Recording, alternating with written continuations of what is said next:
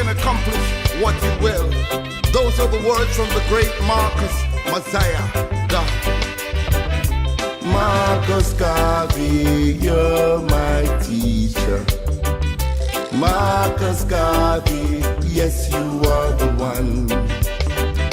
Marcus Garvey, you have changed me and direct me of the works that must be done.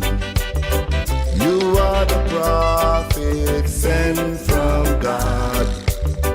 You are the Moses with the rod. You are the man from Sentence Bay, come to lead our children from going astray. They say you left us on the 10th of June. We know that's simply not true. The knowledge you have taught us remain in our hearts, and your glorious work must be taught. Oh, I've never seen anyone quite like you, Mr. Garvey. I've never seen anyone quite like you. Marcus Garvey, you're my teacher. We are anticipating the arrival of some other persons, and I know that we have a group coming in from Sam Sharp, they're on their way. We have another group coming in from Mico, Teachers College. And so we don't want to punish those of you that came here on time. And so even though we are not at our full complement, we are going to begin nonetheless. This, to the best of my knowledge, this is the first time an event like this is taking place. And I'm not going to say much. I'm Sharon Oaksworth, the Director of Alumni Development. And we have with us Dr. Julius Garvey, Mrs. Amina Blackwood-Meeks, representing the Ministry of Education, and of course, Professor Claude Packer, President of the Mico University College. And we will do it in that order. Professor Packer will welcome you, and of course, Mrs. Blackwood-Meeks will bring greetings on behalf of the Ministry of Education, and Dr. Garvey will say a few words, and then we'll go into the meat of the event. Dr. Garvey will lead us, and I'm sure that by the end of this event, we will all leave with a greater knowledge, understanding the philosophy of one of our greatest, and it is debatable the greatest national hero that we have, the Right Honorable Marcus Garvey. Professor Packer. To welcome you to this institution, 177 years old. We hold this institution in the Western Teachers College in the Western Hemisphere, and the first to offer tertiary education to black people in this part of the world, and that's significant. Hence, we need, as a college, to have a focus on Garvey, and what's the views in the context of welcoming you about Garvey. Marcus Garvey deserves to be the icon he has become to millions of people of African ancestry throughout the world, because of the seminal contribution he made to the liberation struggle of blacks both on the African continent and in the diaspora. What he has left behind is a legacy of philosophy and opinions in the fight against the continuing humiliation of black African civilization and its variants in the Americas, including the Caribbean, and among migrant blacks in Europe. He remains a source of energy for the efforts of those who love freedom and abhor the bigotry of racial discrimination, an eloquent tribute to his deep insights into the human condition. The vision he had for a world that needed redemption from racism and its various consequences is as relevant today as it was in the 1920s. It is a marvelous Eric Garvey. How could a black man stood for what he stood in the 1920s in America? It's incredible. It remains controversial, therefore. On the one hand, there is the fact of a popular grasp of the greatness and value of the man to black civilization, and indeed to all mankind struggling with the dilemmas of cultural and racial identity, and the psychological confusion about the dynamics of power, and how it eludes marginalized mass which happens to be black. On the other hand, there is the doubt of a people who are yet to get the grasp of the full measure of their real place in the wider world. So whether it is in the area of language and religion, or family structures or artistic manifestation, or political systems, or economic process of production, distribution and exchange, Africa's offspring have long been deemed incapable of advancing humanity unless with the civilizing assistance of Europe. It is this fundamental canon of Western thought and ideology that Garvey spent a lifetime challenging. So I'm delighted and pleased today to welcome Dr. Julius Garvey, his son, who throughout his life has been trying to ensure that he preserves his father's legacy. The Mico wants to be a part of this experience because of our connection to Africa. I don't even know that several of our young graduates in the 1920s, as early as 1908, went to Africa and made a difference in Western Africa. Archdeacon Lennon, for example, went to Nigeria, and the rest is history. You know that history. The inspiration of Africa on our people is incredible. It's time we begin to look at Garvey and make it a part of our system's philosophy and opinions, to energize the young for the future. What is happening in Jamaica in terms of economic growth and development? We are in serious trouble. Because our people have not looked at ourselves and realized that we need to produce. Economic power is what we need. Garvey taught us that in the 1920s, when he began to buy ships and so on. Black Star Line. I know some history in all over my mansion. I read it. The blacks need economic power if we're going to lead anywhere in the world. God bless you and welcome.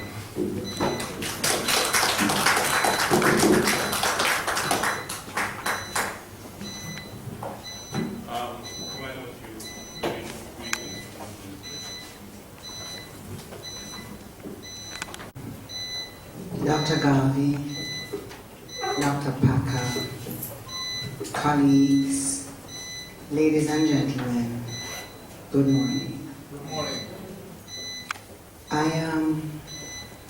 I want to thank the organizers of this event for extending the invitation to the Ministry of Education to bring greetings, and to extending the invitation to me in my capacity as Director of the Culture in Education program, on whose desk the teaching of Garveyism in the New Civics program falls.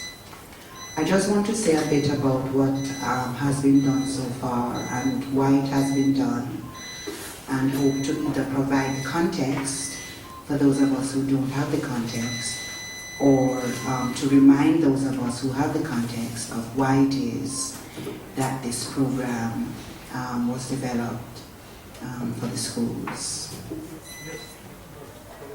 Every so often when things go wrong in the society, we try to find somebody to blame. And the people under 15 are very easy targets. So we always find something that's wrong with the young people, and it is their fault. Well, between 2010 and 2011, there were a number of incidents, you remember them in schools. If we were to attach a label to them, we would say violent incidents. And there was a thought that if children were taught civics, then we would not have all of this violence in schools. And a little committee, which I headed, was asked to reintroduce civics into the curriculum. Many of us might recall a little red book by a man called L.C. Ruddock that was supposed to be the Bible of why we were well behaved. Well, this little committee asked, where then is my mother? Where is my grandmother? And where did L.C. Ruddock learn to teach me how to behave?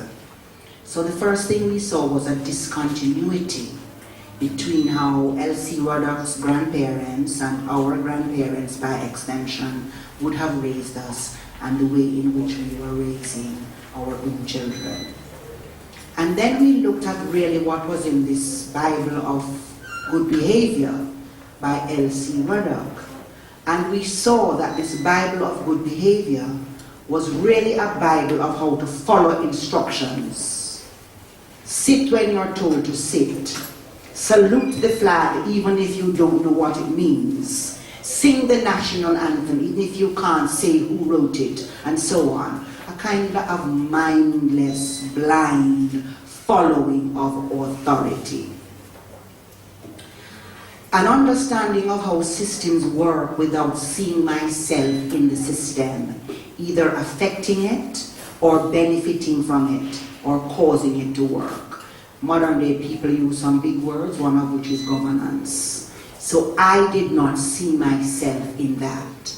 In not seeing I, the collective I, in not seeing myself in it, in not seeing my grandmother's values and philosophies in it, we came to a conclusion that this bad behavior, this violent behavior that flares up every so often, which every generation is guilty of, could be said to be the result of a cultural identity deficit. And then we said to ourselves, when we have an economic deficit, we know what the slogan is: eat Jamaican, buy Jamaican. In other words, we look for local resources to address a local deficit. So if we're looking for a local resource to address a cultural identity deficit in Jamaica, what would that resource be? And all of us agreed, Marcus Garvey. And so we came upon this long name, because our brains have not been taught to use words and phrases that succinctly express what we're trying to say. So the long name we came upon was the Teachings of Garveyism in the New National Civics Program. And then we asked ourselves, what is the most important thing for our children to learn to correct this economic deficit? It is that I matter. As an African, I matter. That's one. Two is that I am bigger than these 4,000 whatever number of square miles washed by the Caribbean shores.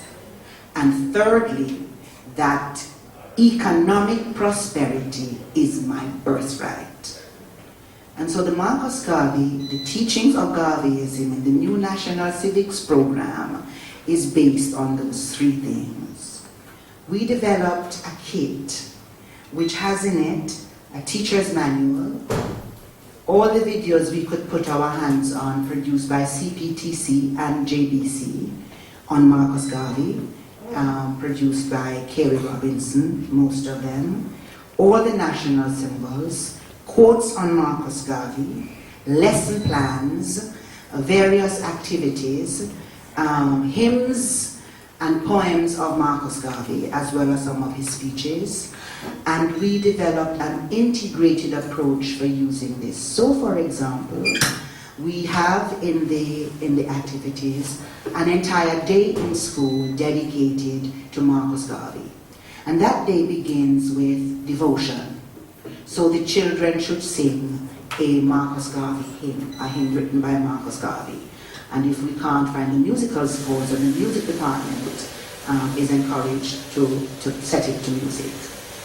And so teachers first of all, would have their mouths fall open to say, Marcus Garvey did write hymns.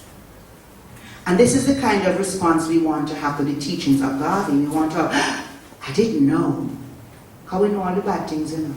How much money Garvey thief, how much time he go to prison, and how Obama said not going to pardon him. We know all of that. But I didn't know that he wrote hymns. So we want that out of the devotion. And then we want the Garveyism integrated in every single subject. You know, we have this attitude to say that culture really is a drama teacher thing, right, Mr. Forrester? And if you're bringing culture into the school, see the drama teacher there, or see the one there who carried the children to JCDC, see her over there, and win 20 gold medals in 1 year.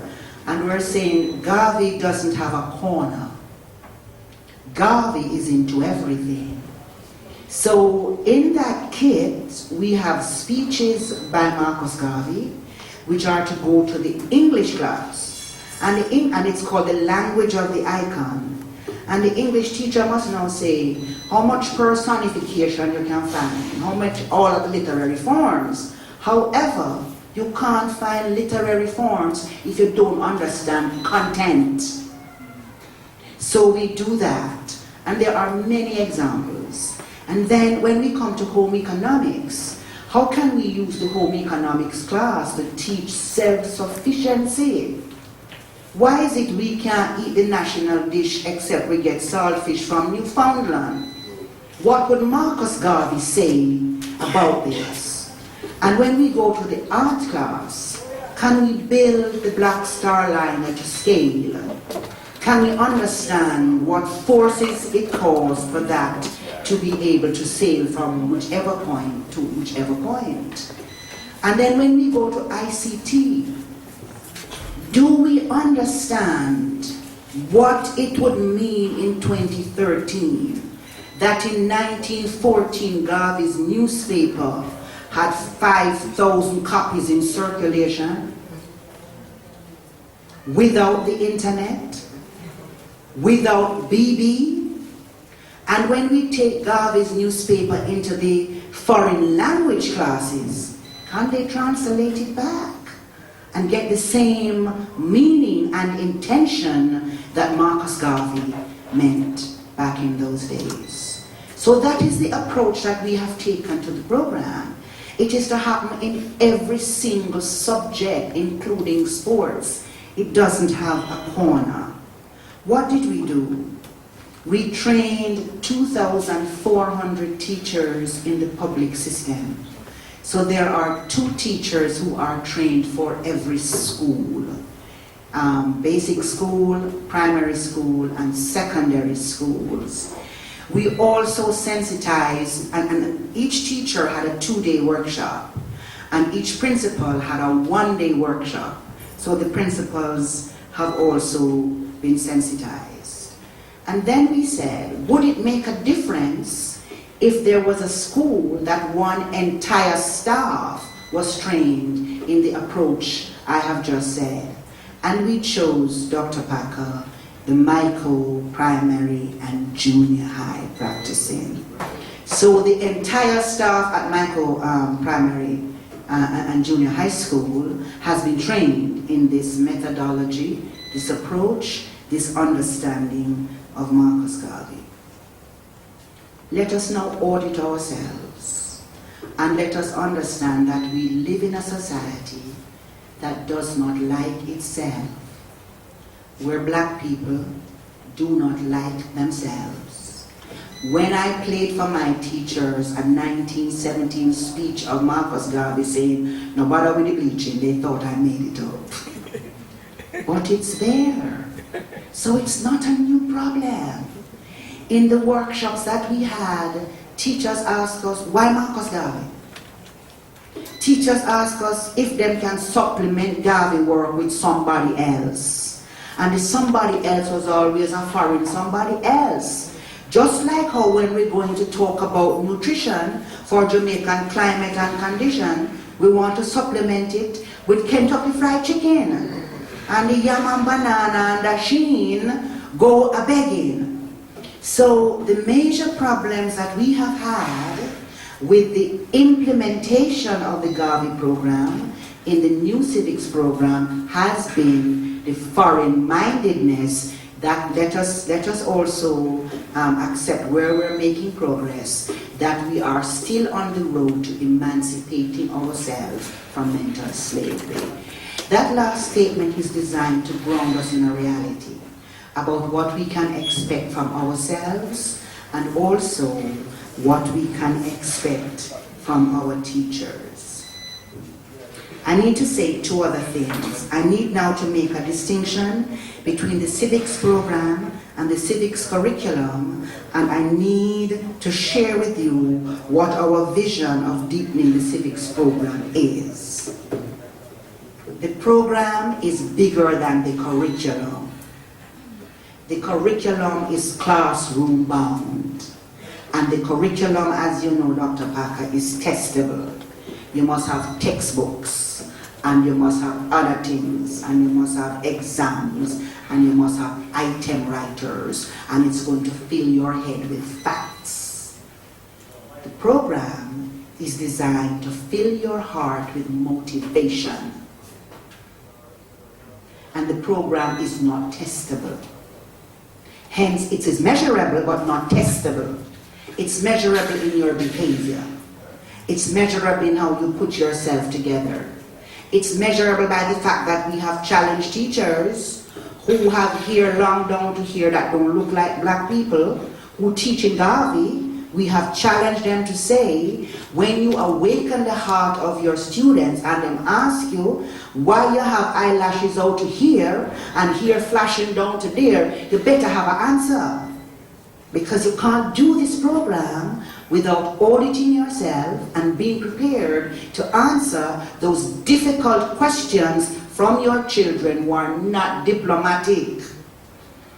The program includes the Parent Teachers Association, the vendors at the gate, the taxi drivers, the bus drivers. So last year when the program was being launched, 125 taxi drivers, 125 bus drivers had in their hands and in their buses and in the DVD players in their buses the voice of Marcus Garvey, which we asked them all to play at 125, symbolic of his 125th birthday.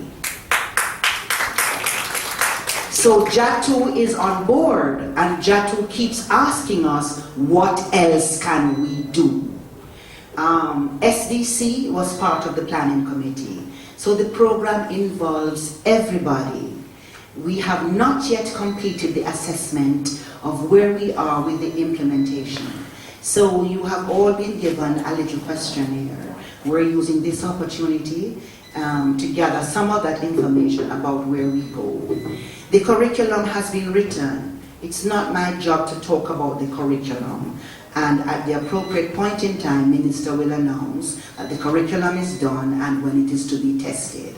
However, to take the Marcus Garvey program forward, we have looked at many theories of social transformation. And one of them I shared with Dr. Garvey is called the 1% theory. It says it takes 1% of any population to significantly alter the character of that population. And so we asked ourselves, is that true?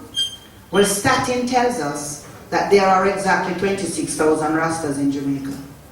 That's 1% of 2.6 million. And if that 1% theory is true, then we see the impact of the Rastafari culture and liberty on this society. Let's take it in another direction. Statistics say that 0.5% of Jamaica is Indians. You can buy jewelry and don't encounter the Indians. Okay, so we said to ourselves, can we find 1% of the public schools who will be the tipping point? They will make the Garvey program in schools so successful and so attractive that every single school will go to them to say, how did you do it? Well, that's only 12 schools. So we said, okay, let us find 12 schools in each region. So 12 times 6 is 72. One school of each type. So a basic school, a primary school, a rich school, a poor school, a school with space, a school that don't have all kinds of schools. 12 of them who will be trained to be the beacon schools. In the meantime, there are 3 beacon schools. There is a Marcus Garvey Technical High School, who is to be the beacon in Garvey's entrepreneurship. So if you go to Marcus Garvey Technical High School, you will not see the vendors at the gate. You will see them inside the schoolyard in a beautiful little area called the Marcus Garvey Entrepreneurial Center, painted red, black, and green. And the business students are to be their consultants, to lift them out of a hustling mentality and place them where they belong in the economic development of Jamaica. The Marcus Garvey, the Garvey Marcel School is to be the beacon school in international citizenship. We know how Garvey was concerned about the conditions of poor people everywhere in the world. And so using those two great names and those two great lives, Garvey Marcel School is to develop a program that allows us to understand international citizenship.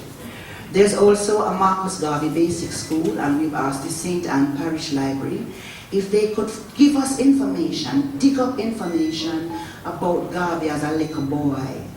Because we see our heroes as born big, and we don't know nothing about how their mother beat them, how them thief out and go fishing with them father, and how when them mother and them father quarrel, them take sides. We want the little children to begin to say, but I am a child like that. And because I am a child like that, I can grow to be a Garvey like that. So the St. Anne Parish Library is still working on that information, and as soon as we have it, the Marcus Garvey Basic School will have it. I wish you all the best for this workshop. Please give me the questionnaire.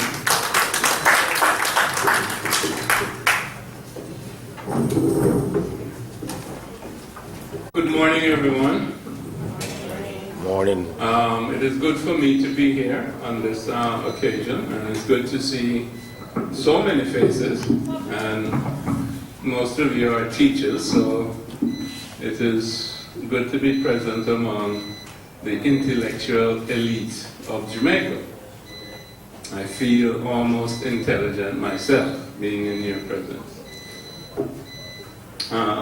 Professor Parker, I would certainly like to thank you for your welcome, and I'd like to thank you and Sharon Wolf for use of the facility and for all the work that you've done to make this happen, because all of what's here right now in terms of the facility and all that it has to offer is through your good graces and is a gift from you. Nothing is paid for, so we're very pleased with that.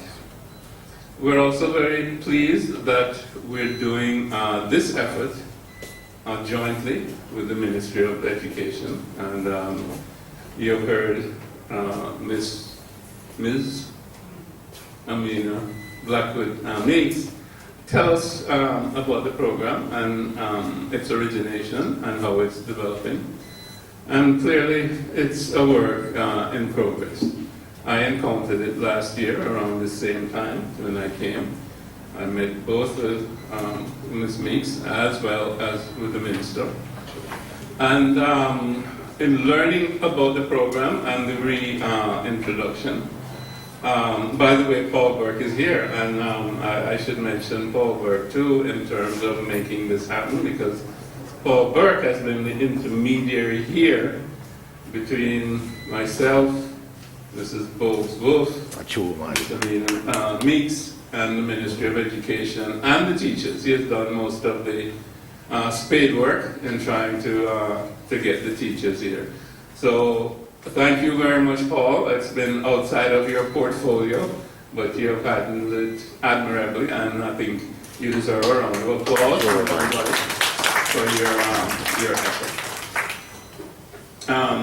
In encountering the program and the aspirations and hopes for the process, I thought that perhaps I could, or other people who have expertise in the area of the life and legacy of Marcus Garvey, could make a contribution both to the Ministry of Education, to the teachers of Jamaica, and of course to the children of Jamaica, by lending their expertise to those who are principally involved in putting the program together. So from that time, I began discussing things with Minister Thwaites as well as Ms. Meeks. And it's been a little back and forth and so on and so forth. But I think we're coming to a position of something of a common view.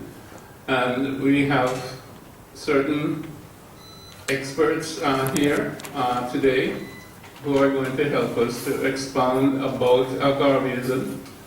And then we're going to try to extract from that the values that we need to impart to our teachers, because that's one of the things that I felt was necessary, that the trainers had to be trained, the teachers had to be taught, because most of our teachers have learned of Jamaica, have learned of Jamaicans, have learned of the world and the world view. They have their worldview shaped by Western authorities, one way or another, United States, what we used to call Great Britain, but I guess now we just call it Britain or England.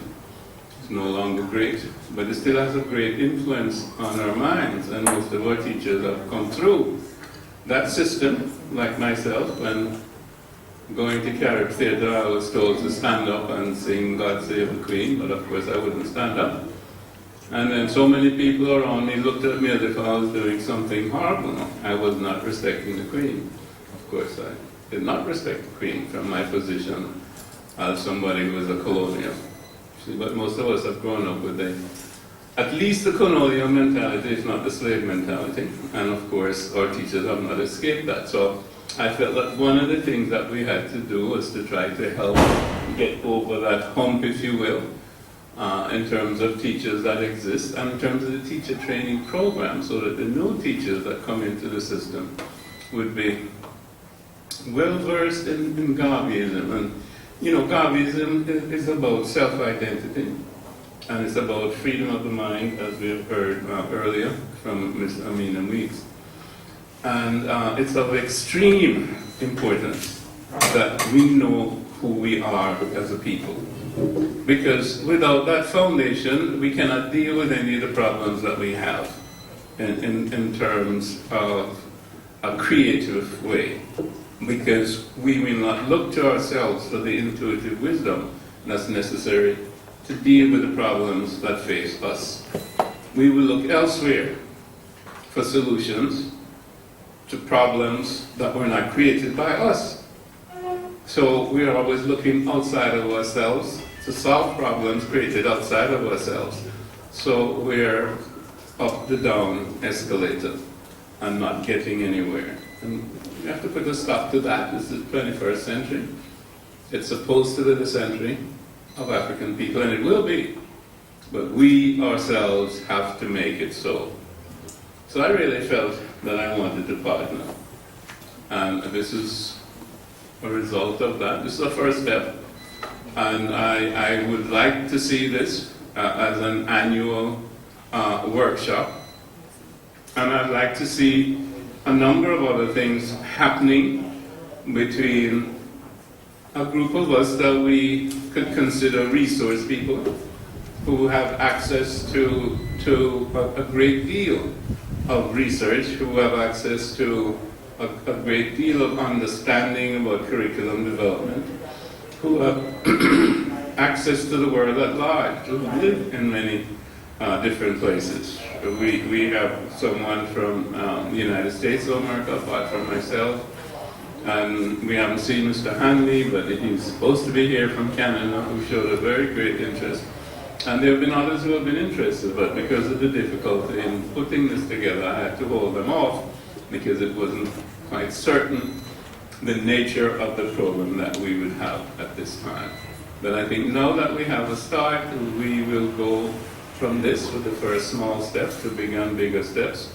And I certainly do look forward to a very fruitful, productive relationship with the ministry and also with the teachers. Professor Parker, I'm looking towards you to lead us in that way in terms of integrating the teachers into what it is that we're all trying to do. Without further ado, I think is our audiovisual gentleman. Looks like he's ready. I'm sorry, you're going to make some statements? Okay. Thank you so much, Dr. Garvey, Professor Packer, and Mrs. Meeks. Very, very useful and helpful information. Just some housekeeping. One, we apologize for not having AC and so on. We are on JPS low voltage. So it means that we can't have everything on, or else we might have a little electrical challenge. If that situation changes, please, we will lock the windows and turn on the air conditioning. So I ask you to kindly bear with us. We will break at around 12:30, maybe a little later. We'll be guided by the flow of the event. And we will proceed to the cafeteria, where there's a special designated area for lunch. There is coffee, tea, and juice at the back. Please help yourselves. And we are now handing out programs, so we will follow this as much as we can. Thank you so much for coming and bearing with us. Dr. Garvey. Thank you so much. Paul, did you want to say anything? No, okay. We had no call going on. No, all right. We want that to run somewhere. So you ran all the way? You sound like you're in training for the 10,000 meters. We're going to have an entrance in the Olympics.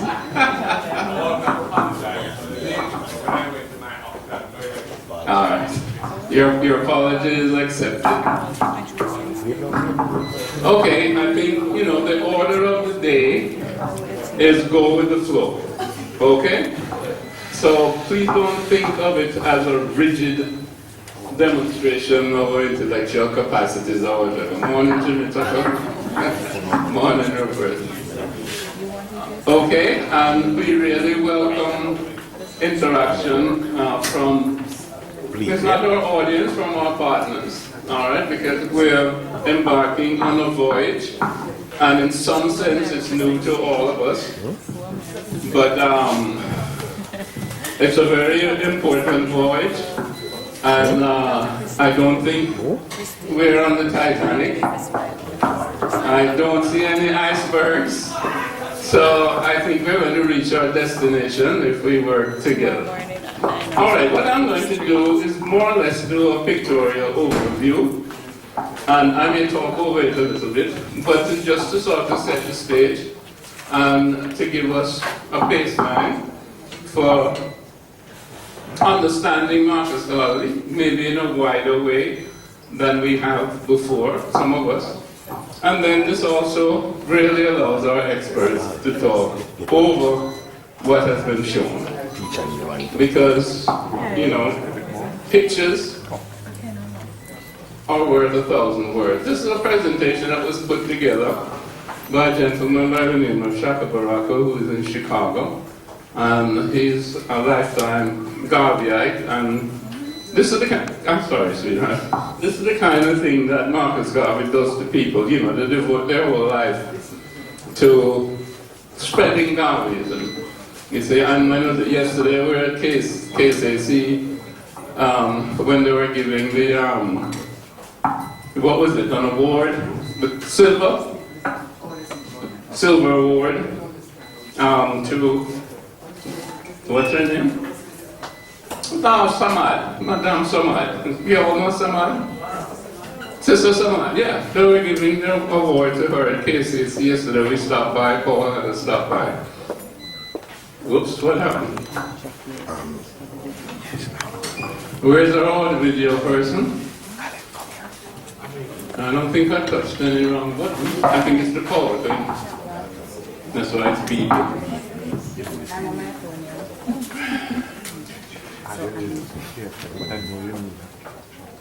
Anyway, is somebody going to get them? Yes. All right, I will prattle along. Again, it's a pictorial history. It's about 180, I think, pictures, so I'm going to go through them relatively quickly, and we'll set the stage for everybody else.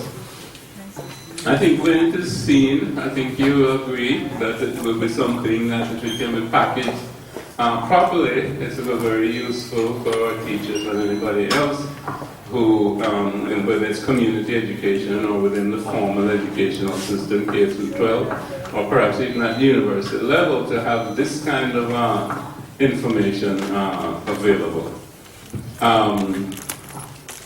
Like I said, it goes all the way from slavery and in some sense pre-slavery with pictures.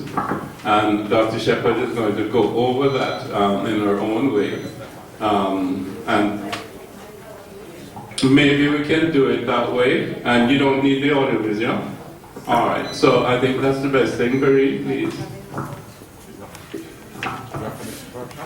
Come in, please. Come in.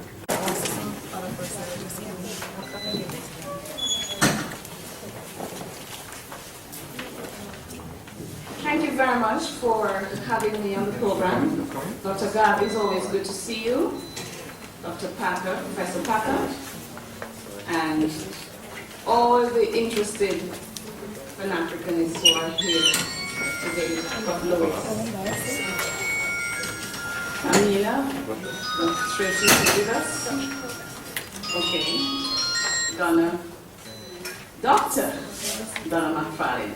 Publicly for the first time, congratulations. And Professor Lewis. Teachers, always good to see you. And right away, I want to say that a lot of what I'm saying is from this book, Freedoms 1, Caribbean Emancipation, Ethnicities, and Nationhood, by Hilary Beckles and Doreen Shepherd. And I have a simple message, really, in my presentation. It is this. Garveyism as a concept, as a philosophy, did not drop from the sky. That's my simple message. There was a context to Garveyism. There was a context. There was a Jamaica before Garvey. And there were some things happening in Jamaica that made Garvey that rebel with a cause.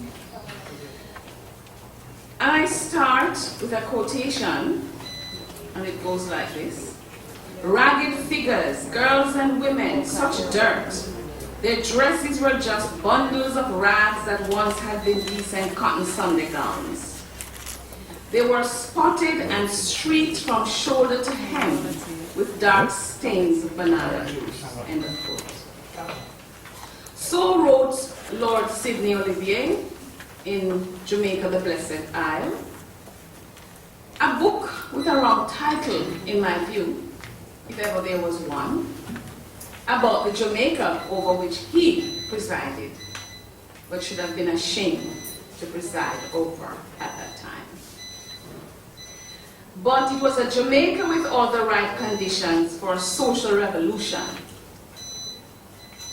Marcus Garvey would draw attention to similar conditions in 1938, the year when worker ferment erupted into worker protest. So intolerable were the socio-economic and political situation in Jamaica. So down-pressed were the working classes. He said of the edge of the city of Kingston, and I quote, "There are more people living in the most primitive, unfortunate state than can be found in a recognized city of the world. The governor never goes there, nor legislators, nor anybody of importance. To see them in this part of the city is to wonder if it is the same Kingston that everybody knows under its peaceful guise of business." End of quote. And I think a lot of us ask the same question today. Is this the same Kingston in which I live? When you go to certain places. But this was that two Jamaicas that Philip Curtin would describe later, years later. And this was the Jamaica that radicalized Marcus Garvey, that created this rebel. And the island had a long history of oppressive regimes, racism, anti-worker legislation, economic deprivation among the masses, denial of political rights for the masses, and a climate of anti-trade unionism. He worked to change that, although his back was against the wall, and his army was not quite ready. They got ready years later, and I think we're still marching. So how had Jamaica, land of the Tainos, come to this in the quotations that I used to start my presentation? What kind of history did Jamaica experience before Garvey was born in St. Anne in 1887 on that 17th August morning? Let me provide an overview of Jamaica from indigenous times to post-colonial state, so you have a better idea of what Garvey would have heard about and would later see with his own two eyes. This overview will demonstrate that Jamaica has a textured history that is often buried beneath its sand and sea and hidden behind its sunshine glow. Its earliest inhabitants were the Siboneyes and Tainos. Later on, they were oppressed by Europeans and they were joined by Africans. But they did not meet in that one grand show of friendship in the parish in which Garvey was born, as the Seville encounter narrative would have you believe. In any event, I have to say that Encounter Day was briefly changed to Taino Remembrance Day under my watch at the Jamaica National Heritage Trust, but it is no more. Gone with the radical wind of change that swept the place with a picture of Governor Ear heralding the entrance to the boardroom. I tried to get it down, but I think I put it back up since I've left. That encounter started a battle over terrain that we still wage today, that so-called encounter between civilizations that they describe there. Yes. A constant feature of Jamaica's colonial history has been the struggle waged over land, as well as over political, economic, and ideological terrain. And this contest over terrain, or turf, was manifested in several ways historically. And here terrain is used in the metaphorical sense of colonized space, or sphere of influence and power, hegemonic territory, as well as physical land space. The first contest over Jamaican terrain was manifested in the struggles between indigenous Taino and the Spaniards. The Taino are believed to have settled in Jamaica somewhere between 8600 and 900, or even earlier, with settlements stretching along the island's north coast from Priestman's River in the east and Negril in the west. They established themselves in the south coast at Saglamar, Bluefields, Cow Bay, White Mar near Spanish Town, and along to Moran Point. The Taino thus effectively occupied the entire island ahead of the Spanish invasion in 1494. The Spanish therefore found no empty space, nor did they find the uncivilized people, despite their racist justification for subjugating these indigenous peoples, appropriating their land, suppressing their brave resistance. Far from being uncivilized, the Taino were highly developed sedentary civilization, with standards of industrial technology in textiles and ceramics that were put on par with what obtained in the rural communities of Asia and Europe. But they became engaged in a battle for space after Columbus and his crew, operating under the Spanish flag, invaded the island in May 1494, landing off the north coast near the Taino village of Maima, near Sevilla, located in that very parish of Garvey. Conquest disrupted the lives of the indigenous people severely. Above all, Columbus imposed hegemony over Jamaica, seizing ownership from the Tainos. Columbus returned 9 years later and was shipwrecked and marooned on the island for just over a year with his base at Santa Gloria. During this extended stay, conflicts developed between indigenous peoples and the Spaniards.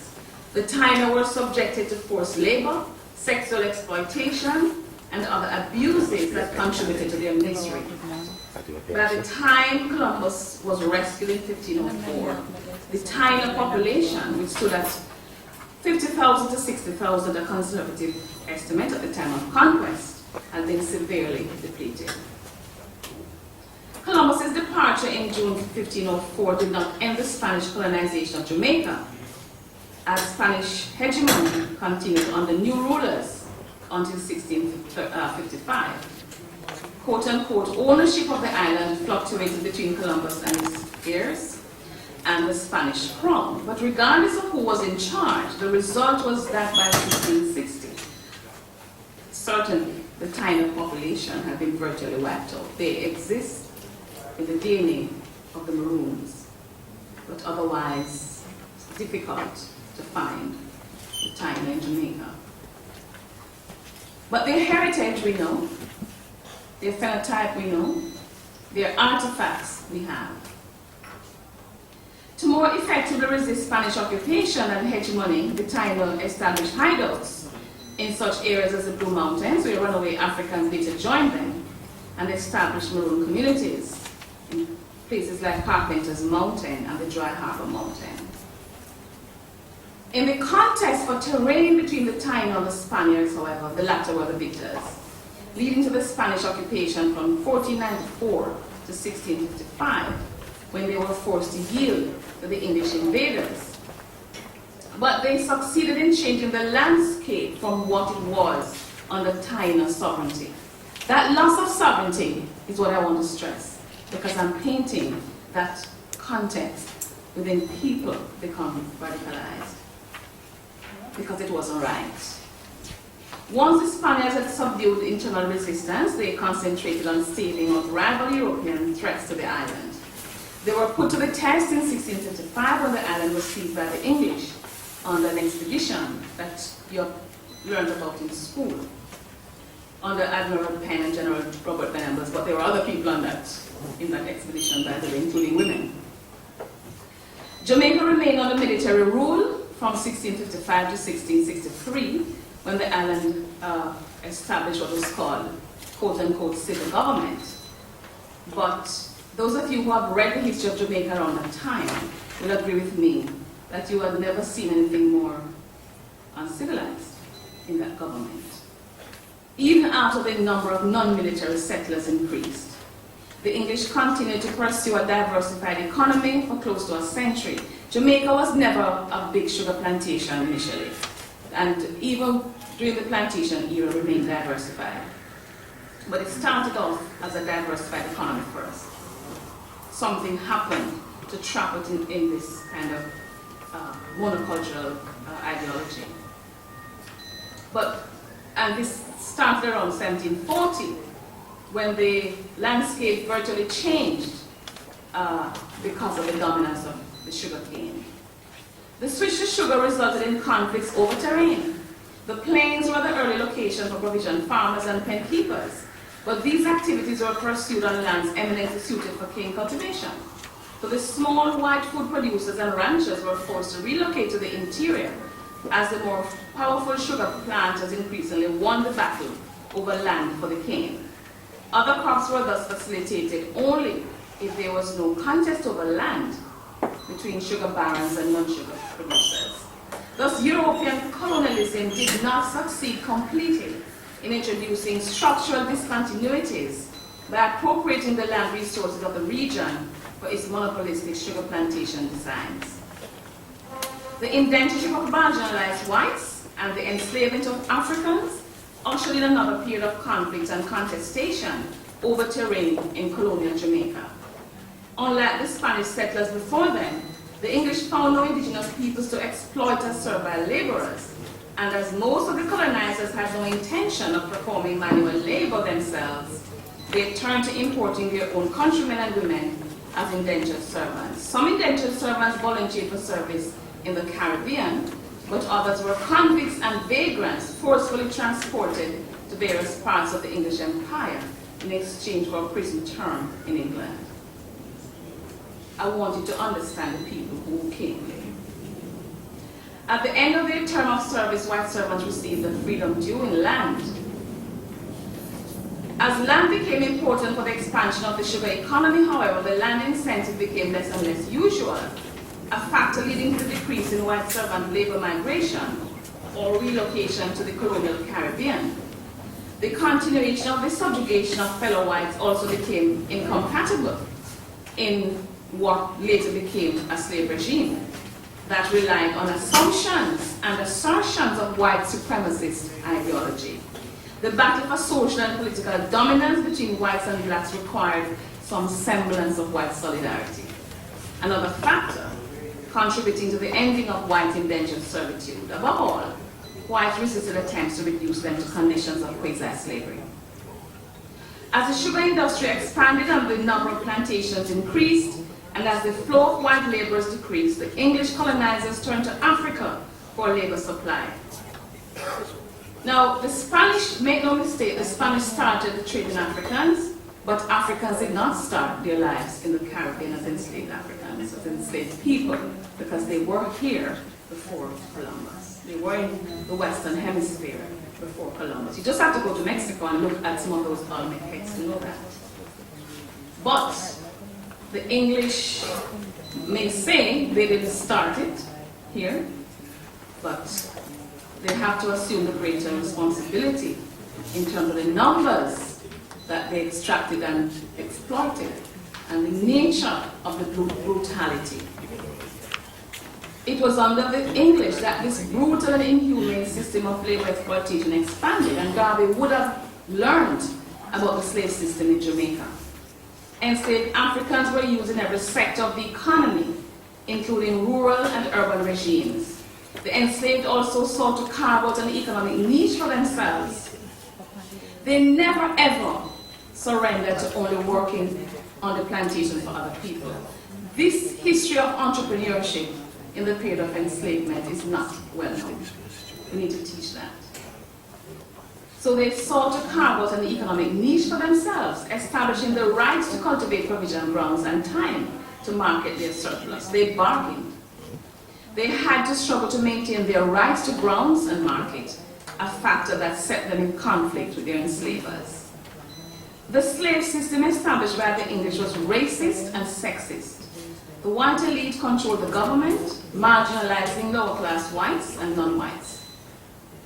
While the system of government was labeled the old representative system, the restricted franchise based on property effectively resulted in a rather unrepresentative system of government. They constructed a social hierarchy, placing whites at the apex of the social ladder by their own doing and agreement, people of mixed race in between, and black people at the base of the ladder, which we should invert. Mixed race people invented their own internal hierarchy in which the whiter their skin, the higher up the social ladder they were. The tyranny of skin shade and its racist implications predictably generated conflicts between whites and people who were not called whites in our society, those who were called Creoles or indigenous people. The military and other forms of control established by a white ruling class to keep the society stable generated its own conflicts. And by the way, since I mentioned skin color or pigmentophobia, pigmentocracy, whatever you want to call it, bleaching, Garvey may have mentioned it, but Seacole mentioned it first. Mary Seacole in Panama, when a soldier from the United States promised to bleach her to make her more acceptable to him, she told him where to get off. So we have our first indication of that, and clearest articulation about bleaching from Mary Seacole. So during slavery, the subalterns or enslaved Africans and other racially marginalized groups demanded room for themselves. This is what Garvey inherited. So the society influenced by the slave system in Jamaica was highly unstable, despite the military force maintained by the colonizers to keep order among the colonized. Enslaved Africans used every opportunity to resist enslavement, with maroons like Kojo, Nani, like Queen Kuba, like Taki, like Misbehavior, and other women resisting. The Maroons were successful in their struggle winning treaty rights against the English, but many other wars erupted across the island and involved rural enslaved peoples on sugar as well as non-sugar properties in the urban centers.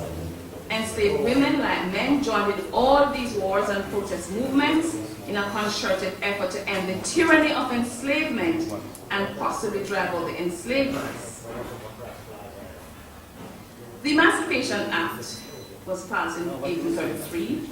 After the trade fell, several attempts were made to end the trade. The British pat themselves on the shoulder and they say that in 1807 they passed the Abolition Act. We know that the trade never ended then. We also know that the last ship with enslaved Africans would arrive in Jamaica on the 17th of February, 1808, after the March 1807 Act. And that I want to ask Amina, if when they chose the 17th of February as Jamaica Day, if there was that knowledge in their consciousness, what a wonderful thing to that thing. So, the Emancipation Act, the enslaved, yes, won rights to freedom in 1934, but the British introduced a system of neo-slavery, euphemistically called the apprenticeship system, to last from 1934 to 1938. Well, to 40 initially, but we know resistance caused it to end in 1938. Because anti-slavery and anti-apprenticeship forces, including the protests of the apprentices, especially women, brought down the entire system in 1838. The protesters' view was that former owners tried to recreate slave relations of production and found every chance to abuse the so-called apprenticeship system. The freed people argued that the aims of apprenticeship were ludicrous. Imagine telling somebody who had been working for so many years that in 4 years we want to teach you how to operate as a free worker. So they resisted it and it ended. And we all like to say that with freedom in 1834, enslaved Africans got nothing but freedom, Eric Fona, but the enslavers got compensation, 20 million pounds worth. Today's money, some people say 200 billion, there are other figures. Jamaica got 30% of that 20 million, Jamaican planters. And some of us have looked at the compensation claims, some of us have looked at those claims a long time, but we never really spent the time to look at who these people were and what money they got. But the research we're doing now, looking at those claims and looking at the claims for Jamaica, made really, really interesting reading. And we're discovering the number of church people, pastors, reverends, who got compensation money because they had enslaved people. We found one principal of Woolmer's who claimed compensation on several enslaved, hundreds, in fact, of enslaved people. So we are finding out a lot about who were the enslavers, who were these people who felt that they had a right to do what they did, and to dare to say, we don't owe you an apology. You have to demand the apology. It's not my struggle alone. The abolition of slavery and apprenticeship did not end systems of domination and exploitation in Jamaica, as Garvey discovered later on. For this reason, the contest over terrain continued in the post-slavery period, intent on maintaining the plantation system in the face of freed people's refusal to continue in a capital labor relationship with employers who used coercive labor tactics. The landholding class imported indentured laborers from Europe, from Asia, North America, Africa once again, to provide a labor force. They imported more than they needed in order to build a surplus laboring population and therefore depress wages. They believed that with wages low, African Jamaicans would have little choice but to return to the estates to work, no matter how low the wages. While the African Jamaican participation in the agricultural labor force continued to be significant, however, the possibilities of peasant development defeated the landholders' wishes. Jamaica was larger than most of the English colonized Caribbean territories, and like colonial Guyana, had land in which free people could squat, rent, or purchase land for peasant development. So they had to deal with the peasantry. And we must not lose that part of our history, that thirst for land and agricultural development. The planter class was generally unwilling to dispose of land if that meant black economic independence. There's a reason Garvey has stressed so much this issue of economic independence. He knew what Jamaica was like. But their opposition could not prevent entirely the expansion of the peasantry. The contest over land between the Jamaican laboring class And the traditional landholding class was, however, a recurring theme in the island's post-slavery history, continues to today. Despite the landholders' belief that imported laborers would be more controllable than the African Jamaican workers, many resisted their status as exploited laborers, using some of the same strategies as enslaved Africans. So the post-apprenticeship period in Jamaica and the post-indentureship period were just as politically unstable as the battle over terrain continued. One reason for political instability was the continuation of the system of government that had operated under slavery. Admittedly, the franchise was lowered to enable more men to have the right to vote.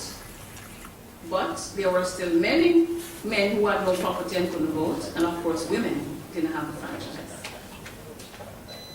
And those in power still engage in unfair governing practices, ignoring most of the economic, social, and political claims of the black majority. In 1865, for example, there was less than 1 in every 200 Jamaicans with the right to vote, and all but a handful comprised whites, all the voting population. So this and other factors determined that mass protests characterized the post-slavery period as it did the previous centuries. We all know about the Morant Bay War. I don't need to go into that, but that was one signature moment in the post-slavery period. It really was one of many, but it was the most brutal, it got the most attention, and there are people who are saying that there's a case that we should make just with the Morant Bay War alone. And some of us have been talking about what we should do for all those people who died in Morant Bay. We don't know the number. We know that at least 400 are buried in a mass grave behind the courthouse. We know their names, but we have not inscribed their names anywhere there. And so a group of us have been getting together and talking about how we could build a wall of remembrance with your help. So nobody will fund it, but the people of Jamaica can fund this. If each of you decided to buy a brick on that wall of remembrance where a name would be inscribed, so you buy one of the names for whatever number of $100 we work out, after we know how much it would cost, we can build that. So listen out for more of that project. The people have to do it if the state will not.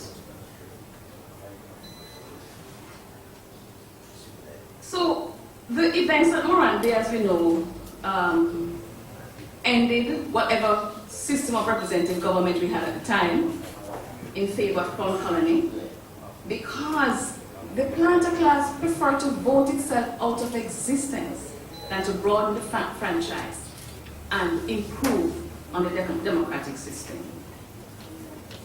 So Marcus Garvey, who was himself influenced by Robert Love, the black Bahamian anti-colonialist, would influence the decolonization movement that was inevitable in Jamaica, given what I have described. His black power ideology radicalized many people, influencing them to protest their colonial status and continued white domination of Jamaican terrain. The labor protests of the late 1930s represented another step in the direction of self-rule, as workers demanded the right to unionization and proper representation in a land in which they were being increasingly marginalized. And Garvey once said, and I quote, I hope it's accurate, Donna, you're always checking me, and I'm always checking with you. It is an axiom that other things being equal, the majority must rule, and we shall see that other things are equal. Right. Thus, modifications to Crown Colony government did not end the discussion of the best form of political structure for Jamaica. Some wanted outright independence, others wanted the Caribbean to form itself into a close and unified political structure through federation. And the rest, as they say, is history. But before I pass on the baton so that others can talk about perhaps the failure of independence to bring about economic power and social justice for the masses, and the contribution of the climate I've described to the rise of intellectuals and activists, post-Garvey and Rodney, all of whom criticize the continuation of colonial structures, even after independence. I just want to say that one of the things that people did before Garvey was to critique this dichotomy of separate cultures and the ranking game that were pervasive characteristics of Caribbean societies during slavery and after. And ranking, as I end, I should say, is understood historically within the colonial formation in terms of access to restricted status, as manifested primarily in signs and symbols that with social consensus offer respect and respectability. This ranking game was not only a feature of post-colonial Jamaica, but was intensely engaged in the period of modernity. These contexts reflected the lack of egalitarianism in the so-called Atlantic world. Despite the dependence of the North Atlantic on the South Atlantic system for labor and commodities, the cultural experiences and interaction of Africans and Europeans did not determine the creation of a Creole vision that ultimately became the symbol of an Atlantic identity. On the contrary, deep division, inequality, and instability characterize this Atlantic world. These divisions and lack of egalitarianism, especially in the slave relations of production, which was essentially relations of domination in the orthodox Marxist sense, made the Atlantic world deeply unstable, and it continues to be unstable. But way back, the enslaved, male and female, were responsible for a great deal of the instability that characterized the Atlantic world.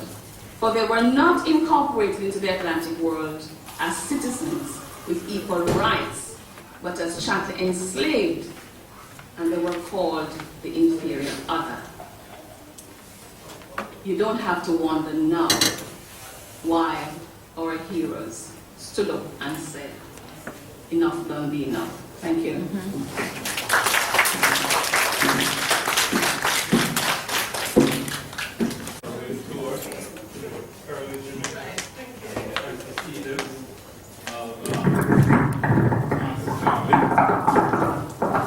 I'm going to go through a picture show. We have our audiovisual equipment now, and it will cover some of what Lorraine just did.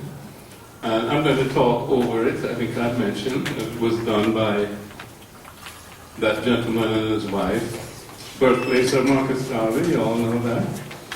Also, 32 Market Street, and that was the birth certificate. I guess this is very sensitive. And there was his sister, and also Indiana, and then Ruth Prescott. And Ruth died 5 years ago, but 6 to 10 years ago. Okay. Oops, moving fast.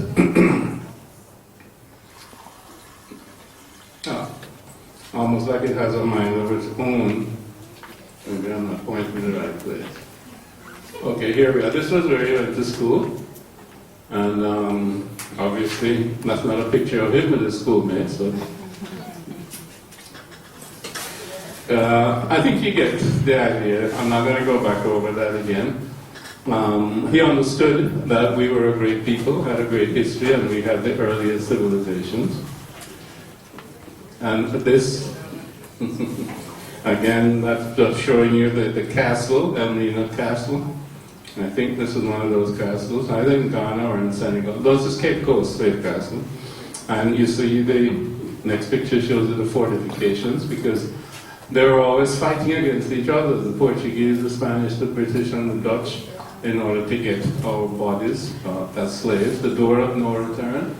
I've been there, Glory Island, and I have pictures. Maybe I can incorporate that sometime. Donna, I was talking to you about this and how it could be very useful as a DVD. This is some of the chains and the instruments, perhaps of torture, if you will. This is how we were packed into ships like sardines and brought over. Again, it's flipping. This is us in the cotton fields. That would be in the United States. So here it was with the sugar plantations. I think we went back there, but you see the scarification on the back of that gentleman who I guess was one of our early revolutionaries and would not do as his so-called master bid him do. You can see the sadness of that young fellow. And working from dawn to dusk.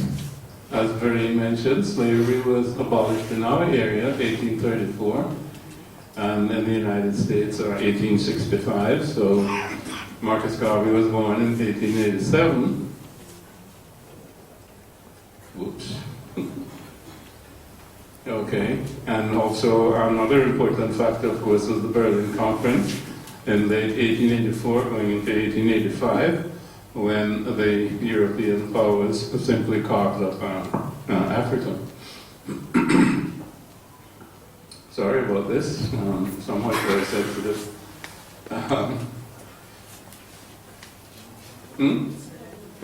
Okay, go ahead. Yes. Okay, go ahead, next.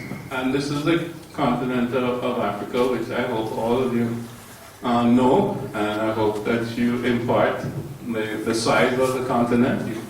It can include China, India, Europe, and the United States, so we have a great continent as well as a great history. And these were the different areas that were colonized by different people. Of course, in our own Jamaica here, Nanny, you all know about her. We talked about Paul Bogle. And by the way, I would like to engage with you in that project that you mentioned in terms of Morant Bay. I mean, that's very, very significant. And we do need that as a memorial. And we're very happy to participate.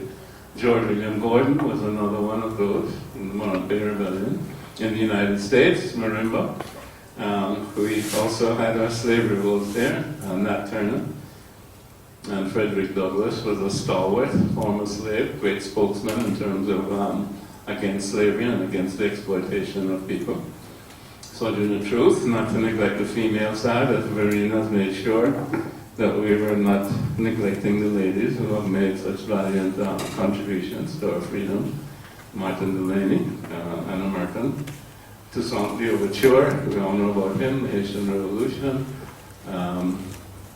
This is Jamaican antecedents of Marcus Garvey's. Sandy Fox is Robert Love, part of the National Club.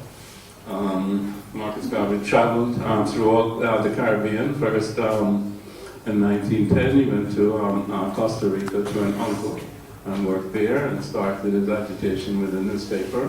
Went throughout many, many Caribbean islands, came back to Jamaica, and then 1912 went to Europe and went all over Europe, attended some classes at Berkeley College, and then decided to come back. Okay, he was on the staff there with Muhammad Dous Muhammad Ali, I should say, the African Times and Orient Review. Dous Muhammad Ali was an Egyptian, and that's where Marcus Garvey learned a great deal about Africa in terms of information coming from the books, etc., that he had, as well as meeting with many students and sailors, etc., that came through London. And this is, I think, is worth reading. I read Up From Slavery by Booker T. Washington then, and then my doom, if I may so call it, of being a race leader dawned upon me in London after I traveled through almost half of Europe. That's when he decided to come back to Jamaica. And he asked, as he said, where's the black man's government? Where's his king? Where's his kingdom? Where's his president, his country, his ambassador, his army, his navy, his men of big affairs? I could not find them, and I declared, I will help to make them. Toujours l'audace. Toujours l'audace. One relatively short Jamaican country boy, no money in his pocket.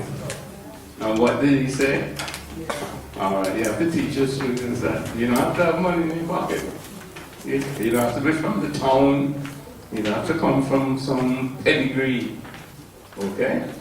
But you gotta have it here, the idea, the vision, and you gotta have it here, the commitment. And that was Marcus Garvey, founding July the 20th. As all of you know, next year will be the centenary of the UNIA and ACL, One God, One Aim, One Destiny. Membership, advertising. This is his first wife, Amy Ashwood.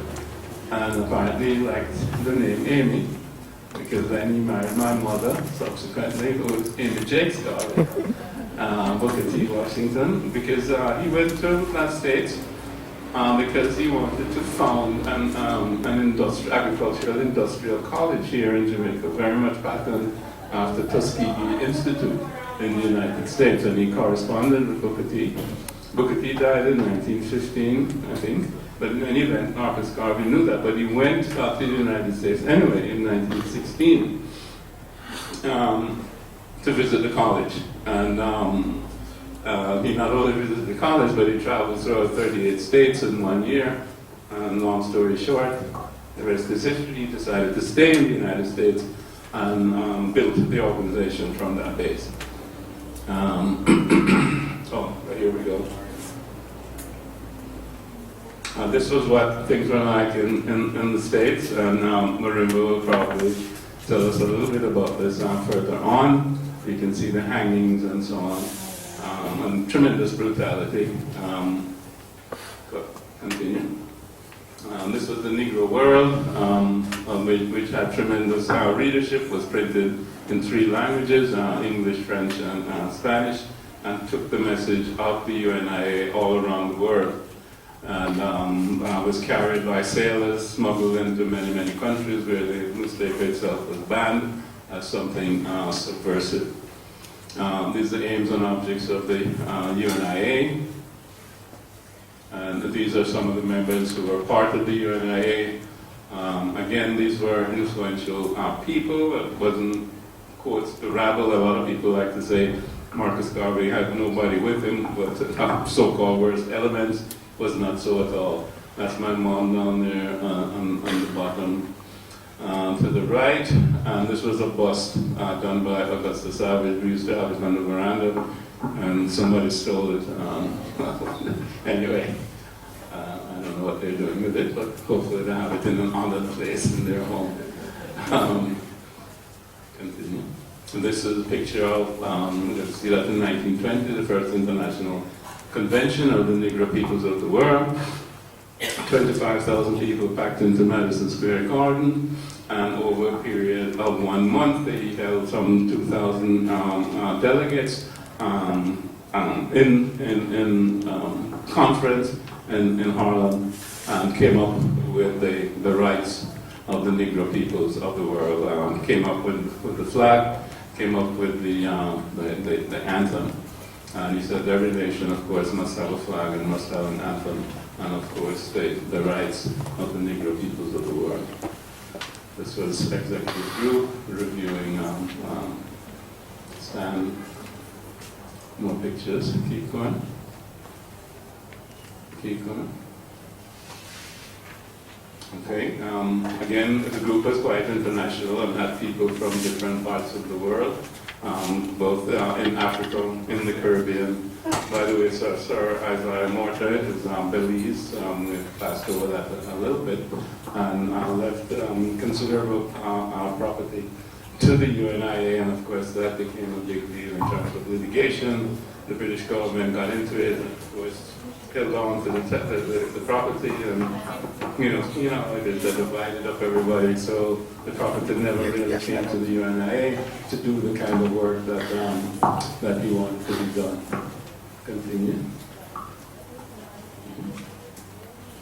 Okay, interesting gentleman here, Rabbi Arnold Ford, who was the musical director for the organization. He was both a black Jew, or maybe black Hebrew is the right word, I'm not sure. But in any event, after Marcus Garvey left and so on, he went to Ethiopia and developed a school there and taught many of the prominent Ethiopians, and Garveyism has a significant seed and growth in Ethiopia because of that. And I met his son there when I was there in January. His mother, which is Arnold Ford's wife, had already died. Both of them had died. Continue. African Legion. And you know, people like to talk about pacifism and so on. Marcus Garvey wasn't a pacifist. There are certain conditions that you live under, where you have to use violence in order to change the structure, and certainly our liberation from slavery. We had to fight for it in a violent fashion, so we are not necessarily pacifist people, and the ideology of the UNIA was not about smiling and turning the other cheek. It was about being ready to defend oneself and fighting for one's freedom. Again. Hold on, back up with that one. Very easy for you. Maybe we'll get a picture of it and can add it to that one. Okay. And interesting, the Universal African Motor Corps was largely women. They were the mechanics and drivers that took care of the buses and trucks and cars and all of this. And there they are on parade. It's a mass meeting, packed as you can see, 1924. By the way, at that time, which was sort of the zenith of the organization, it claimed that there were anywhere between 6 million and 11 million members with branches all over, something like 1,400, I think. And, from Africa through Cuba, through Honduras, the United States. A heck of a lot of them were in the South, where, of course, African Americans bore the heaviest brunt of the American form of apartheid. Black Cross nurses, where the nurses trained the children, gave first aid, and so on. This is like a young one being trained. Okay, this is Ruth, who grew up in the organization here in Jamaica.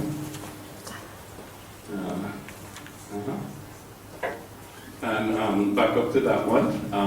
As far as I know, Marcus Garvey and the group, the UNIA, really were the first one to come up with black dogs, because he felt that you didn't want your kids playing with white dogs.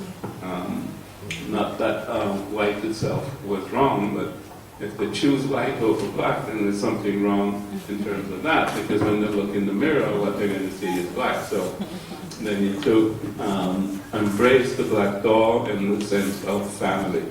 And certainly the white dog, if they want, I mean, there's nothing wrong with the diverse culture, but at that time, the only dogs that were being made were white dogs. And you can see that how this harms one's psychology in terms of what you consider then to be beautiful as you grow up, when this is given to you as your first present or beautiful object for you to cherish and love. So you grow up with that in your mind as the dimension of beauty that you want to approximate. So he tried to break that, so he was a master psychologist in that sense. And you could see that up there, the different things that we, we were talking about the economic aspect of what we need to do in terms of self-sufficiency. And that was a primary object of the UNIA. Some dramatic film. Jimmy's going to talk to us a little bit about culture and the Garvey movement. Here's our Black Star Line flag, the red, black, and green, the Black Star, which he gave to all of us.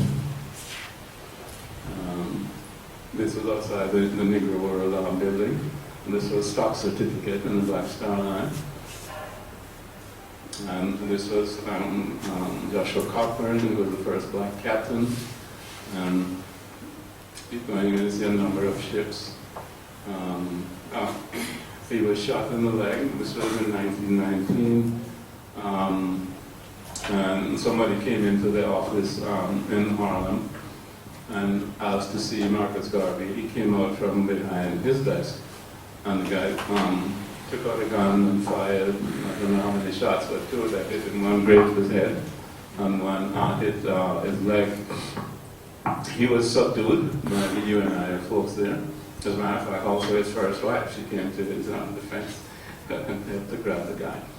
Anyway, they took him to jail, and within 24 hours in jail, he was dead.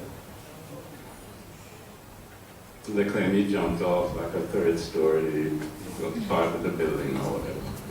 Of course, there's something that he was sent there to kill Garvey by someone who, if he talked, then the whole thing would have come out that it was a plot and so on and so forth. Anyway, that's just part of history. These are pictures of some of the ships, and you can see, I mean, there weren't little canoes, okay?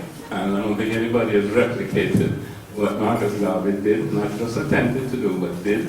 And of course it was destroyed by the power structure in the United States. But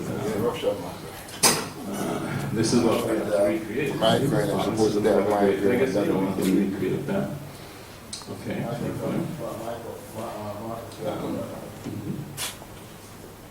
I'm giving you a speech. Declaration of the Rights. This is the Madison Square Garden thing that I was telling you about 1920 with 25,000 people in Madison Square Garden.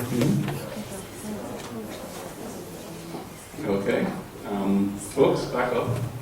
Red stands for the blood that flows through our veins. Black stands for the black man, woman, and child, and the dignity of African personality. The green stands for the green fields of Mother Africa, and its wealth, its productivity, and so on. There's no suffering there at all.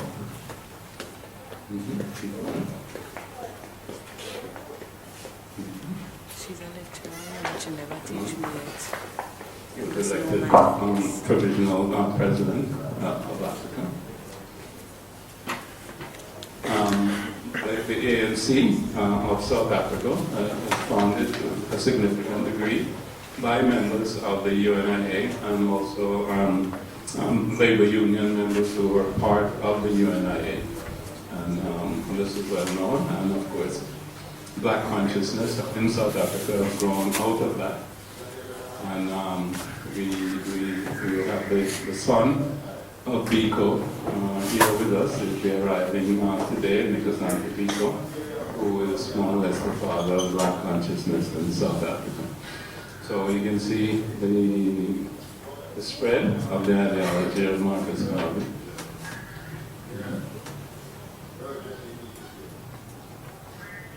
Stuck. Okay. Zulu, Transkai, keep going. It's the Liberia mission. Again, the idea was to colonize Liberia and develop that as a modern colony with all of the development potential that existed in the West. All of these were experts that were sent in different areas, engineers, etc., that were sent to Liberia. And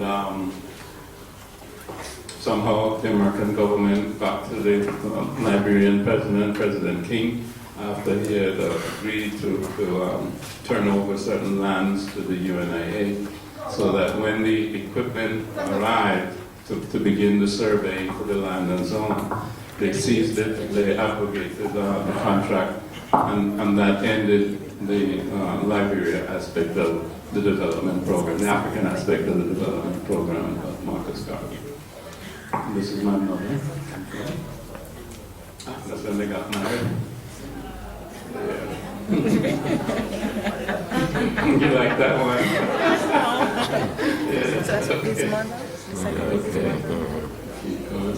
And this was when he was arrested, and this would have been either 1923 or 25, when he went to jail in 25. I'm sorry? This is the one about the Imperial Wizard. Yes, Marcus Garvey met with, I think he was the vice chairman or whatever the title was, like the number 2 guy in the KKK. And of course, many Americans felt that somehow this was wrong or whatever it was. But he went there to explain who he was and what he was doing. He didn't want anything from white people per se. And he also went there to find out what it is that they wanted from black people. Why are they bothering black people? I mean, don't bother my black people because we're not bothering you.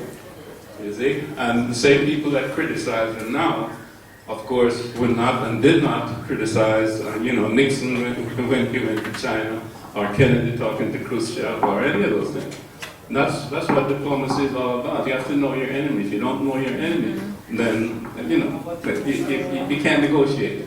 Okay? And fear is what holds many people from confronting your enemy face to face. Marcus Garvey was fearless. Okay? And while in prison, he wrote a lot, and of course my mother is the one that preserved his work. And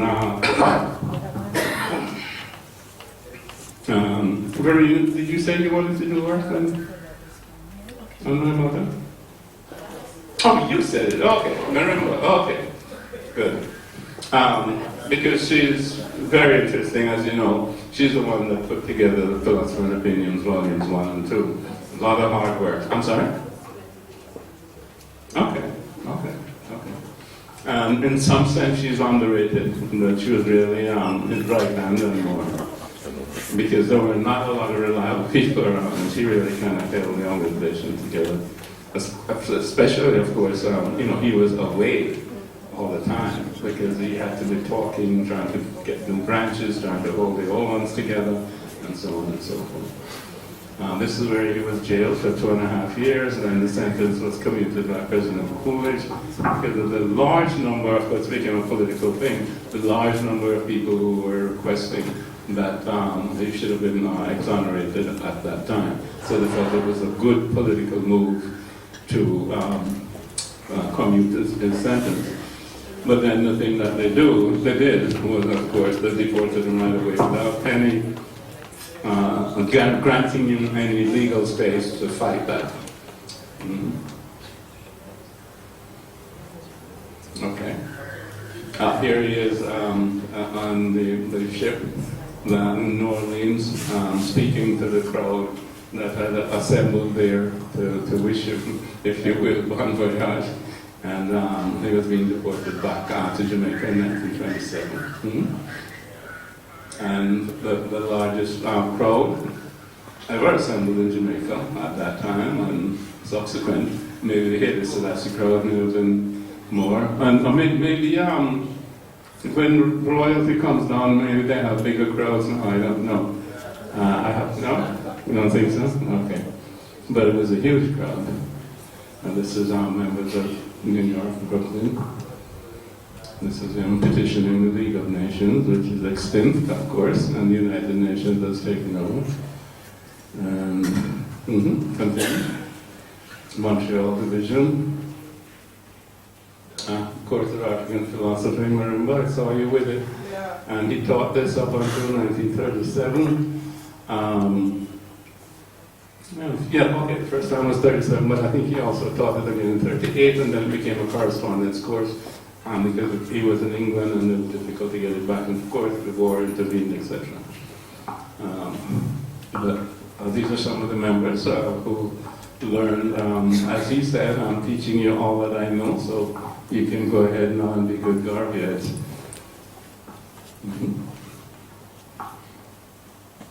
Keep going.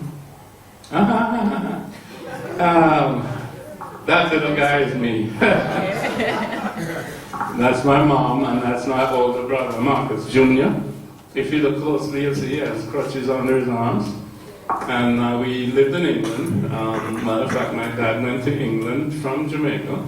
When he'd come back in 27, he went in 35. And then we went over shortly afterwards to join him. And Junior had a little trouble with the weather and developed arthritis in his right knee and had to be hospitalized, had to be stretched out, so on and so forth. The doctor suggested that we move to a warmer climate, maybe in the south of England, in Kent, or back to the Caribbean. And this probably now, stay with that picture for a bit, telling tales of the school. Go back one.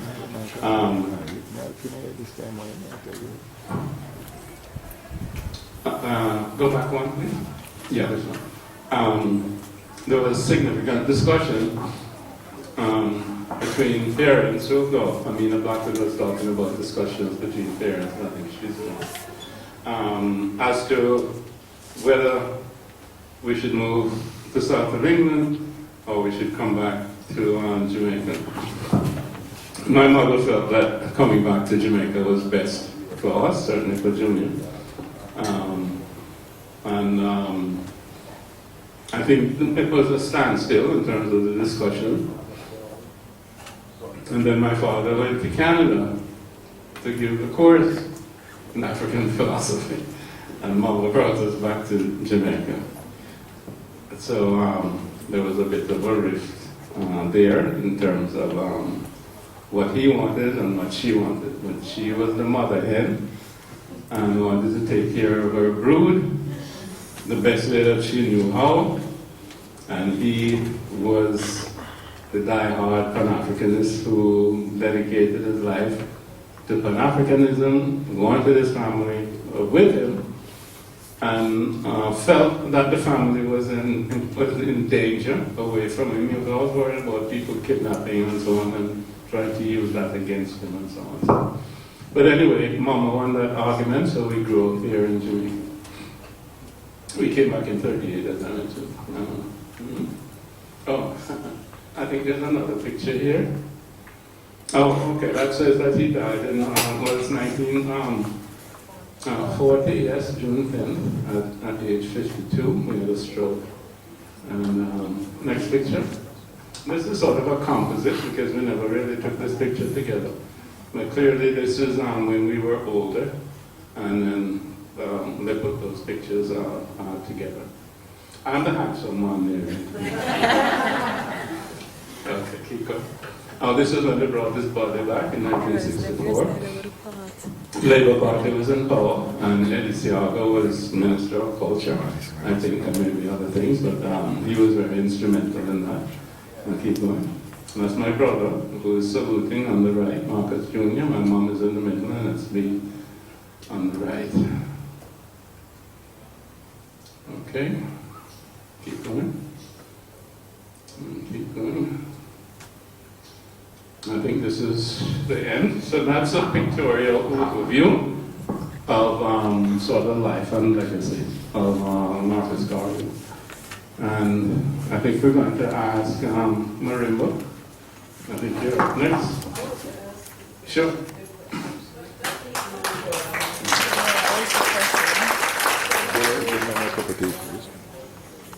Oh, sure. All right. Why don't we take a break for 15 minutes? Let's call it. Movement and that was part of, we often say Hotep, which was the way of saying I bring you peace in ancient Kemet. But also Kiambote, which is a greeting in Kikongo. And I could go on and on, but I think it's important to know that that's part of this mind liberation that our people are involved in, especially the younger people. Some are actually studying African languages and have become fluent in them. And that's important, especially, teachers and so forth, because you think through language. So the fact that we have had to translate our very feelings into languages that were colonial languages, we need to be in a process of reconceptualization. So that's what we're doing. All of this is process. My name is Marimba Ani, and the people who I work with usually call me Mama Marimba. And the way I come at this is that when I was in college in Chicago, in undergraduate school,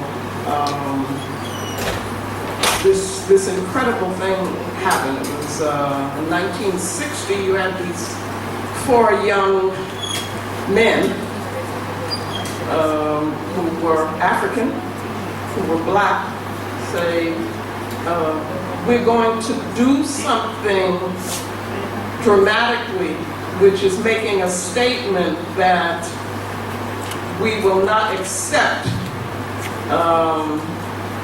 abusive and behavior that is humiliating our people. And so they sat in at a lunch counter. in Greensboro, North Carolina. Well, that act had a tremendous effect on me, and actually on most of the African world. And it was the beginning of my involvement in our movement. And so I went south after I graduated in '63 and joined the Student Nonviolent Coordinating Committee and worked in Mississippi. All of this was a process. It was like a rite of passage for me. And as I grew ideologically, and there were a small group of us who said, well, we're moving beyond this, however this is being defined, and we need to move, we need to organize something more. And so we organized a conference in New Orleans on African civilization. And we brought down to New Orleans Dr. John Henry Clark. And that was a monumental thing that happened in my life. And he became my ideological father.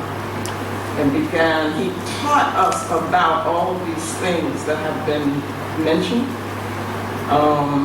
And so I just sat at his feet. And after that, I went to graduate school, back to New York, and then he brought me to Hunter College where he was, and I became a professor there of African Studies and did that for 25 years and retired so that I could really do our work, which is outside of the academy. There are some things that could be done there, but we can't go all the way there. And I think that's one of the things that allowed Garvey's mind to be so free, and also Nana John Henry Clark, because they weren't trained in the academy in the sense that Garvey called it being divisioned, which is an interesting concept. So having said that, I'm just going to make a few remarks because we're late, and Dr. Garvey had said about 20 minutes, and I don't say much in 20 minutes. But I can throw some things out to you that hopefully will be, what shall I say? Well, inspiring, but more than that, I want them to be challenged. One thing is that you mentioned jokingly, Dr. Garvey, the Titanic. You said, I don't think this is Titanic, and I don't see any icebergs. What people need to know, what our children need to know from babies, is the significance of the Titanic, which was a ship of the White Star Line. You see, we have to understand white nationalism, and we don't understand that. And we have to understand the system of white supremacy, how it works, why they do what they do, and so forth. And people need to read Dr. Frances Cress Welsing, by the way. How many people have heard of her? Okay, so that needs to happen. Everybody needs to read the ISIS papers by Dr. Frances Cress Welsing. I believe that also if you go to YouTube, that there are many lectures and things where you can know people that we need to know. Frances Cress Welsing, go on YouTube. At any rate, the Titanic represented the epitome of white nationalism. So the White Star Line was making this statement, and the ship itself was making the statement of the greatest possible power that could happen in, a human experience was we will build the largest ship. And you know what happened? Well, Garvey starts the Black Star Line. Do we realize the significance of that? Psychologically, in terms of where he was at, that is the kind of beginning point that I think we need to understand about Garvey and the importance of who he is. and how he's thought, and how he was freed from the mental shackles that we still are bound by. I think I want to begin quickly with saying that to understand Garvey, we need to realize that we have to understand ourselves, who we are, how we work. I'm not talking about the fact that we were enslaved at one point in our history, although that is going to be very important in terms of my perspective. But who we are, what is the nature of our spirit? What is the nature of our soul, if you will? There's an author, Leonard Barrett, who was a Jamaican. I guess still is. I don't know if he's passed. I know he's been very ill. But people need to read him. He wrote a book called Soul Force. And he was talking about this concept of this specialness of what we have because of our African heritage and the interaction of that force with circumstances, historical circumstances in which we find ourselves. The power in that, he calls it soul force. And in that book, which came to me in 1974 when I was just beginning to teach at the university, it was like an answer being sent from the ancestors. Because of course there were no texts to do what I wanted to do and what we needed to do. But he talks about this specialness of our people and understanding it, and then he goes through the story of of the different forms, he calls them permutations and combinations of the soul of African people, the soul force. And he begins with the African worldview. He calls it the traditional worldview, which is something I'd like to touch on in a second. Then he moves to what happened when we were brought here, when we were enslaved, and he talks about the Haitian Revolution. He talks about the spiritual formation of Vodou in Haiti, which is something that we need to understand, because the images that we have of voodoo, which are all negative, absolutely do not really understand or help us to understand the power in that whole institution, if you will.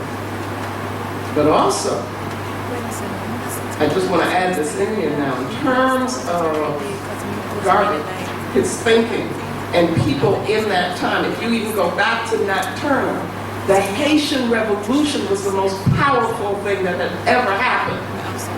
And we have to spend time looking at that and understand its effect on the psyche of black people and on the psyche of white people. Because the Western world, particularly America, the United States, is still punishing African people for having made that revolution. What did that mean to people like Delaney, people like Nat Turner, to all of those people? They talked about it and they saw it. In fact, many of them, as they would plan, Denmark Vesey, as they would plan their resistance actions, their rebellions, their idea was, we will go to Haiti. And so when we think about Garvey, we need to also think about what did that mean in terms of his own psychological development. But at any rate, back to Barrett, he talks about Haiti, then he talks about Garvey, and he talks about the Rastafarian. He talks about all of these things and showing them as examples of what he calls the soul force. There is also a concept that I am taking from the Akan people in Ghana. who people talk about as being, how would you put it, a specific cultural, historical forerunner to black people in Jamaica, particularly the Maroons. They have a concept called WER. That's W-E-R. Sometimes it has an E on it, WER. And that is the concept of the will. It's a concept of energy, that energy that allows you to do what you have to do to overcome all odds. And given soul force and given WER, which is specific to us as a people, I'm arguing that Marcus Garvey tapped into that force as nobody else had ever done. And that actually has not happened since. There have been bits and pieces. Certainly during the Southern student movement, there was something that was happening in terms of our people. Now where it went is another question because of the lack of vision. Because there was a lack of what I call ideological clarity. There was King and the effect that he has had on people. But nobody, I don't, has touched that special spirit that we have, like Garvey did.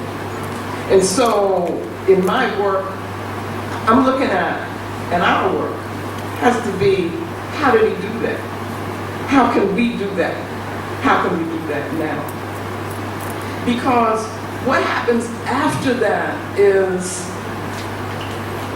because of various conditions and choices that we make, one of them, by the way, being the emphasis on the academy, what I call the academy, and that would be an educational system and structure which is informed by a worldview that is not ours.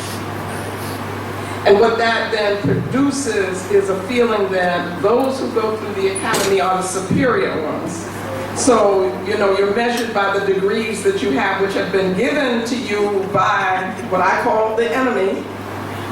And we become validated by that. But what it produces is a kind of tentativeness, a lack of ability or desire to confront what needs to be confronted.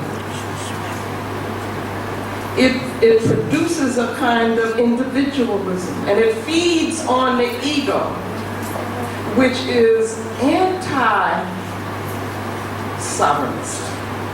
And let me introduce that term.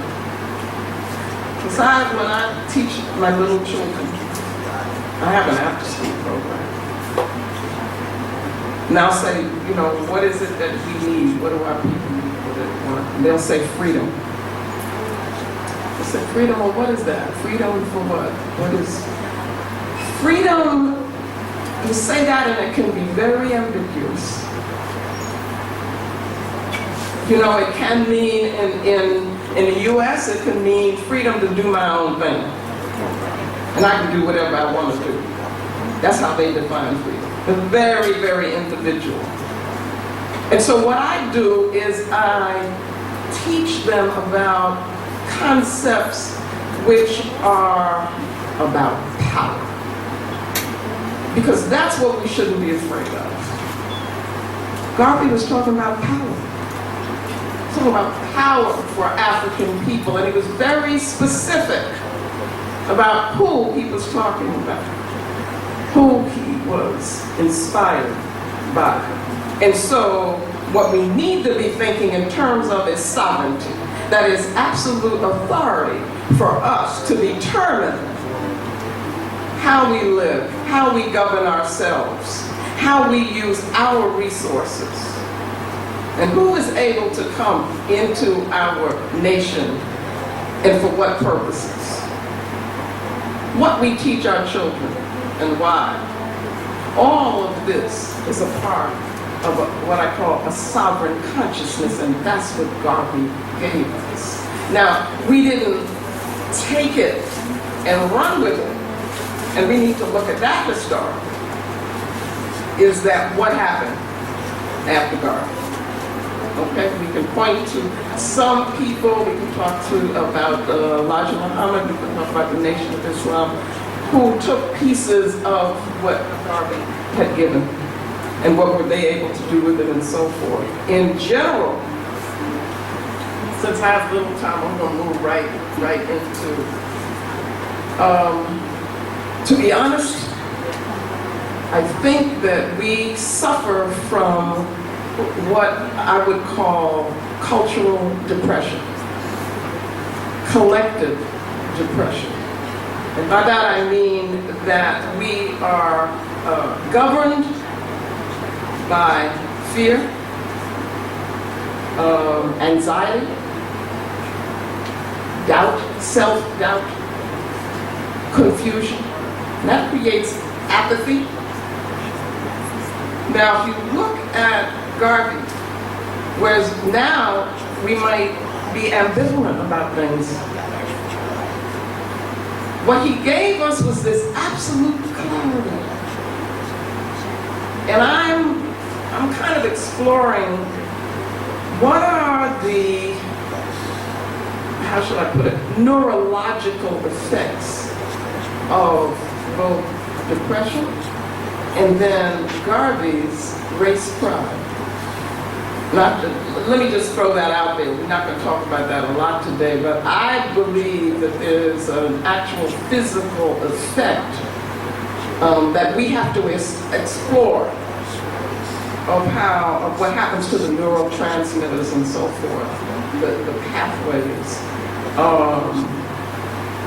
When we or our children are presented with the real story of who they are, and when they are focused in themselves. So when we talk about what it means to be African-centered, that's what we need, and that's what Garvey was.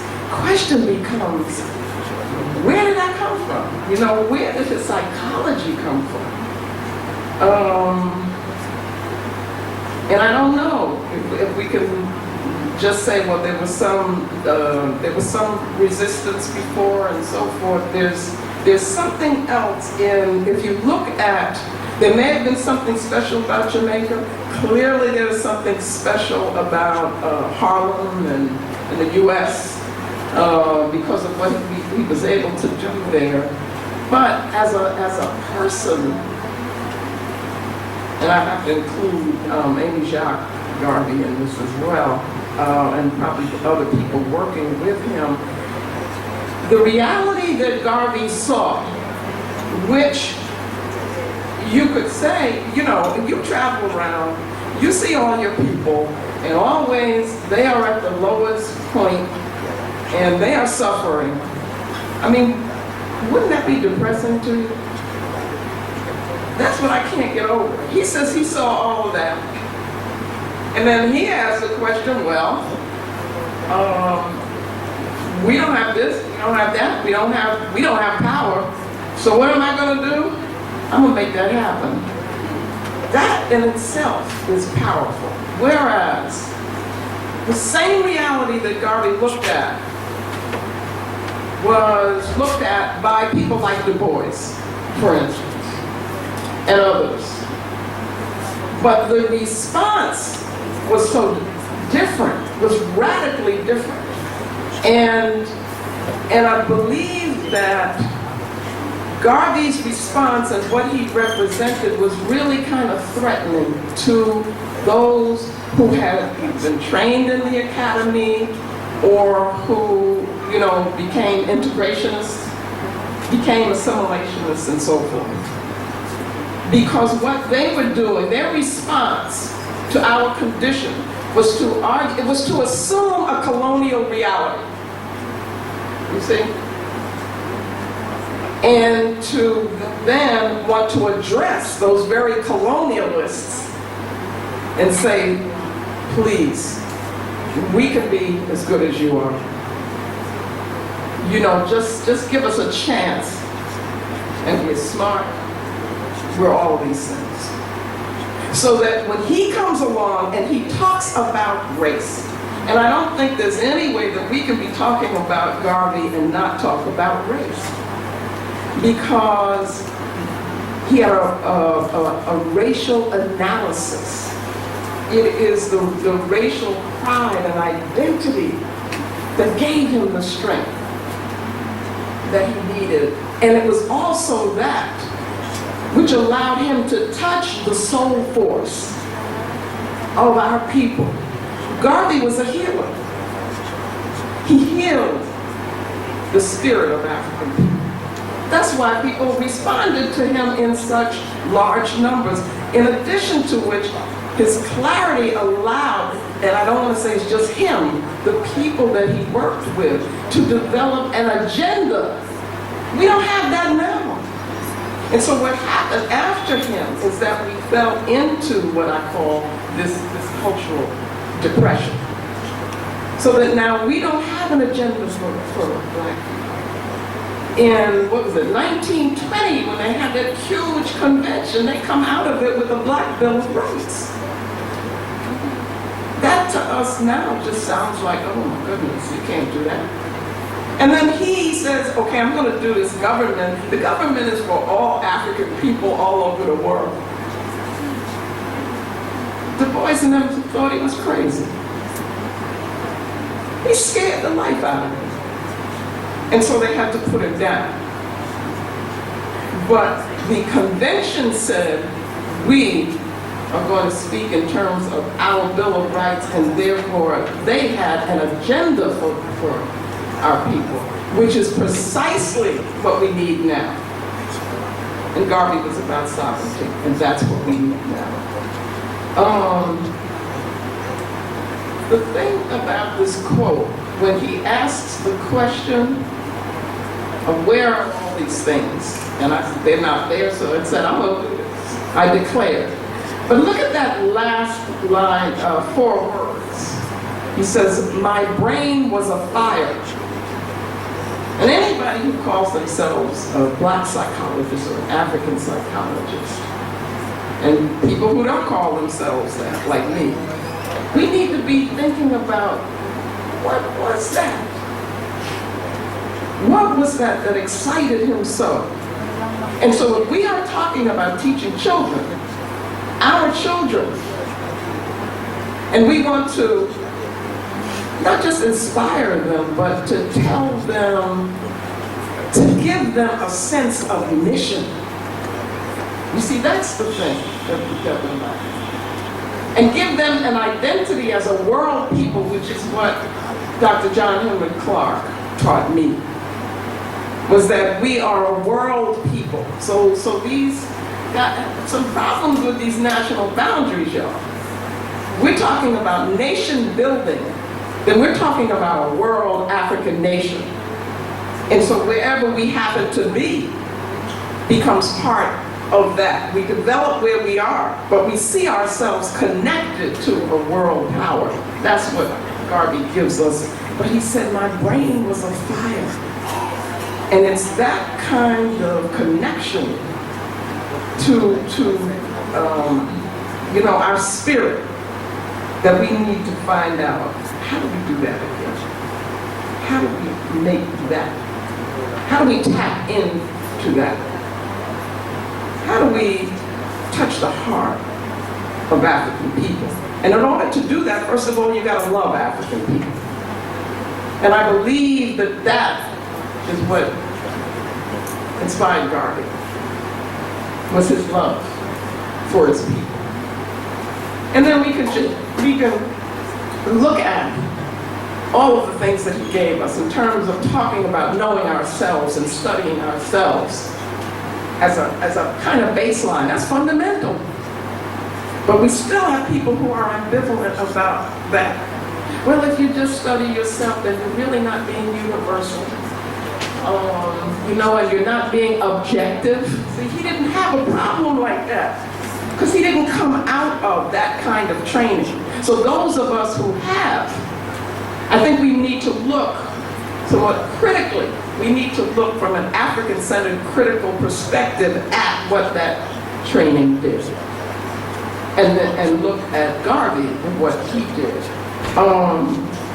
With more time, one of the things I would do, I spend a lot of time looking at and talking about the African worldview as a foundation for African revolution, for our African organization, for African life. But understanding, this is what I used to teach my students, that the African worldview, the European worldview are antithetical.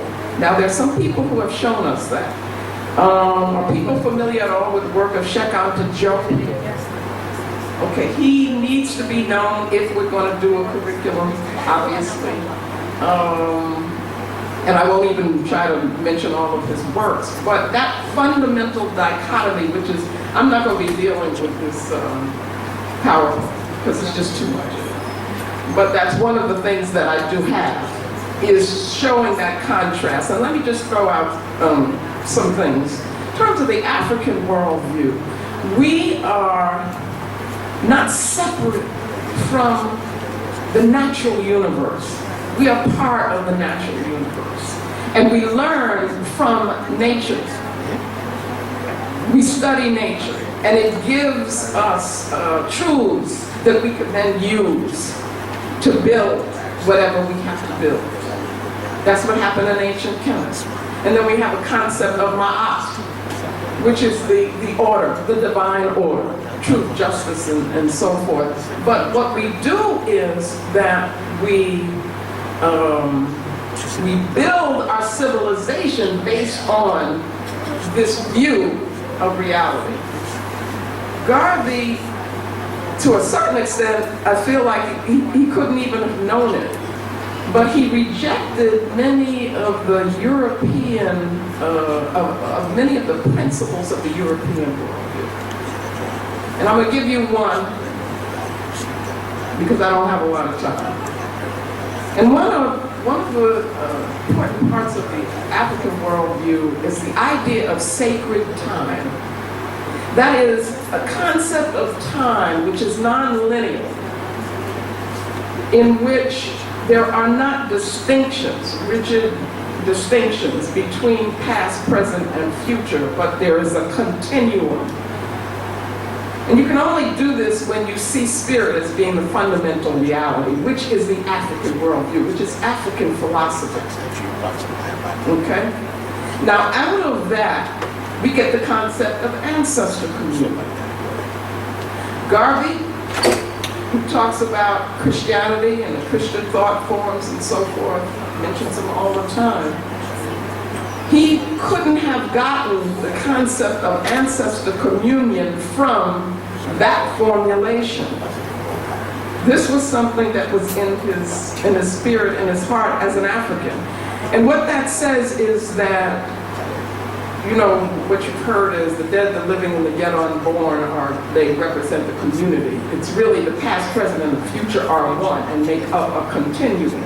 So that for us, our ancestors live in us, and the children who are yet to be born are already part of what we are. Now that's a deep spiritual concept. Where did he get that from? Because why do I know he has it? Because Garvey continually talked about that while he was no longer physically present, when that time came, he would still be here. He said, look for me in the whirlwind. He talked about coming back. He talked about the principles that he was teaching at that time would later become the principles on which we as a people would found our work. And that is precisely what we're doing now. So that his concept of time went beyond the physical. He didn't have a materialistic worldview. And so where did he get that from? That's an African worldview.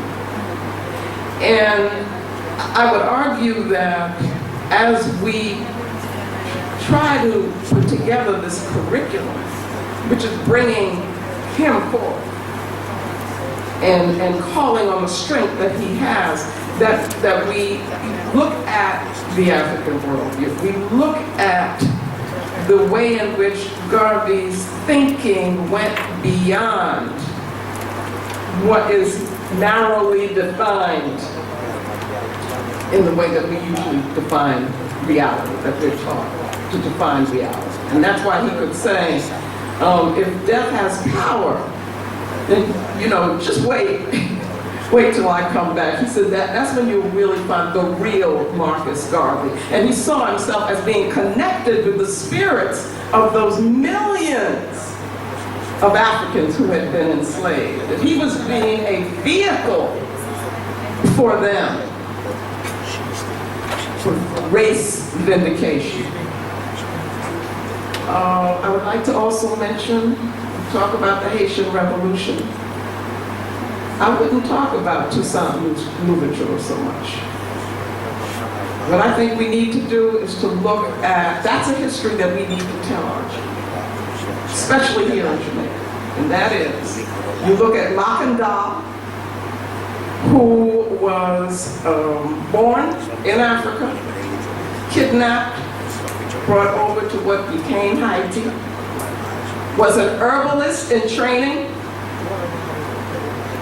and paved the way for the Haitian Revolution by traveling and connecting different so-called ethnic groups of Africans so that we would be connected to each other, talking to each other, connecting those who were in the cities with those who were still in the plantations and those who were in the mountains. That's the work Makanda did. And he also did the work of a soldier warrior, which is to destroy the enemy.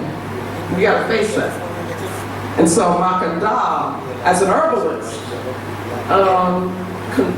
constructed, or what do you call it, put together poisons. Poisoned water in some places, but poisoned the enemy.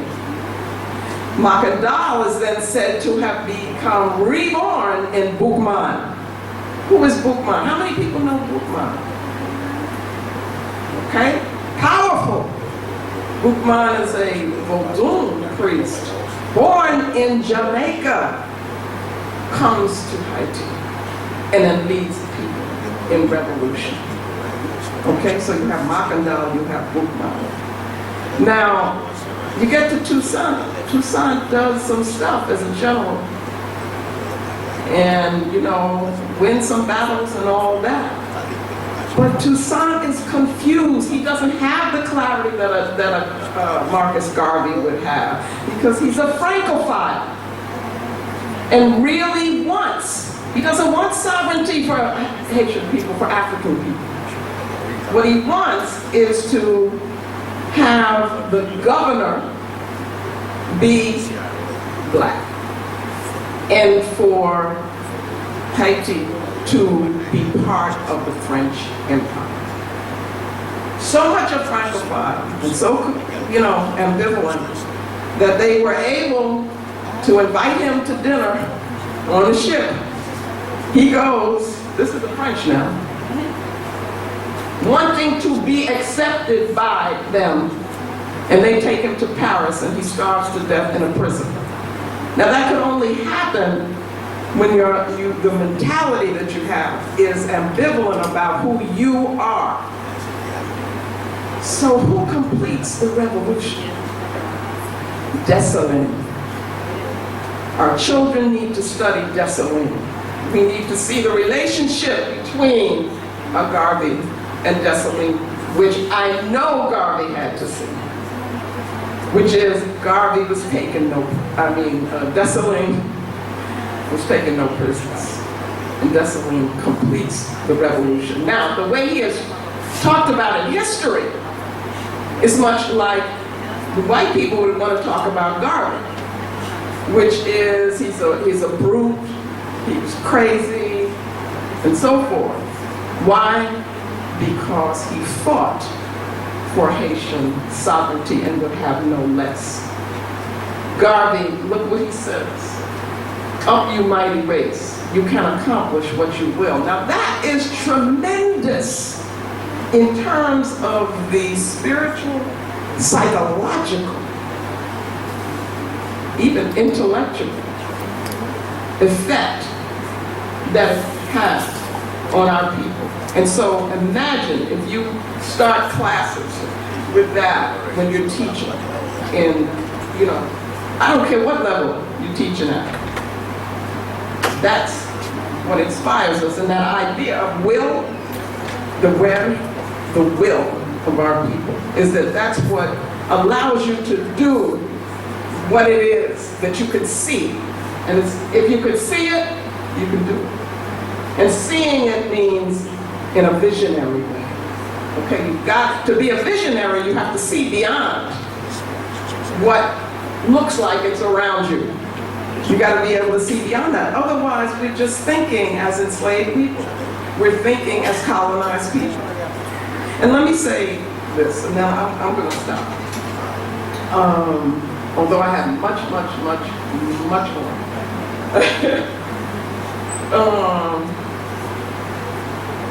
Okay, I lost that, whatever that was that I was going to say. It was important too. I know it'll come back to me later when we have a discussion. But Garvey gave us courage. He gave us courage. That is so important for a race of people. It's also important for our children, so that they see themselves as victors, as being victorious, you see, as opposed to, there's a process that we went through as enslaved. And they called it seasoning. It has been called that by some people. We're not really clear on if there was a specific name.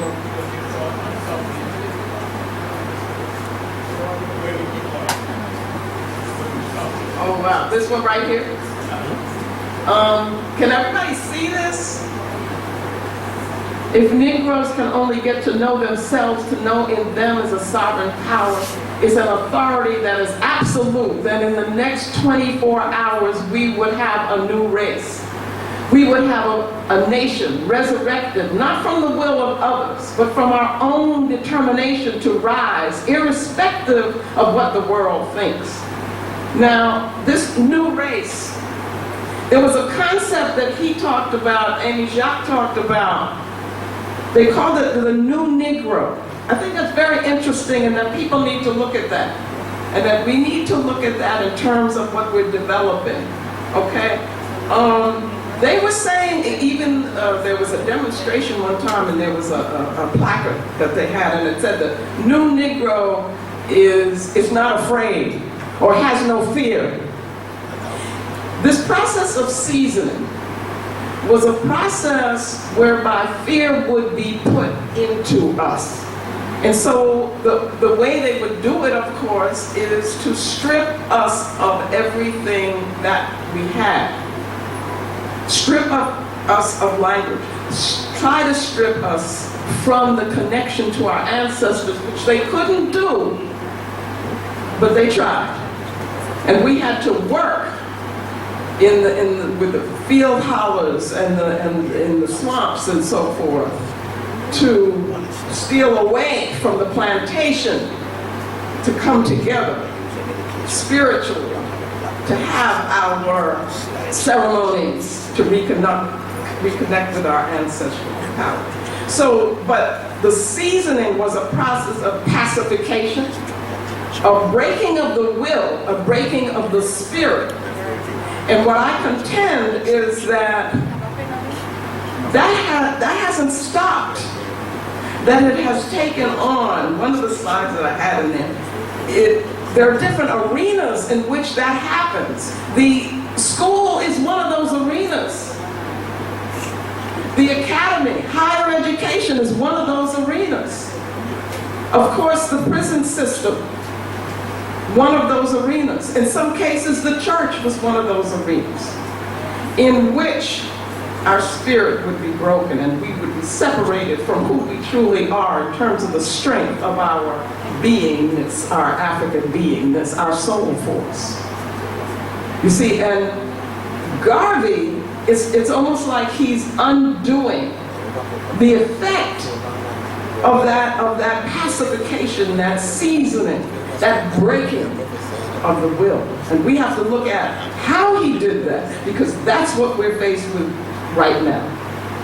And I think because, I don't want to take all the time, but we need to look at how he did that, but we also need to be absolutely honest with ourselves. We need to look at us. And that is to see that now we live in a state of fear. We may think, okay, look, we've made it. I got all this going on. And my children have done this, and so forth and so on. And look at us now. Look at the progress we've made. But I contend that our leadership, since Garvey, still functions out of fear. There have been some exceptions. But for the most part, now, if I look, in the States, what they say is fear. Because it is assuming a reality in which the white supremacy system is dominant. And therefore, what you have to do is negotiate a place in there. And you really are just asking, can I kind of have a little place at the table with you? But you're not talking about building your own civilization.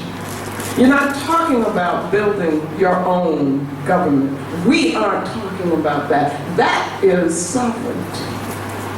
The sovereign question. That's what Garvey gave us so far before his time. One of the things that he saw, I'm just going to point to one of them, and that is, there are quotes when Garvey talks about Africa. Look, what does he say about Africa? Anybody can tell me? Who is Africa for? Africans. Africa's for Africans. Now, you can get so that sounds trite, but that is a profound statement. Because as we sit here right now, we are witnessing a process of African recolonization. Nobody's saying anything. You think I'm exaggerating? I'm not. And I don't have the time to stand up now and prove that to you, but all you have to do is open your eyes and read some things. Garvey talked about the mineral-rich Africa and how people from all over the world were going to be coming in there to get and take it. He's writing in the 1920s, y'all. And what's happening now is that our forests, some of the most pristine in the world at one point in Mozambique and other places, are totally being decimated. Chinese specifically are coming in there and taking out. I mean, there are logs which are literally being put on ships and going out of Africa. Why? Because they don't have trees. Okay? And I hear some Africans saying, oh, isn't it wonderful because the Chinese are so much nicer than the Americans. Like we have to choose between, the colonizers. Not thinking like Garvey that we can create our own government and that we are a world people. I have a lot more that I want to say, but it has to be another time.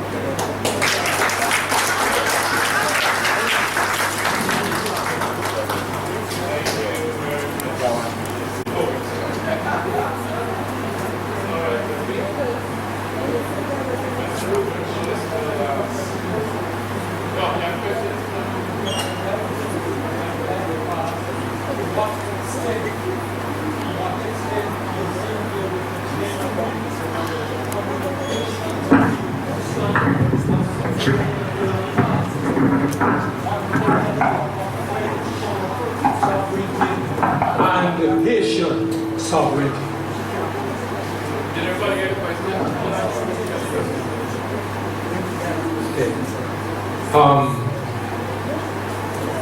the idea to what extent there is a genuine, sincere connection between Bonaparte and Toussaint as Frenchmen, and one as a soldier better than the other, committed ultimately, okay, to a fraternal position that Napoleon claimed he betrayed, because he betrayed Toussaint, because he himself, Napoleon, was not a white supremacist coming out of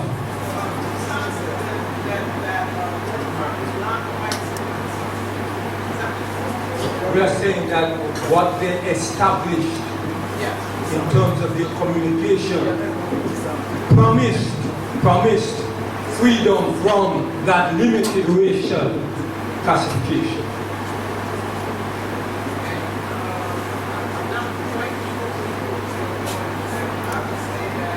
About to die, Napoleon grieved that he had betrayed Toussaint. One thing that I would say is think about it. Bonaparte, we have to look at what he was doing at that time. He was building empire, right, everybody?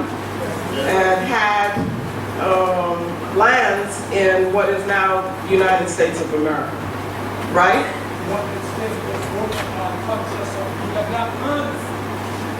Oh, you're saying Bonaparte was black?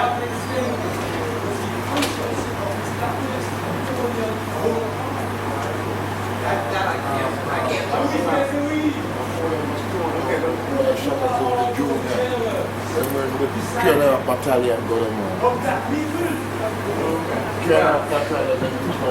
Let me just say that what happened with the Haitian Revolution, we know, is that they had to give up. They had to do the Louisiana Purchase and had to give up, those lands. So really, Bonaparte was defeated to a large extent because of what the Haitians were able to do. But I would say one thing is that the argument of Bonaparte being black, I can't speak to. But I can say that if he's not black, if he's white, that one of Toussaint's problems, is to think that you can sit down and talk and trust what they can say. What I would add to that briefly is the notion of being mentally black and physically black. Now, even if you make the argument that Napoleon was physically black, he wasn't mentally. And once you're not mentally black, to me, that is where it really matters. Yeah, don't care about your, ancestry. Yeah, if you're not mentally black, then you're not part of the revolution. Yeah. Okay.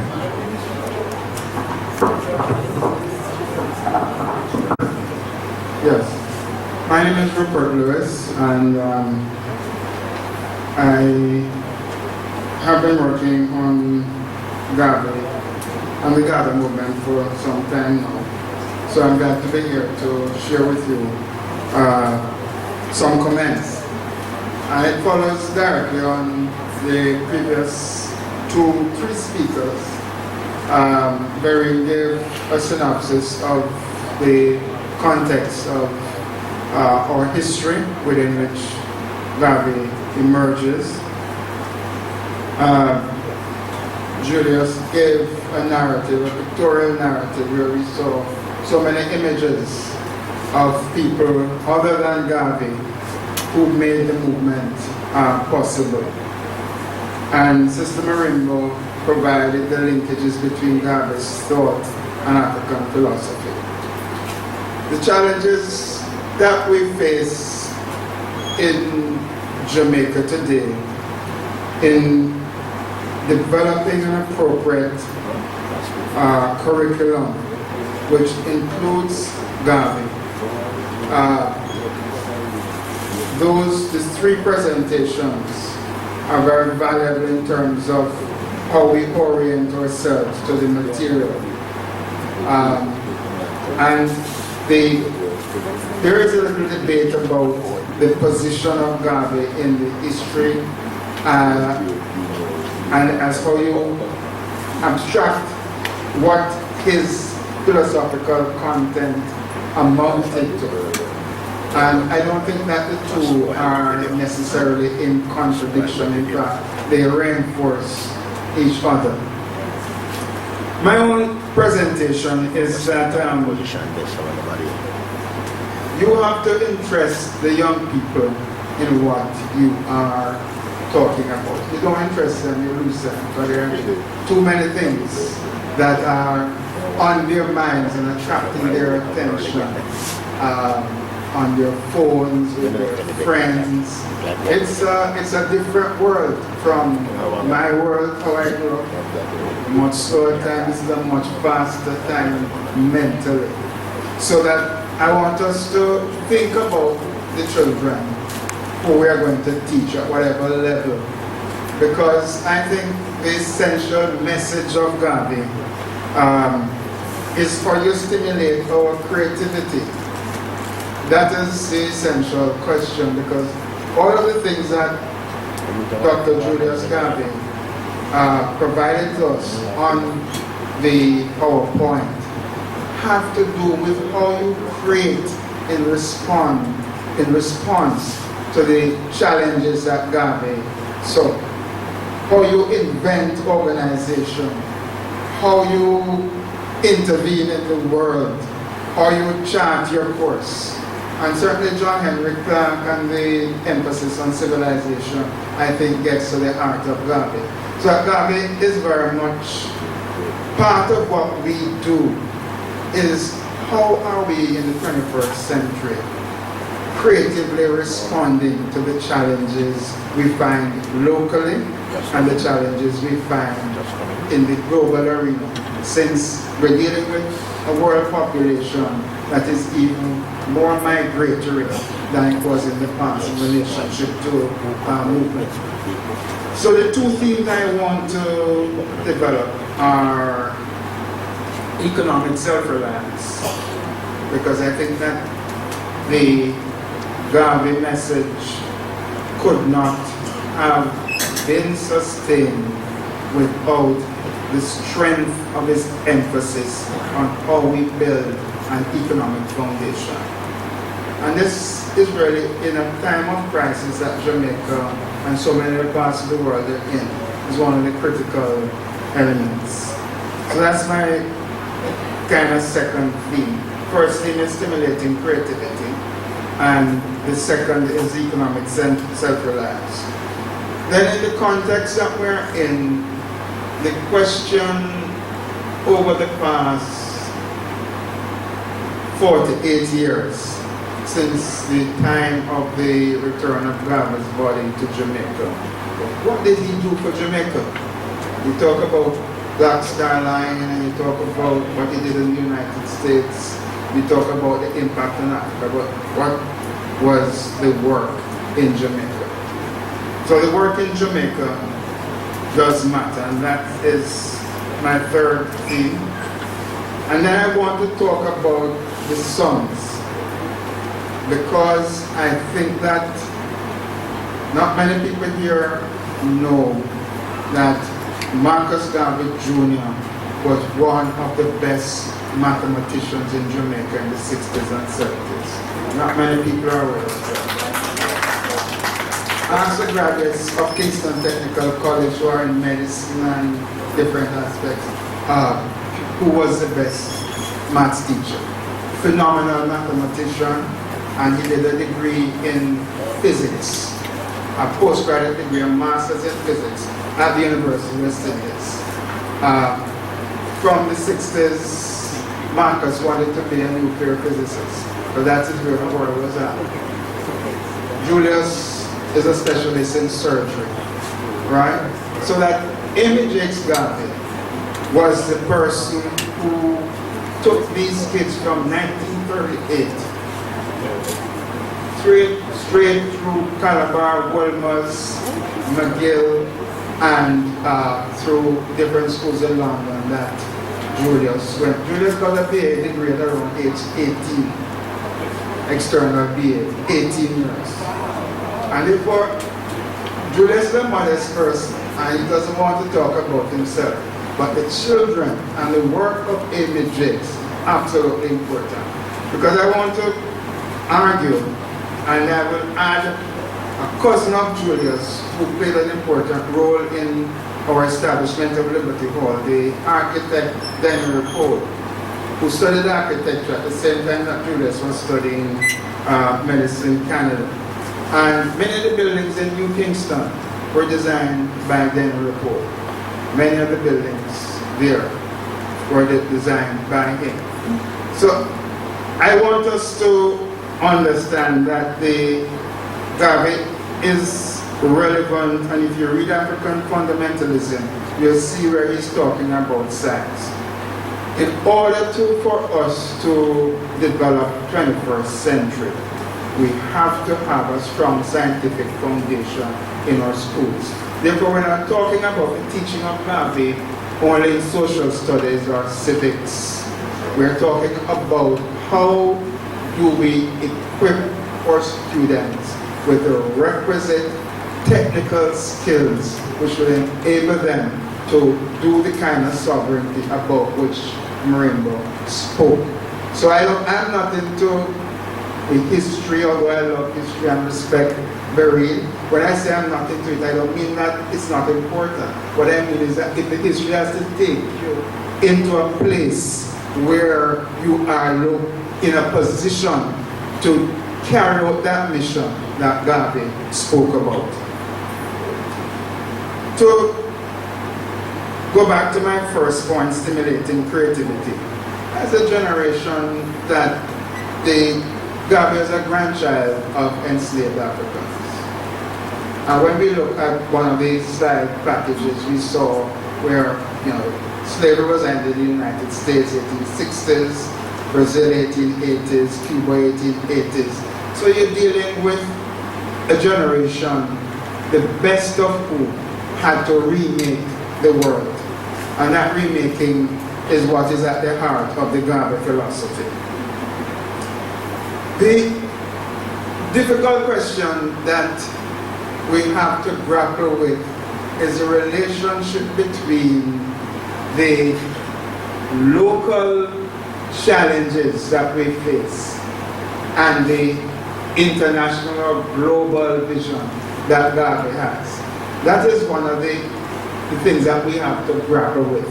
And curriculum developers will have to enable us to come to terms, because Jamaican nationalism, like all other island nationalisms, pushes us in a particular direction, but it doesn't sufficiently embrace the broader aspects of our life. One of the things I was very struck by in July, I was in Trinidad attending the inaugural conference of the Pan-African Economic Research Council, which basically is set up to provide academic research on the development of businesses in the diaspora and in Africa, to ensure that what is taking place now on the continent in terms of economic development enriches the lives of ordinary people. And some of you may know that one of our more enlightened companies in Jamaica is already in the market in Ghana and plans to be in the market in Nigeria by the end of this year, and that is Grace Kennedy. Their first thing, of course, is the money transfers, because the migration of Africans in the past 30 to 40 years has created a diaspora that is comparable to the Caribbean diaspora that has been in existence, certainly for the United States, for much of the 20th century, and the English diaspora, which has been in existence from the 50s. So I'm simply making the point that the linkages between Africa and its diaspora is one of the challenges that we have in how you construct a curriculum. I've spoken here at Mico, and Mico itself has been an important link between Africa and Jamaica through missionary work, through teachers, through skilled people. So that with a new mission, and remember use the term mission, with a new mission, we can't have a curriculum that is exclusively Jamaican focused. It has to be a curriculum which understands our place in the world and how you reshape that space. If you come to use a very easy example of athletics, in athletics, as spring champions of the world, which is something that has been forged over 100 years. It's not something that started yesterday. It's over 100 years that we have been at it. And you reach a point now where you can actually create a set of young people who are the best in their discipline in the world. In the same way, I think we have to draw the lesson from the area of athletics to the level of our economic development, where we are seeing how best to prepare our young people for both a global place as well as a local reformation.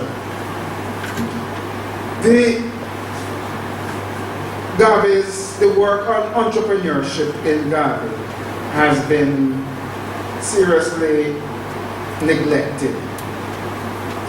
And I want to quote from him a speech he made while on a visit to the United States in 1970.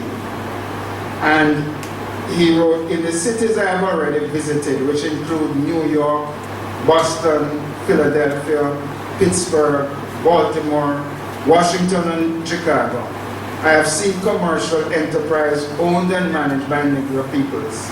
I have seen Negro banks in Washington and Chicago, stores, cafes, restaurants, theaters, and real estate agencies that fill my heart with joy to realize, in positive truth and not by sentiment, that at one center of Negrodom at least, the people of the race have sufficient pride to do things for themselves." However, he adds, the acme of American Negro enterprise is not yet reached. You have still a far way to go. And as we measure whatever we have done over the past century, keep in mind Garvey's phrase, you still have a far way to go. So I just want to point to this aspect because in Julius's slides, you have seen the range of businesses that the UNIA formed. And when you look at what we call the Certificate of Incorporation of the African Communities League, so the African Communities League came into being in 1918, whereas the UNIA came into being in 1914. And the African Communities League is the business arm of the organization. And if you look at the 1918 Certificate of Incorporation in New York, I just give you an idea, they were licensed to conduct grocery stores, to buy or otherwise acquire, to manufacture, market, prepare for market, sell, deal in and deal with import and export food and food products of every class and description, fresh, canned, or preserved. They were legally able to carry on the business of restaurant keepers, caterers, tobacconists, dealers in provisions, wine and liquor dealers, to carry on the business of steam and general laundry, to prepare for publication, print, electrotype, bind, sell and distribute, and deal in magazines, newspapers, pamphlet, books and publications. And then it goes on to mention a whole set of manufacturing. So this, what he actually achieved is but a fraction of what they set out to do. The most successful enterprise, which Garvey was engaged with, I would argue, was the Negro World, published from 1918 to 1933. But they're also successful in real estate. The Liberty Halls are in the United States and around parts of the world, in Cape Town, in Johannesburg, and the one that has been restored at King Street. Real estate was an important part of the movement. And Julius mentioned some of the wealthy black people who supported the Garvey movement, and Isaiah Morta being one. But there's also the black millionaires who was involved in the whole hairdressing and so on, who also gave support to the Garvey movement. But I want to touch on the shipping, because the shipping had the biggest impact, the black skyline, biggest impact. But that there was a precedent in Jamaica by a black businessman who in 1906, a man called Alfred C. Goff from Port Maria, who was a big landowner and a banana business millionaire, who developed a shipping line as early as 1906 and had a joint venture with an Italian-American merchant to form what was La Nasa, which is an Italian part, and Goff Steamship, an importing company. Very mentioned entrepreneurship in relationship to the early history, and that to a large extent has not been sufficiently extracted. 4 lessons for us in terms of the business history of our region. And that's a task that the historians need to pick up on. But certainly for Jamaica, the banana trade of the late 19th century, early 20th century, created a black business class and enabled a middle class to develop in the rural parishes and high schools to be sustained in those parishes out of the banana trade.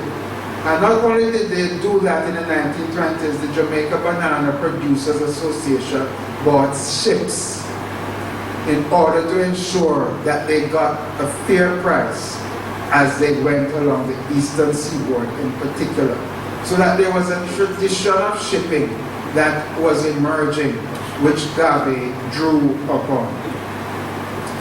There are other aspects of the business dimension of the Garvey movement, but time does not allow me to go into that detail. Black people are not poor. That's a myth that people have. There's considerable wealth. There are people who are poor, but we don't live in a situation of absolute poverty. In as early as the period of the First World War, African Americans contributed some $225 million. That's my time, it's about 20 minutes. So I don't intend to go for much longer. But black people contributed $225 million to the war effort in buying bonds to support the US war effort. And this was part of the reason why Garvey said if you do this for the United States, military and government, you could do bonds for your own businesses. And this was the idea behind the ACL, the African Communities League, as a business organization. Moreover, we can see that the US-African trade had grown in the period after the First World War. That is the trade of the First European War, 1914 to 1918. And it had grown from about 47 million to about 325 million. And Africans were complaining that their trade was being discriminated against, low prices being required for the shipping. In addition, there was a lot of movement of goods and people between the eastern seaboard of the United States and the Caribbean and Central America. So there was sound economic thinking for the development of the black skyline. Let me turn now to what he did for Jamaica with a brief overview. He spent some of his best years in Jamaica, growing up, but I want to just focus on the period 1927 and to 1935, which I consider to be the key area of his contribution. First of all, in terms of his recognition that black representation had to be developed in Jamaica, which is why he formed the People's Political Party. And the People's Political Party had a very progressive platform. One of its main plans was land reform. Given the plantation system, land reform was critical. I consider the failure of land reform in post-independence Jamaica to be one of the big weaknesses of the past 50 years. And if you look at the Moine Commission after the 38 rebellion, you'll see they hem and haw, but they did advocate some kind of land reform. Where people were able to get land, and I have a case study of a particular man in Lacovia. And this is a farm worker who goes to the United States, brings back savings, eventually buys some land. He goes into stone crushing, develops his farm, he acquires more land, he goes into heavy equipment eventually, and has 10 children, all are tertiary education. The tragedy is that very few of those who were tertiary education developed the business. Business is still in existence in Lacovia, and the children have all done well, but they are not in the business. And if you note successful businesses in Jamaica, whether it's Butch Stewart or the Matalans, family businesses constitute a major aspect of the emergence of entrepreneurship. And this applies across the Caribbean. So I want to implore you to give a focus on the entrepreneurship, because whilst the great Kwame Nkrumah said that the seek ye first the political kingdom, and he was right in the context of his time. But I think the narrow focus on the political kingdom to the exclusion of the business income, or to the exclusion of some of the key points made by Marimba, which concerns how we see ourselves and who we are, that those aspects of Garvey now need to be drawn into recasting how we reproduce ourselves. But what she's really talking about is how we reproduce our lives through our children. That's basically what, for me, the teaching of Garvey in schools means. Thank you very much.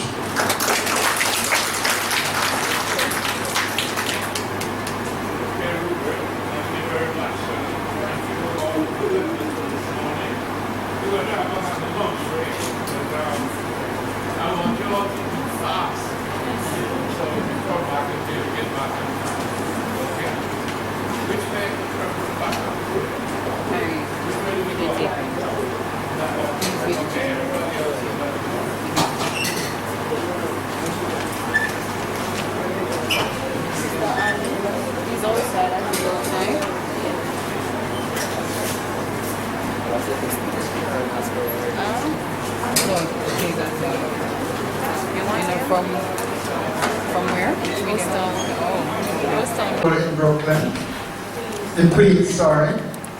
So over 22 years running her own educational institution. So she's also a teacher, she's a business person with considerable real estate. Probably I shouldn't say too much more, but I'm proud to see the combination between education and business wrapped up in one person. Because you know, many of us teachers don't have the business part, but we have the education part. So she combines these two elements. So let me ask her to make her presentation to you. And I would like to have a little interaction with her because of the importance of her presentation. So I would save some time for interaction. And then that will be followed by Donovan Fallon and use of technology and digital media. This is going to be an interaction between us. I think there are how many teachers? How many teachers we have here? Okay, most of them are teachers. All right. Pull the microphone a little bit to your height. Okay. Well, it's good to be here. Is it good to be here, everybody? Okay. So we're here to help ensure that our history will forever be enshrined in the hearts and minds of our present and our future generations. And we're also here to commit ourselves as educators, as Jamaicans, civic-minded individuals, as a people with pride in ourselves, pride in our hero and our history, our heroes and our history.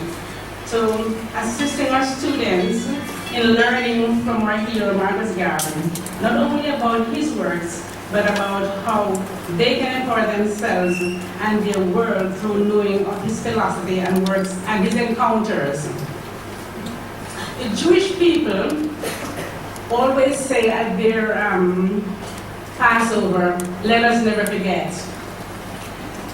Let us as a people with pride and dignity never forget the words of our hero, who is known throughout the world and for his works and teachings, and whose name still invokes wonder everywhere. I'm pleased to be here, I'm very happy to be here. And this morning when I heard the presentation about the kind of curriculum that is already in place, I felt very proud, and I had no doubt that this would be the kind of effort put into implementing the curriculum, because I know we're a people of a people with a lot of when we do something, we really go after them very, very well. And I was very proud to hear about the kinds of work that has been already put in place. And I hope that I can add something to that, because you are really on target very much already from what I've heard you say. I would like to tell you a little about myself since you got this introduction. I'm Vilma Morales Daly, and I'm right from here in Jamaica. I went to Teachers College in Jamaica here, and then I went to the United States and attended City College and Columbia University. You're Columbia too, great. And after Columbia, I decided to found my own school. So I opened a private school in Queens, which served nursery through 5th graders. I had 3 locations at one time. So I started in 1979 through 2002, when I decided I was going to retire. And I retired, and 6 months after, I got really bored and started to teach at the university. I teach at Queensborough Community College and also at the BNCC, which is called the Borough Manhattan Community College. It's part of the City University of New York. So I teach teachers there.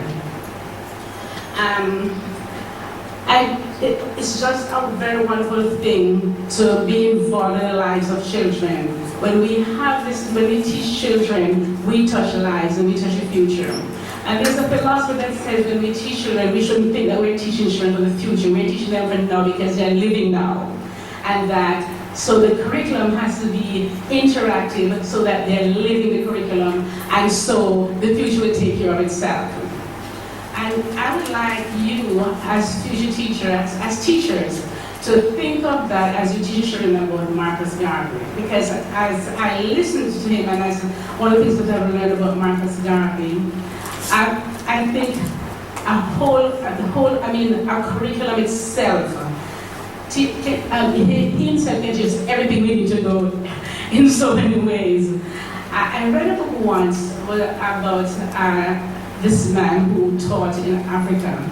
And I'm not sure it's a novel, but he had one book to use to teach the children. It was about, the book was Great Expectation. That was the whole curriculum. And from that, he taught so many things, and children loved him so much. And so we have so many things about Marcus Garvey that we can use for ourselves to help the children to be independent thinkers. Because truly, Marcus Garvey was an independent thinker. He was a thinker in every sense of the way. And if we can teach our children to think, we have given them one of the greatest gifts possible. I had a friend who opened a school in New York, and her school's name was Little Thinkers, and was fascinated by the idea because that's what we want them to think. So I told her, as future teachers, as teachers yourself, I keep on saying future teachers because I teach future teachers, so forgive me when I say that. Okay, maybe you're aware of the 4 moves of the pedagogical cycle. Everybody is familiar with the 4 moves in the pedagogical cycle? Okay, so I'm going to go through with you. Okay, I'm going to sit and talk to you about it. So, research shows that teachers anywhere in the world have a basic way to teach that. They use what is called a pedagogical cycle. And it states that I have the diagram to show you, but you can picture it along with me as I talk to you. The pedagogical cycle, the teacher, first thing the teacher does is present the material after giving you like a teaser or whatever. They present the material to you. For example, the teacher is going to teach you that Marcus Garvey was an entrepreneur, he was a national hero, and they give you all the information. So that's the first part of the cycle, which they call the structure of the lesson. Okay? And I should ask you I shouldn't be telling you what these 4 cycles, I should have asked you to tell me what the 4 cycles are. So that's the first part of the cycle, is called the structure, which is really the foundation of the lesson. So the next thing that teachers do would ask the children, who was Marcus Garvey? Ask them back what you just told them. And that is the next part of the cycle is a question. And then the next thing, what would the next thing be? The children would respond, is that so? So the next part of the cycle is the response. So you have structure, question, response, and the children would, and then the next part would be react. The teacher would react to the children's response. Is that so? Okay, and so they say in this pedagogical game, pedagogical cycle, it's like a game that has 4 moves that teachers make all the time, and it happens so naturally that you really don't think of it or you don't see it happen, but it's like this move and it goes on and on consistently through the teaching cycle. But today what I want to do with you, I want to take the second step in the cycle, which is the questioning part, and talk to you about questioning. And I want to do this with you because if you think about the cycle, picture it yourself, you see that in the 4 moves, teachers take the most part of the cycle, the communication cycle. The only part of the cycle that children take is the questioning part. They answer the question. The 4 moves, teacher gives us the material, asks question, respond, react. Okay, so it's just statistics show that 3/4 of the talking in the classroom is done by teachers. Children only do 1/3 of it.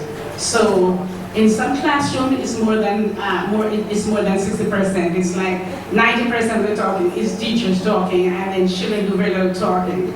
And we want to make sure that when we teach, children get a chance to talk, and the time that they talk, that is really important, that is very, that is thinking, and that they're using their minds to do a lot. So I'm going to talk to you about Bloom's taxonomy. Anybody here knows about Bloom's taxonomy already? Okay. So if we think about Bloom's taxonomy, he divided up the kinds of questions that we ask children. And I go back and I say that John Dewey said that to teach well is to question well. Agree? to teach well is to question well. Because when we question children, what are we doing with them? We're asking them to use their minds, to think and to clarify and to identify and to do all those things. And so we have to be careful to make sure that we set questions that are motivating their thinking and their creating. And that's one of the important things about teaching. Now, you know that when I was a child in Jamaica, the society was such a very different society. We used our minds to do a lot of things. Nowadays, we still so much of the dance or behavior and the, whatever, and children are not using their minds to think because we didn't have the television. When I was in Japan, when I left Jamaica, the television was just introduced, and it was not every day. We didn't have whole day television. We had it just for, do you remember we went to TV for only part of the day? Only I think from in the evenings, television came on. And it stand up very easily. So we had to do things to use our minds to think. Stand 12 o'clock at night, it was off. So, but nowadays the children are so focused, so we have to bring them back to using their minds to think. So when we think about what the things that Dr. Garvey did, Dr. Garvey was somebody who would, that's Dr. Garvey, Marcus Garvey. Marcus Garvey was someone who always had his mind at work. He was thinking all the time, how can I make society better? And we have to, when we set up our curriculum, we need to ask our students, what is your vision? Because many times nobody asks them that. What is your plan for your life, for your future? When I had my school, every child had to have a plan. They had to have a plan. And we would have them put their goals, put it on their desk every so when they come in the days, they can see what their goal is. Reminding themselves, remember, this is your goal. Have them write their goals. What do you want to become? And so that we can help them to remind them sometimes. Okay. I want to go back and share something with you. Last week I was telling one of my co-workers, she was on the council at the college, that I'm going to be here in Jamaica at a function dealing with Marcus Garvey, and she said, his son is going to be, she said, his son? That must be his grandson. She said, when I was in school, when I was a little girl, I learned about Marcus Garvey, and he was dead then, so it must be his grandson. And I said, no, it's his son. So she said, what's his name? And I said, Julius Garvey. She went on the computer, he said, yeah, it's his son, Julius Garvey. And she was quite surprised. And she said to me, you actually touched somebody who touched Marcus Garvey? And I said, yes. She said, well, I like to touch him too. So when you go back, there's someone waiting to touch him of your garment. I charge per touch.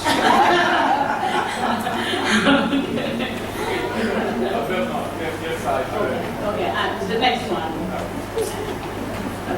Okay, so this I explained to you about the pedagogical circles. So these are the 4 moves. He carefully examined exchanges between classroom, with his students and teachers. And he likened this, as I told you, to a game. And he said this game is so cyclical and so spontaneous that teachers and students are unaware of this game.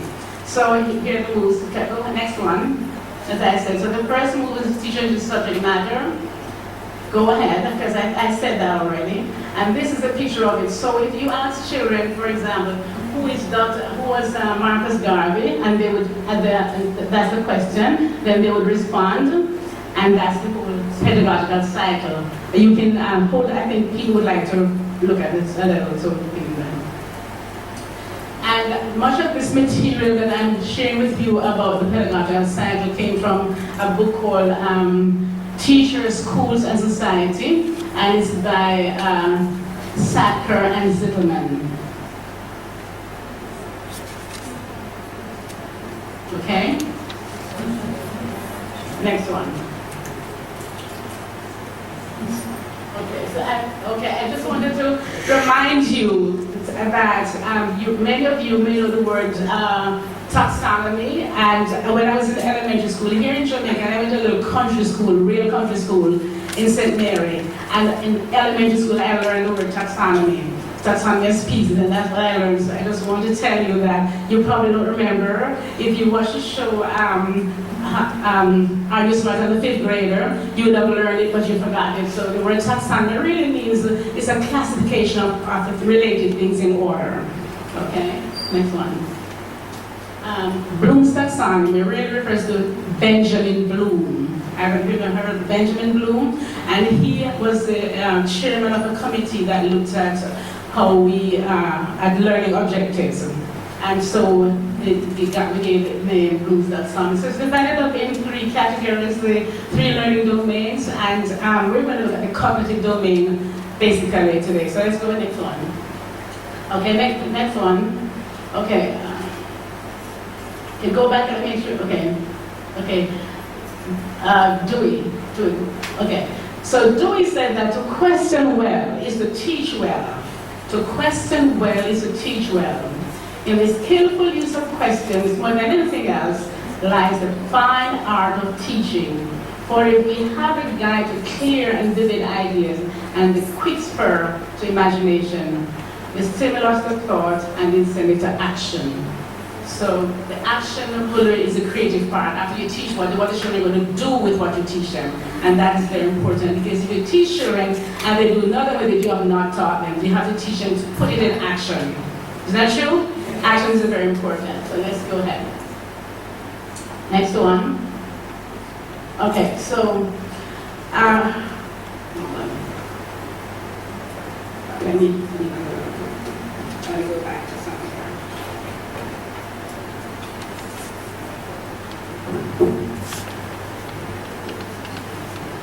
Yeah, I want to just sort of pause for a while and tell you about when I was in the United States.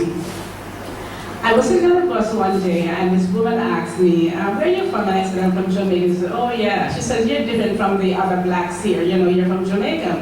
And I had just gone to America and I sort of thought it was a compliment. So when I went home and I told my family, they said, oh no, it don't take it as a compliment at all. Because what you just said to her is that, yeah, the blacks here are what you did to them, what you made them. That's what you did. So she said to me, and remember that when you're shooting people down, they don't stop and ask where they're from, they shoot on any black anyway, so don't take it as a compliment. So I'm thinking about the things that Marcus Garvey taught us about ourselves as a black people, that we have to know our history, know who we are, know that when somebody says, because people, they tend to divide and conquer. You say, they are black and you're black. I can do this to the other black people. But when they're shooting you down, they're not going to ask you if you're black or if you're Jamaican or if you're a black American. They shoot you down anyway if you're black. So that's a lesson I learned. And so I have so many other things that Marcus Garvey taught us about, that people with pride, that we what we have to stand for. And we have to teach our children these things. So I want to, the paper I gave, the paper I handed out to you, in the taxonomy, we look at what we call higher order questions and lower order questions. And this taxonomy is the original taxonomy that Bloom had published. In 2002 or 2000, he published a revised version, which I'm going to show you. But when I look at the new taxonomy, it's very much the same. And so we want to look. So he said that when we teachers, they observed the questions that teachers ask in the classroom and found that teachers tend to ask what we call lower order questions.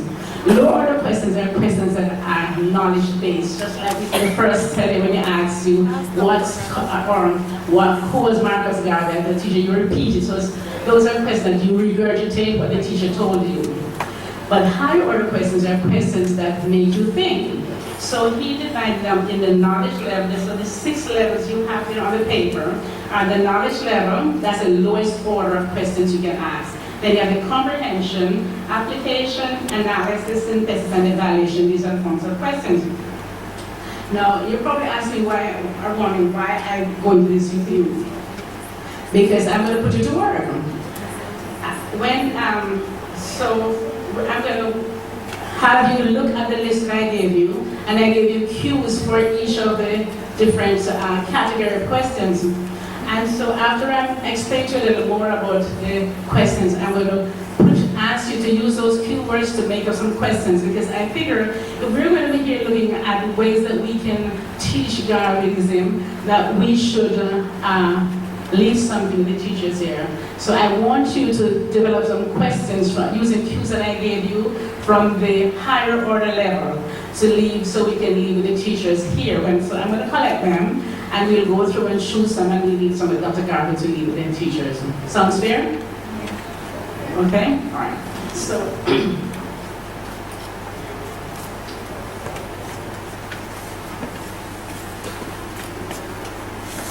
Is that number 6 levels? 6 levels. I've been on the side. It's coming. Yeah, it's there. Okay. And it's on the paper I gave you also. Each level is on the paper.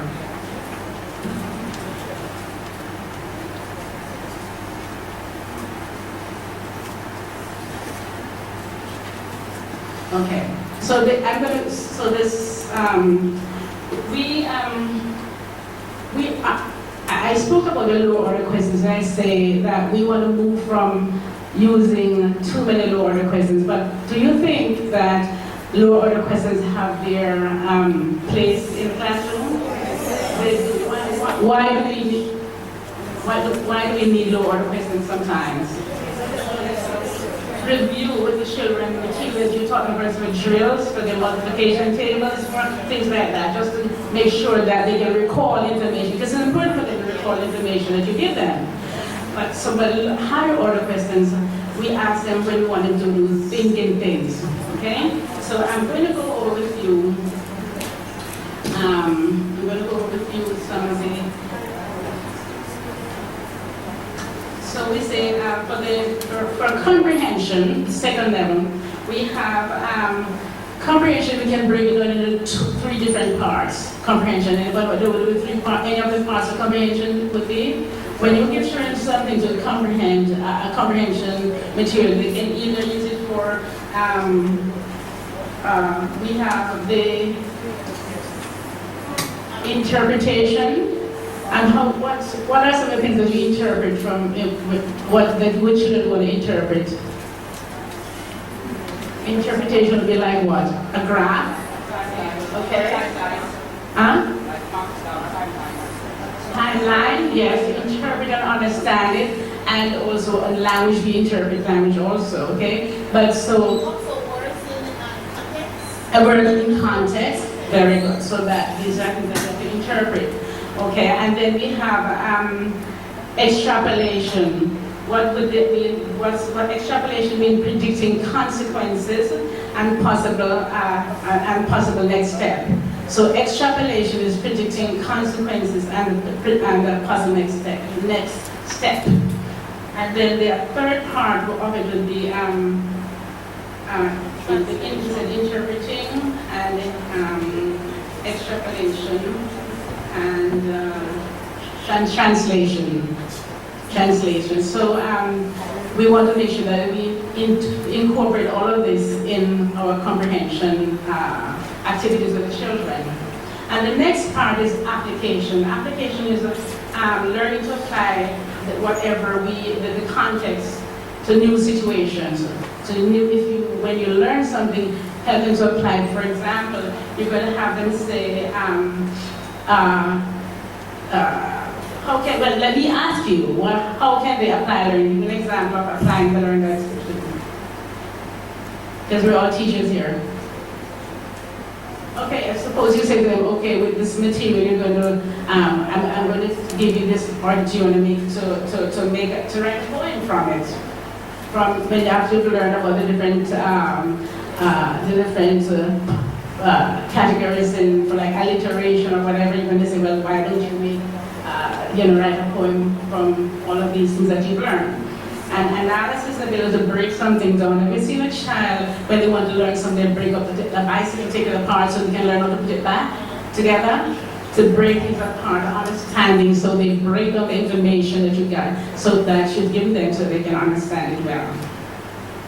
And so synthesis is about the ability to assemble separate parts into new whole, to recombine information from various sources into, I think we have that on the, tape, I'm not certain. Okay, well, there's, okay, all right. And then evaluation, making judgments about the value and worth of ideas, products, and the problem solving. So those are some of the areas. And so now that we've looked at it, I want you to take the paper I gave you now. And so the paper has the 6 categories listed, and also it has the skills that we just spoke about here. And then the last part of it has the keywords. So when you're going to answer a children question, you're going to use these keywords to know what category you're in. So for example, you're going to ask comprehension questions. You can start with saying to them, summarize the information I gave you in your own words. Or you can say, demonstrate to me how we did certain things. For example, demonstrate to me how you would make the pipeline or whatever, something like that. Yeah, a pie. Or show me, calculate. These are interpret something that was given to you. Predict what will happen. Make an association, distinguish, estimate. And of course, nowadays is a new word that uses guesstimate. You know that word, right? You know guesstimate? You'll estimate and guesstimate. All right, and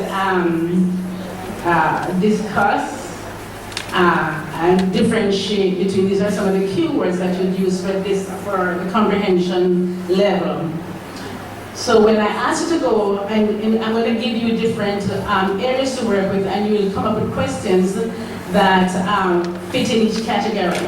And we want to leave these with the teachers, because you know the material about Dr. Garvey or about Marcus Garvey already, so you will be able to formulate some questions that would give us the different levels of thinking. Are you with me? Okay. So the next one, application, we have some of them overlap. So we have for the application of symbol, apply your knowledge of so and so about Dr. Garvey to write about or to do something.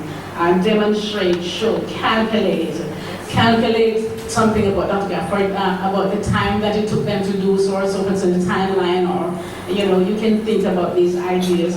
Complete, classify, solve, relate, experiment with some idea that he did and see what would discover, go and find out for yourself something else about Marcus Garvey. Analysis is to analyze some statement that he made. What is your take on it? Tell us about how you're doing it. Explain, connect, classify, and then for synthesis you have to combine something, integrate, modify, so you make some modifications to it. So you can say to the children, okay, Marcus Garvey said this, one of the sayings that Marcus Garvey said, tell me in make up your own saying. Make up your own saying. That I quite an activity to give them to make up your own saying, or they can write their own speech. Look at one of the speeches that Marcus Garvey did and write your own speech to address somebody about something. So these are all the lists. And then for evaluation, you have assess, rank, grade, measure, recommend, judge, summarize. So what I'd like to do now, I'm going to divide you up in groups, and I'm going to give you each different, the comprehension application. So you're going to come up with some questions that we want to leave for the teachers, and we'll come back together, share them, and collect them, and decide if you want to leave them. Does that sound reasonable to you? Okay? 4 groups? 6 groups. And we're going to have 15 minutes. And what's the way?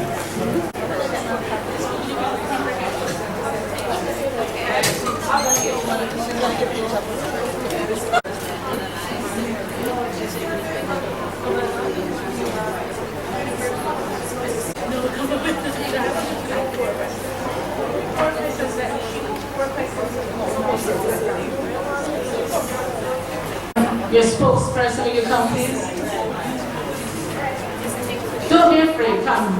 We're teachers, and teachers have to come and speak up all the time.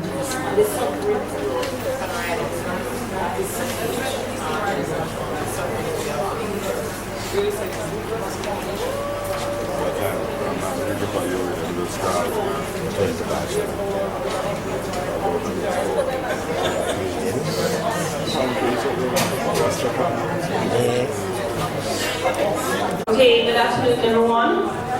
My name is Trisha Gordon and with me is Mrs. Bruce White. Okay, we got application and some of the Q are Q words. Apply, demonstrate, show, calculate, complete, classify and so on. You have your papers there. Our first question is, in what way could you apply some of Garvey's teachings to your personal life?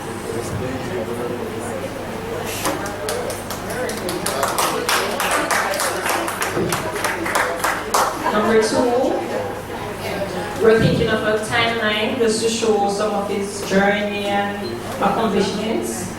And we would illustrate on a timeline the different places Marcus Garvey visited. Or we could ask him to calculate a specific period, you know.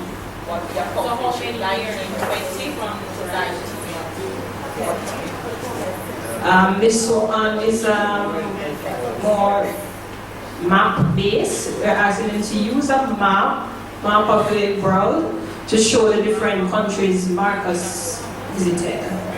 Somewhat similar to the first one, just that one is a timeline and the other one is a map. And number four, complete different quotes from Marcus Garvey. For example, "Up you mighty," and they would complete that, and they could say why they think Marcus Garvey wrote that, what was he going through during that time. And the last one relates Marcus Garvey's experience while he was imprisoned in USA.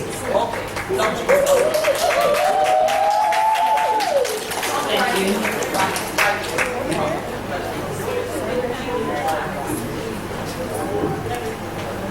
And also, what about the prison? You can ask them about prison life. Is that a good thing? Is that what you want to do? What are your aims? How you make sure you avoid getting those situations? But if you want to ask them if the situation arises and if you stand for your right, would you be willing to go to prison to stand for your right or for the right of the people? That's a very important thing because that's Marcus Garvey stood for the right. Thanks for that, Chris. Okay? Thank you.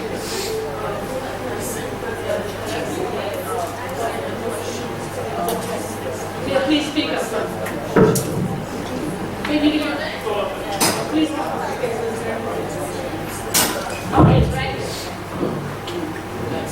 I was saying that that's so important, and when I teach, I find, and I'm sure you do too, is that the key is relating things to different periods, to different times, to different subjects, and so forth. And with that question about him being in prison, first of all, Marcus Garvey, I'm going to say, I may be wrong, but he could be the first political prisoner in our experience as, African people outside of the continent, because of his work and his connection to us and his ideology.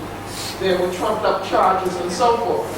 And that's the same thing that we have now. And so what we'll be able to do is to relate it to political prisoners, which now in the U.S., of course, we have a whole movement about them. We have Dr. Julius and people like that. So they would get to also know about a movement, a contemporary movement, which is to free our political prisoners and what that means. And that in a sense, we are all political prisoners, or we're all prisoners of war. So that I think would be important for them to understand that. And then also what you can do is Garvey actually, there's a long trial thing that went on, and he was his own lawyer. So you have a whole, you know, in philosophy and opinions, you have him questioning people and so forth. So it could also give our children a sense of the legal system, at least in the States, and the corruption in it, how it's used against us, what we have to do to try to, you know, and so forth. So in other words, it's excellent because it can open up all of those various things. You know, one of the things I always say to my students, and I relate to the United States because that's where I teach, is that in the United States, in New York, I don't know if you know that, there's a thing called the Taylor Law. And who knows about the Taylor Law? The Taylor Law says that if a teacher strikes or any essential worker, like the transit or whoever, for every day that you strike, you have to pay 2 days pay back to this government. Did you know that? No. So if a teacher strikes, or a policeman, or whoever who is under the essential services law, if you strike, you have to pay back 2 days pay. Yes, and it does mean that teachers don't strike. They strike, and what the union does is work out with you that you pay back over time. So, So thank God we don't have a Taylor Law in Jamaica, right? Thank God, you know. So, but what we're saying, if the teacher is going to be standing up for and allowing themselves to pay back 2 days, and it's something that you believe in for justice and truth, you can stand up and say, yes, I'll go to jail for it because that's what I'm committed to. And that's what Marcus Garvey was committed to life, committed to people, to the love of his people, and for justice and truth. And that's what we want to teach children. When you teach them, you must stand up for your right. In the early days when we had the segregation in the United States, where black people sit at the back of the bus, where a lot of times we hear stories about Jamaicans, when Jamaicans went to these places and even in church, and they would walk right up the front because the black people sit in the back of the church and the white people at the front. You know that, right? And so Jamaicans would walk right up to the front, and people would be like, I mean, who's that? Don't they know they're whatever? And it's like, I'm staying right here because I'm here to worship God. So I'm sure maybe in extreme cases they're thrown up, but many times they just left them alone because they figure that must be for somebody who doesn't know what's going on around here. And yes, we do know what's going on around here because that's not what our custom was. So we must teach you to stand up for your rights and teach you about how, you know, because sometimes somebody has to do to stand up for your right. Let people push you around and think that they can get away because you're black or for whatever reason. And what they tend to say in the United States nowadays is that you're playing the race card. When they do certain things to you, they say, and you say it's because I'm black, they say, oh, don't bother to try to play this race card on me these days. When they know in their hearts that's exactly what's happening. So, yeah. Okay, thank you. That was very, very good. I applaud you. Very nice.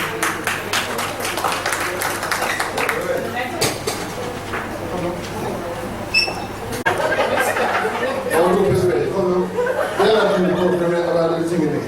That's right. That's right. All right, it's called time teaching.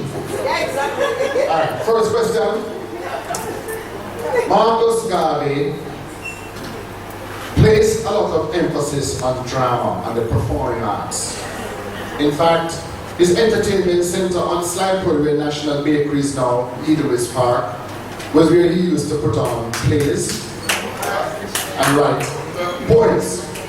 And the great Ronnie Williams from Jamaica, who became a big comic, got his first part in a play in a Marcus Garvey production. Why did Garvey place so much emphasis on drama? That's in the, we're talking about the analysis, right? Yeah? Am I right? Am I right? Am I right? Are you using the right catchword? Okay, support me on. Yeah. Next, come on, next. Come next.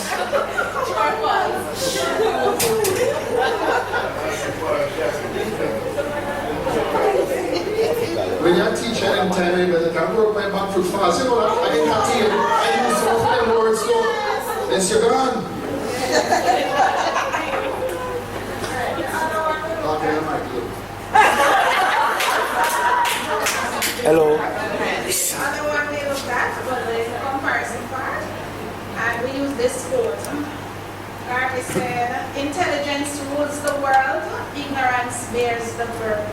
And we would ask our students to compare being intelligent versus ignorance, the benefits of being intelligent, and we could look back to Garvey. He could take charge, he could lead because he was intelligent. There were others like during the period of the slavery, and they didn't have the knowledge, so their rights were being trampled on and stuff like that.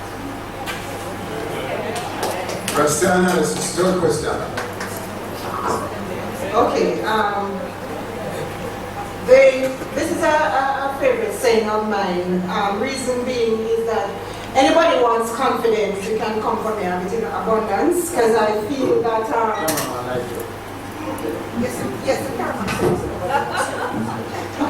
okay.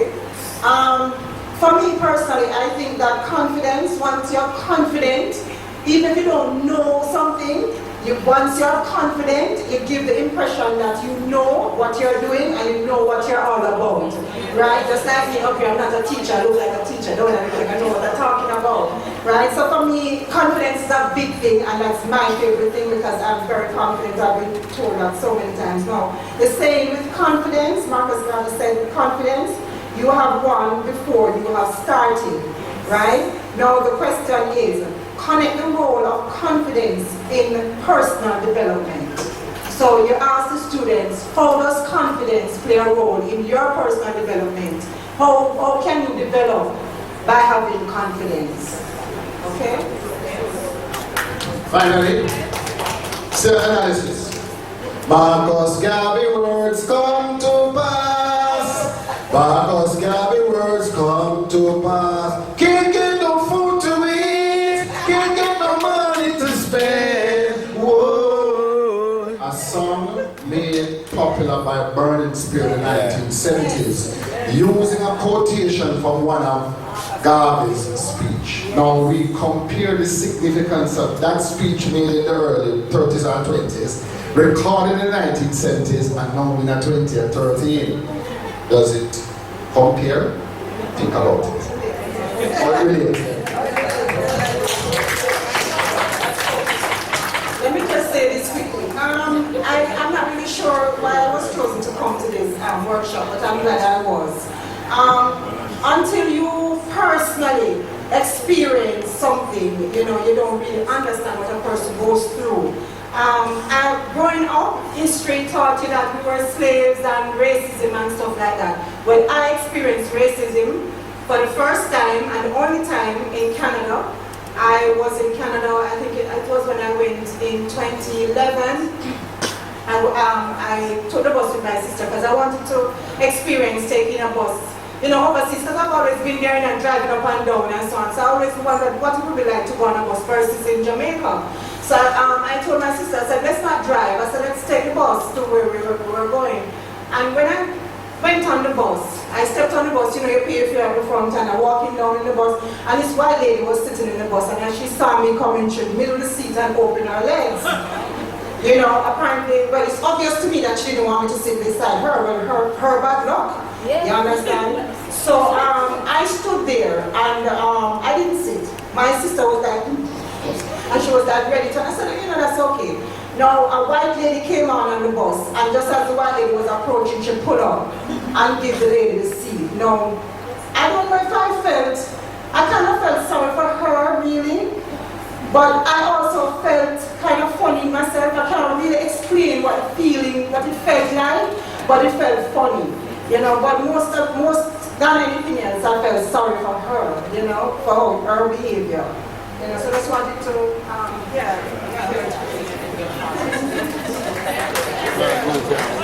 Thank you so much for your presentation. I can feel you're never demoralized. Because that's what they do. They demoralize you to keep you down. And thank you, very, very, very good, very nice. Okay, so next one.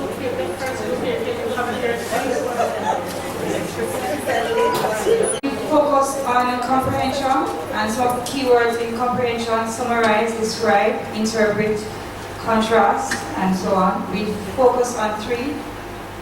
And we also look for Marcus Garvey's life, we looked at the UNIA, the formation of it. So here are our questions. Summarize the events in Marcus Garvey's life that led to the founding of the UNIA. So ask him what was happening in his life that caused him to see the need to form this group. 2, describe the approach Marcus Garvey took to establishing the UNIA.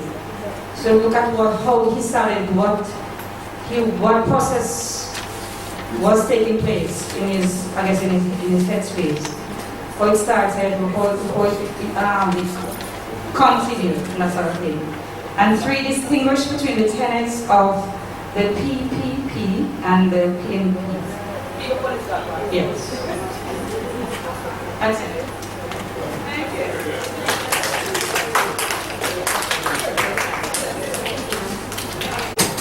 So I'm so sorry. We got evaluation in my group at the back. We are, first I must say, we have a wide range of persons in our group. We have a grade 1 teacher. I'm going to my 3rd year at Sankara Teachers College on Language and Literature. So we have a wide range of persons, so the questions are wide. Okay, so our first question says, write a speech convincing your classmates why Marcus Garvey should be considered a hero. Next question says, assess the influence of Marcus Garvey's philosophy of racial pride on Jamaica's current cultural, social, and/or social realities. And then we have a performance, so perform/create a song that summarizes Marcus Garvey's speech on sovereign power. So that little song. So I'm a big fan of Up Your Mind to Race. You can accomplish what you will. It's really true. And if we kind of put this up in our classes, it kind of help them to. Yeah. Yeah. So we're focusing on another line. Yes. I have a great one. I have a great one because that's coming up at the bottom. So Up Your Mind to Race. The question for this will be: assess this quotation in light of ongoing underachievement of Jamaica and many black nations in regards to our economic development. What is happening? Yes. Using the list, and we have a list that would be like racial pride and so on, around the teachings of Marcus Garvey and how important they are to Jamaicans. So the grade 1 question. On his travels with reference to the Black Star Line lesson, draw and label a picture that explains what you understood from what would have happened on the ship.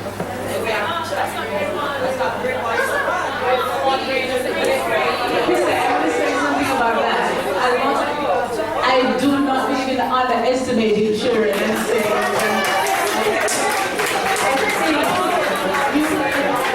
I believe that everything can be broken down to children's understanding and give them opportunities to express themselves, and if they don't understand, explain to them. Yeah. Okay, yeah. So we have our grade 1 speech. Yes. Grade 1 teacher from Cavalier College. Yes. I was commended this year. He was a very outstanding teacher at my school, and my class was also applauded and was praised for their excellence in learning this year. Thank you. Thank you very much. Very good. Thank you also. Yeah, the girl I didn't read it right. No, I don't think I know what you're saying. I just want to say. Okay. I'm trying to hear the question again. What's the reason? Would you read the question? Read it again. On his travels with reference to the Black Star Liner, draw and label a picture that explains what you understood from the lesson, what would have happened on the ship. But obviously when you're reading the children, then they will not read the question like that. That is how your lesson starts. So you're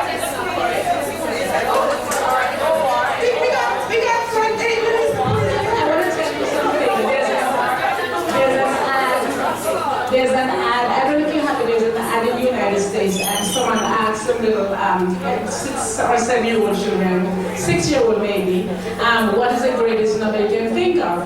So one child said, 1 billion. And did you see that ad? And the other one said, 1 billion times 1 billion. You know, so you don't underestimate children. You give them the opportunity, and if they don't understand, then you explain and you are later on you come back to it. I think we're very, very good guys. Please give her, are you finished now? Yes, thank you. May I have a paper? Okay, which group we have? Which group did? Everybody presented? No. Everybody did? Thank you. I'm one of the presenters. All right. I just want to say, I thank you very much for your cooperation. And as we teach our children, we want to use their stories that I've said about sovereignty. And can I have your attention again one more time? There's so many important things that Marcus Garvey gave us to use with our children that I just want you to look carefully into it. And the idea of sovereignty, we want to teach our children that about Africa, let them know about the different places in Africa, about the fact that our generations who came from Africa, some of them were kings and queens that walked in dignity, were dressed beautifully. The African out is beautiful, that they don't need to walk with their bottoms exposed, because that is not who we are. That we are people of pride and dignity. We teach them now. Teach them that now when we do something, we do it well in all our hearts. And that's why the problem nowadays is that Filipinos are coming and other ethnic groups are taking over because they have a sense of service. When they do something, they do it so well with a smile. I was on a ship the other day on a cruise, and the Filipinos, they were on this ship, they were over, they said 70% of the crew members were Filipinos.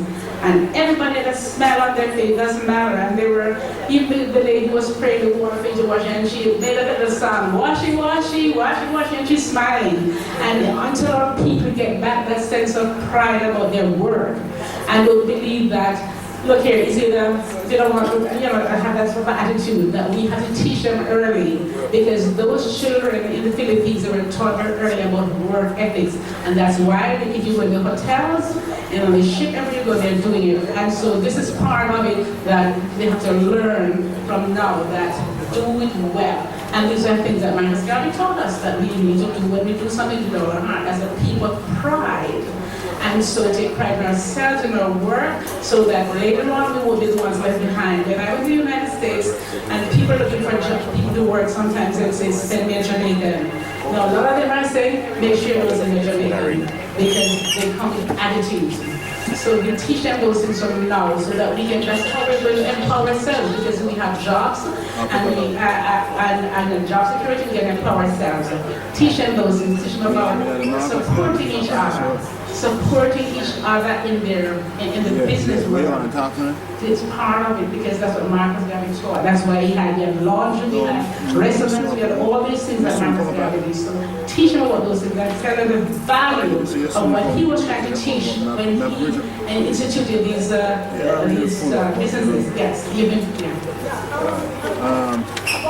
I've heard about you by 4:30. So you were there before that? Once you know that when you compare other races to our race, black race, for example, the Chinese, you see, as you said, work ethics, unity. One Chinese, they will come here, then several of them come, they stay in one house, all of them go until they can take their time and move out, and they're so industrious. But when I compare to our race, we shun each other, we're not unified, and if we see our black brother or sister looking nice, succeeding, we tend to be envious and try to bring down that person other than elevating them and lifting them up. Why is that? And does it have anything to do with how we were brought up and the lessons that we were taught as a race? I think that we need to, even in school, schools really just start to do certain things. And I tell you, when I had I told you I had a school for, did I tell you I had a school for 22 years. I founded it in New York, it went, the children did very well. But in our school, children, the little ones when they came, they were taught to love each other so much that if another child is crying or a child has, another child will go to the bathroom with a teacher and a new child coming, it just happens so automatically and naturally. And they would hush each other and help each other. And these are things you teach them about loving each other. And I don't know what I did, why it happened, but it just happened that way, that they naturally looked out for each other. And today there's a bond of friendship that they keep saying to me, can we start an alumni social because we really like to find some of the other people also, but there was a bond, and many of the students, they have their PhDs, they've done so well because, there was a sort of thing that went on there, that they just love each other. And we can teach our children these things from the beginning, because you have to remember that sometimes when children come to you from homes, they come to you from homes that don't function well. And if you can make sure that school is a good place. When I taught in Jamaica many, many years ago, and I look back and I laugh, I smile, because those days used to beat children. I don't think beat children in school anymore, right? No, I hope not. You still beat them in school? Oh, please stop. Please don't do that. Let me tell you something. One of the terrible things about that is that, can I just tell you this, please? When children come to us, we don't know what they leave at home, what situations they left from coming to us at home. Some of them leave domestic violence, some of them are themselves violated. So many things that when they come to school and you beat them on top of it too. And so when they come to school, the school is supposed to be a loving place for children, where they come and flourish, like Robert said, like a kindergarten, like a garden. School should be like a garden where they grow and flourish. So when they come to, they were abused at home, and they come to school and get abused. What's the use of going to school? School should be a place, a nice, fun place. Should be where they come and they learn, a happy place where they come and they create, and I honestly mean this, because that was the program I had in my schools, a happy place. And so if they leave home and where they got abused, come to school and get abused, go back home and get abused, what is the use? So start thinking today. If you beat the children, don't beat them anymore, please. Because you know what happens? Everybody wants to be good. Children really want to be good.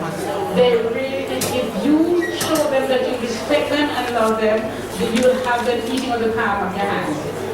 When I left Jamaica and I was telling people I'm going to America, the teachers said to me, what? You go to America, you go so bad. And I said the children anywhere in the world are the same. And it's true. They have the same tendencies. They want to be loved and respected. And they love you back like you never believed it. So, starting today, don't be them anymore. Promise. Okay. Thank you. Okay, thank you very much, Dr. Daly, for your presentation and the groups for their questions. This has been a really good session. Before I ask Dr. Donna McFarlane to speak to us on the use of technology and digital media to teach Garveyism, I think my sister here wants to make a brief comment.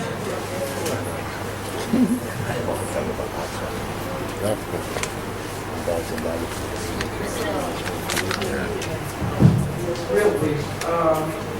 The sister's question, a couple of things that sister said. I think that we need to answer. I'm not saying that it has to happen right now. But these are the kinds of questions, you see, that are going to be raised by the children as you give them this information, and then they begin responding with their spirits. So the question of, well, why is it us? Why were we enslaved and so forth? And we've got to look at, because both Marcus Garvey and Amy Jacques Garvey spoke very, very clearly. They loved African people. They didn't pretend that we were perfect. They didn't pretend that we didn't have work to do. They were very hard on us. And they talked about needing to be industrious, needing to not be lazy, needing to love oneself? And the answer to that is that we can't do all the things that we would want to be able to do, with unity and so forth, if we don't love ourselves. And I think that that's one lesson that comes from Garveyism. The other thing I wanted to say was that as teachers, you're going to have to understand that what happened with this sister when she came up, she talked about something that had happened to her. The children will do that. We cannot, as teachers, you can't ignore it. Then we're not teaching, and we're not helping them in their development, nor are we helping ourselves. So that what she shared with us was really a thing of her pain. And it was like, why should I feel pain if this white woman doesn't want me to sit next to her? And we've all thought about that, experienced it, or at least the children will have in some way, and we have to be prepared. This has to be preparing us. How do we engage that? How do we deal with that? Okay, thanks very much. Just again in response to the example you gave of the Chinese in Jamaica. I get that in China they don't necessarily, they're not necessarily united. They behave no differently from how we behave among ourselves. But in the migratory experience, when you're a minority, you tend to kind of stick together. Just as how Jamaicans, when they are in the United States, they seem to be more Jamaican than they are here. So that's just an aspect to your question. Aspect of the response, which will be taken up at some other time. But we want our people to think for themselves is really a Garvey quotation, which is a theme, I think, of your presentation. And that's really what you want to do in teaching Garvey in schools. Let me ask Dr. McFarlane, who is now marking 10th year as Director and Curator of Liberty Hall. She's one of the few public servants who has taken a building and created an entity out of it at the same time that she pursued her doctoral degree, which was granted from University of Leicester in 2013.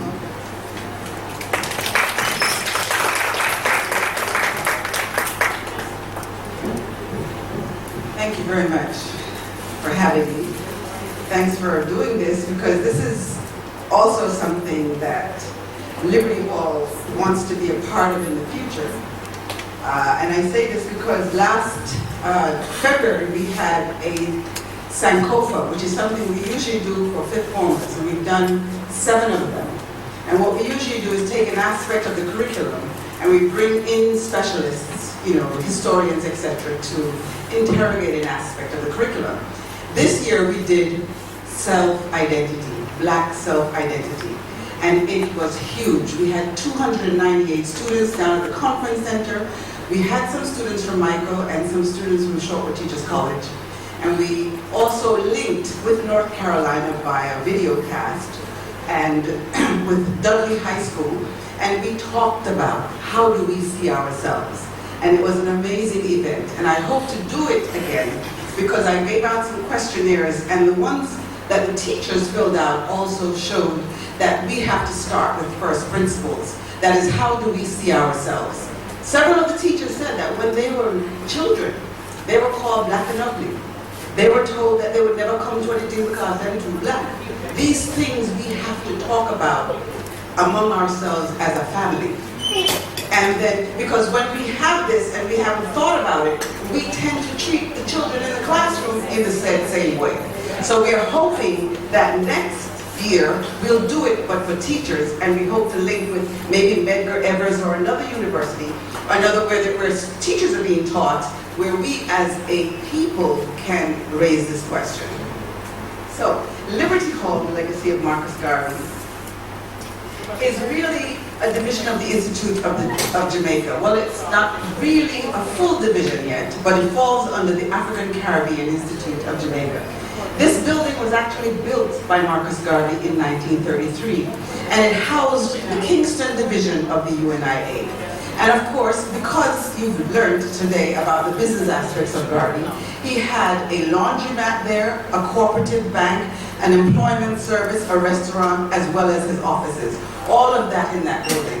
And when that building became too small for his functions, he moved to Edelweiss Park, where a huge amusement and entertainment center.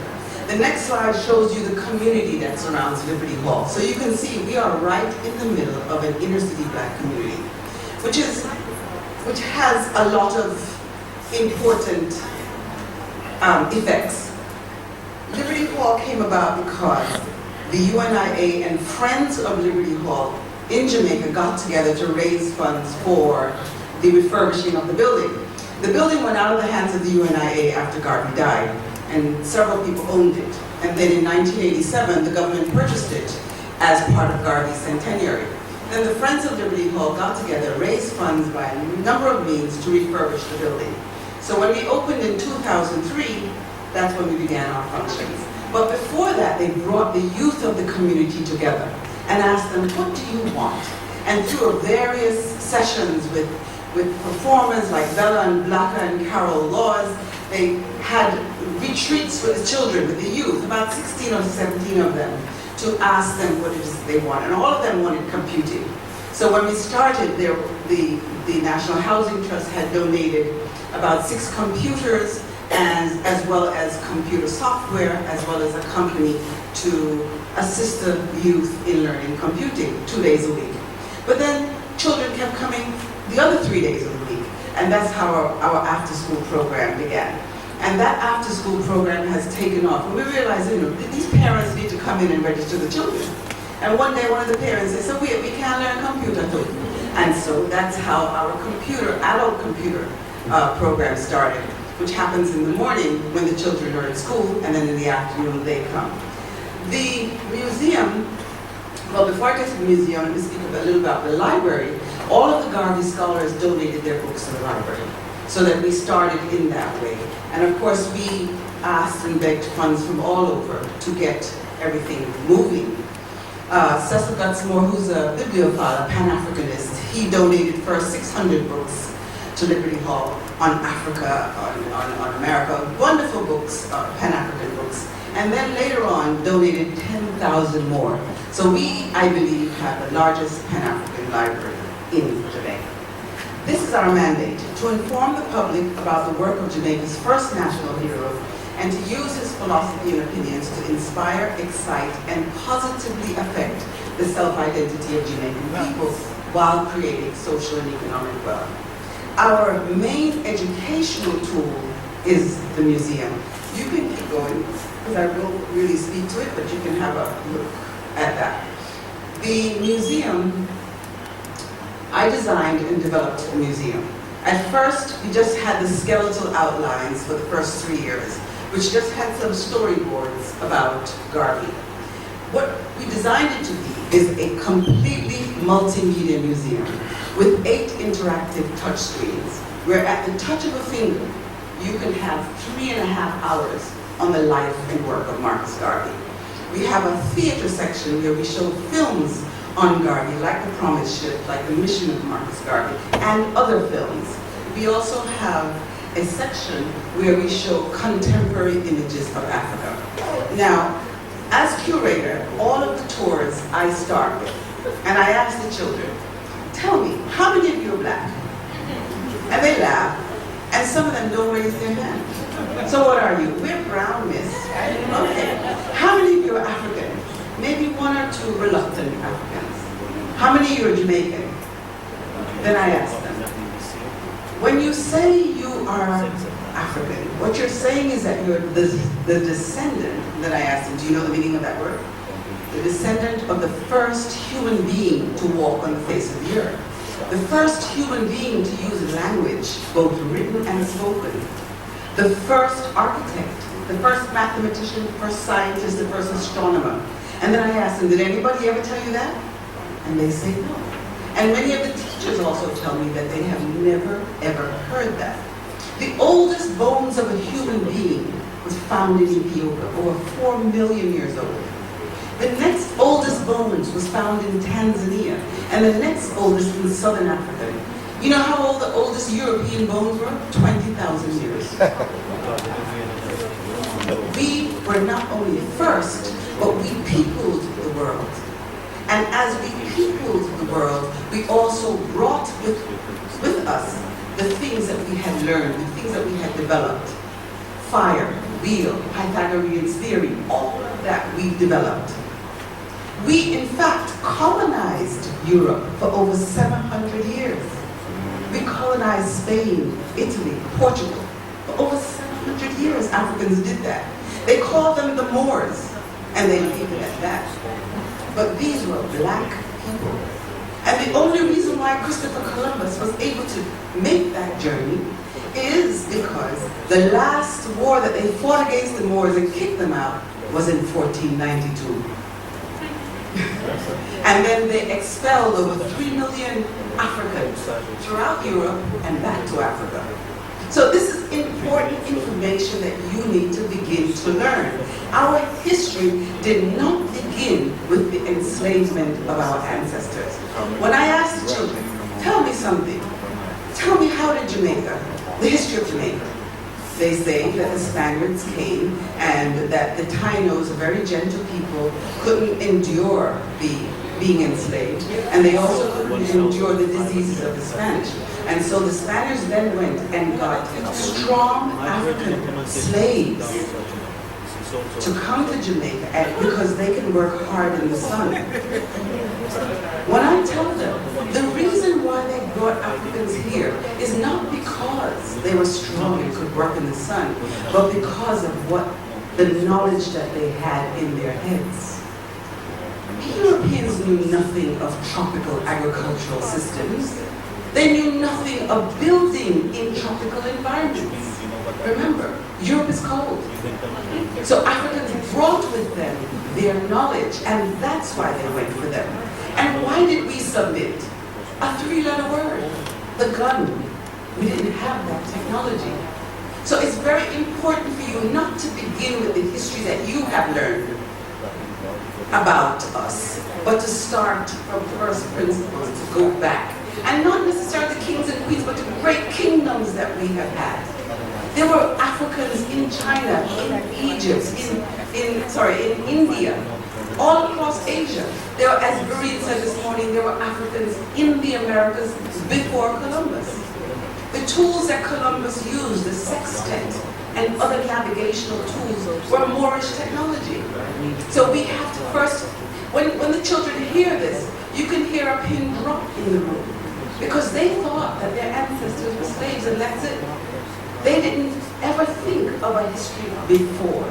And that history, 400 as compared with 4 million, is but a drop in the bucket of time. And if we don't take our minds beyond that period in our history, then we would really be not teaching the children what they need, not empowering the children with knowledge of self to move forward. So why we did the museum as completely multimedia is A, because nobody gives up their Garvey objects. You know, we have tried to get Garvey objects, you know, certificates, etc. And B, Garvey's history is so wide, and the history of the UNIA ACL is so wide, that you can't just do it in the small space that we had. In addition, we wanted to be on the cutting edge of technology, which Garvey was always all about.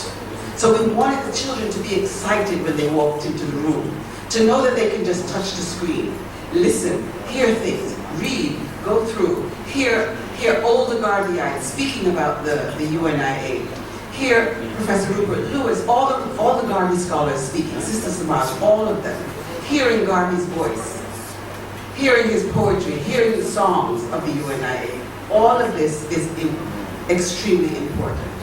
Now, Liberty Hall really has developed into a cultural educational institution, and it is a prime resource for youth.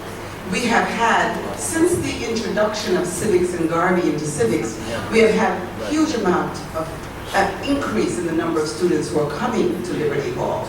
to do their SBAs, for example, on Garvey, to learn about Garvey. We've had over 40,000 students already visit the museum.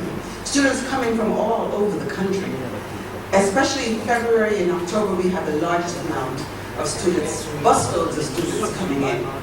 And we are beginning to create things, tools that they can take away. We do have, that's the museum, we do have a catalog which can be used as a teaching tool as well. So that when the teachers come with their students, they can take it away and use the information to delve deeper and wider back in the classroom. So this is what we do, and we are growing. We are growing every day.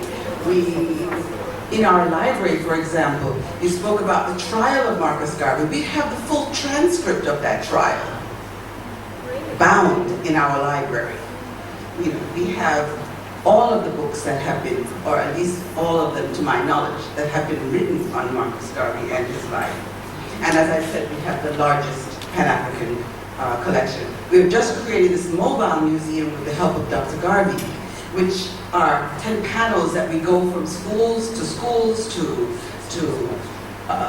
centers, community centers, etc., to do our outreach on Garvey. And we hope to be adding to that the multimedia aspect of it. We're trying to work with the IOJ, who wants to actually do a physically mobile museum. So we will work with them to get that going. We have a small gift shop where we have the books. Unfortunately now we are out of philosophy and opinions because, as you know, Professor Tony Martin, who published those books, died in January. And we're not sure what's happening with Majority Press. But we are still hoping. Summer art program. Every summer we have over 60 students. And they come from the communities around Liberty Hall.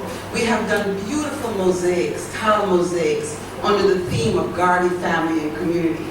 Last year we did this project. This one, as you can see there, is the mosaic that we're talking about. That's the children actually working on it. We built scaffolding so the older children were at the top, and as you got lower, the younger children.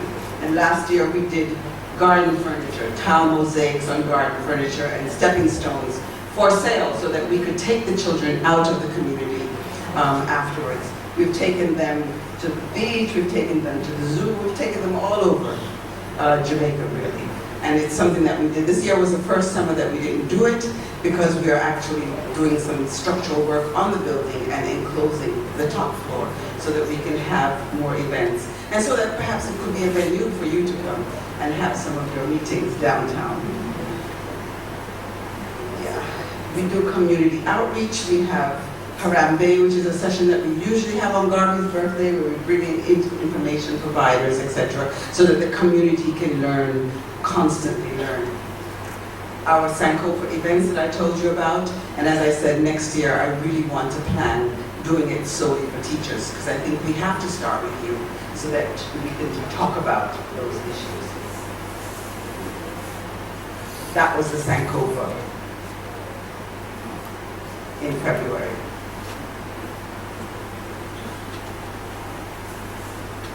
This year we're having our annual lecture on Saturday, August 17th, and it will feature Dr.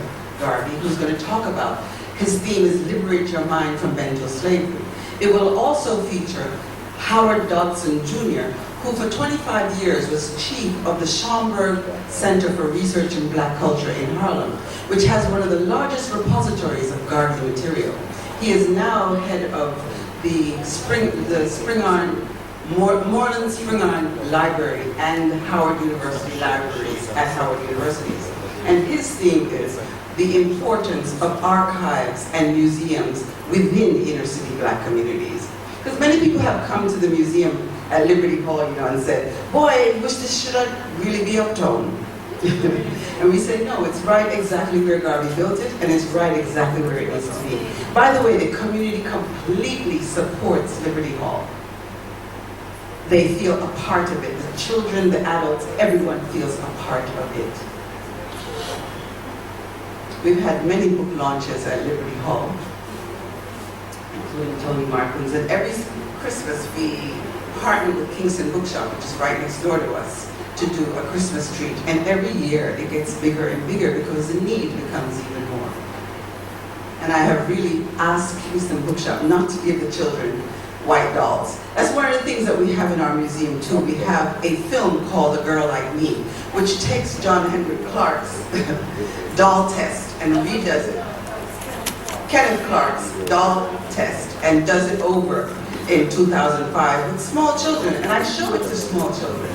And it's, you know, two ball-head dollies, one white, one black, dressed the same way. And you ask the beautiful children, which is the good doll, the white one? Which is the bad doll, the black one? Which is the beautiful doll? Which is the ugly doll, the black one? Which doll looks like you? And you see the hesitation. Yeah, and I get that laughter from her because her hand goes towards the white, and then she realizes, no, and then she barely pushes the black one forward. And when I've asked small children, where do you think these children got this idea from? Do you think it's their parents telling them that they're bad and ugly? And they say, no, miss. And some say yes. Because I have seen that with my very eyes. I've seen parents say, who from you too black and ugly, you look like a pooper. You know, I don't come to nothing. I've heard that and seen that with my own eyes. Anytime. You know, so it is something that really stimulates discussion. We showed that during Sankofa, and it was very interesting. You know, people, and one young man raised his hand and said, you know, I ask all the girls them, why them don't like dark-skinned boy? And we turned it around. Why do boys also prefer light-skinned girls? And this was the discussion. And when you ask them, describe for me what a beautiful woman looks like, and describe for me what a handsome man looks like, many of the responses were tall, light-skinned, and tall hair for the girls. Many of the girls wrote, in can't too black, you might think cool. In complexion, you might think cool. You know, so these are things that, these are the depth of the things that we want to interrogate, with you as teachers. Because some of you have these ideas in your head from your own experience. And you have really to think about it when you are dealing with the children. I've had our adults in our computer class, because of course, you know, in everything that we do, we teach Garvey. And we asked our adults to sort of write their experience with black self-identity. And it was interesting to see. One lady told us that she was the darkest of her immediate family, and as a result got all the work to do and never get the good piece of the chicken. And in fact, nobody thought she would come to anything because she's too black. You know, and that also happened during Sankofa when a young lady said, I just want to say that I come from some, you know, I think it was, it's not Tivoli she came from, but like Fletcher's Van. And she said that when she got into a quote-unquote good high school, and she said everybody in the community said, she's not going to go nowhere. She's going to flunk out, you know, because of the community that she lived in and the color of her skin. So these are things that if we don't talk about them among ourselves, then who should we talk about them with? So this is also the purpose of Liberty Hall. It is to also dig deep into those issues. I mean, we have Up Your Mighty Race written on the outside of the building. We have quotes of Garvey written in every bathroom, in the girls and in the boys. We have them in the walls of the museum, because we use every opportunity to stimulate thinking on the work of Garvey. And we hope that we are the legacy of Marcus Garvey. Thank you very much. Now, Dr. McFarlane, and that Marcus Garvey said something about the policy of the colored intellectuals. Me know you nobody to talk about that something there. The policy of the colored intellectuals who use their education to slide in position easily for right up on the back of them black brothers and sisters. Me know you nobody talk about that one, the doctor. Yes, but in fact, mention was made of the academy and how the academy is used as a tool to oppress other people. That is, if you have not achieved and used certain words to, to talk about things, then you are deemed that you have not arrived. But you're quite right that some of us have used, in case in point, Du Bois. But again, their education demanded that response. It is not until we deconstruct our educational process, until we deconstruct that process. That's why I say to you, I want you to not use the history that you learned at school. I want you to look deeper at other books. And it's not, black people have been writing books for centuries. That's how Garvey learned, by reading, because he had to leave school in 5th standard. So he learned by reading. I'm challenging you to not just rely on, to not at all rely on the history that you learned as history, but to find the works of what I call enlightened historians. Our historians who have spent a lifetime debunking the narratives of the colonial masters and replacing that narrative with truth that empowers us. I ask you to use a cultural approach to learning. For example, at Liberty Hall, we use Adinkra symbols to teach. We use Adinkra symbols to put children in groups. We use Adinkra symbols as a way of communicating cultural ideas. So yes, you're absolutely right.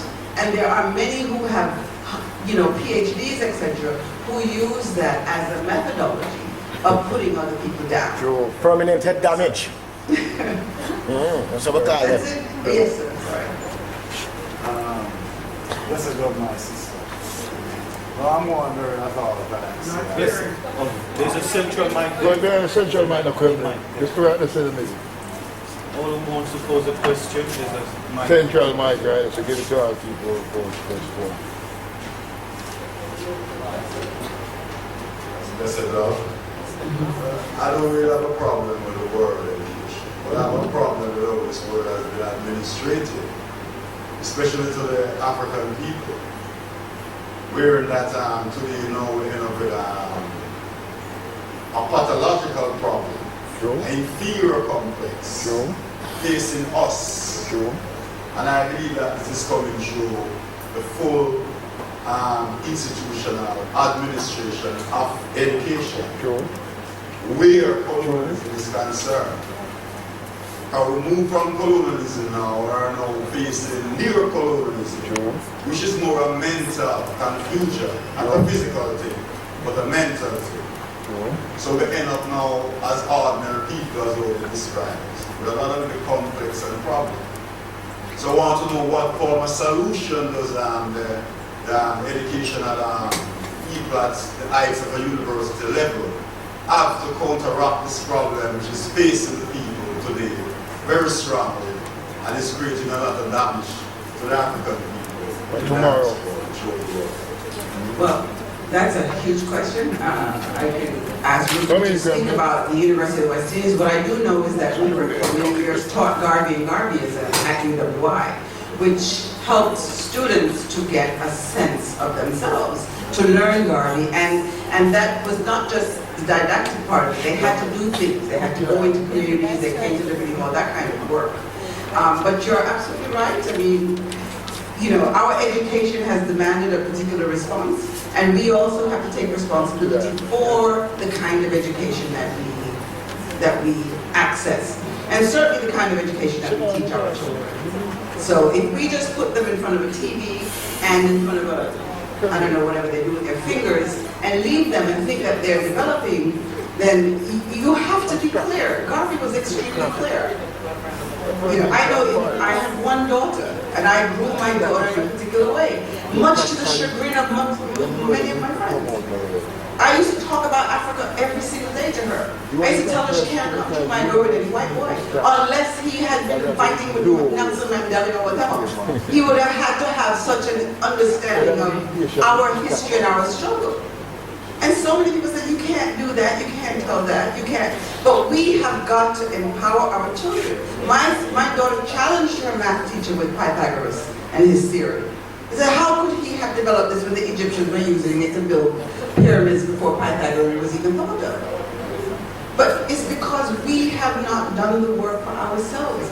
We don't know that the Greeks that is responsible, quote unquote, for European knowledge and civilization learned at the feet of Egyptians in a system called the Mysteries, and they were not supposed to write it down.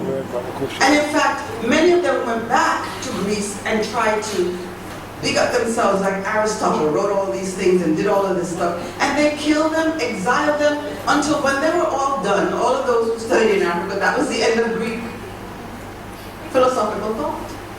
Because it did not come out of them. Their society did not bring it forward. So we really are the ones who have to arm ourselves with knowledge of ourselves, to deconstruct the education that we think we have.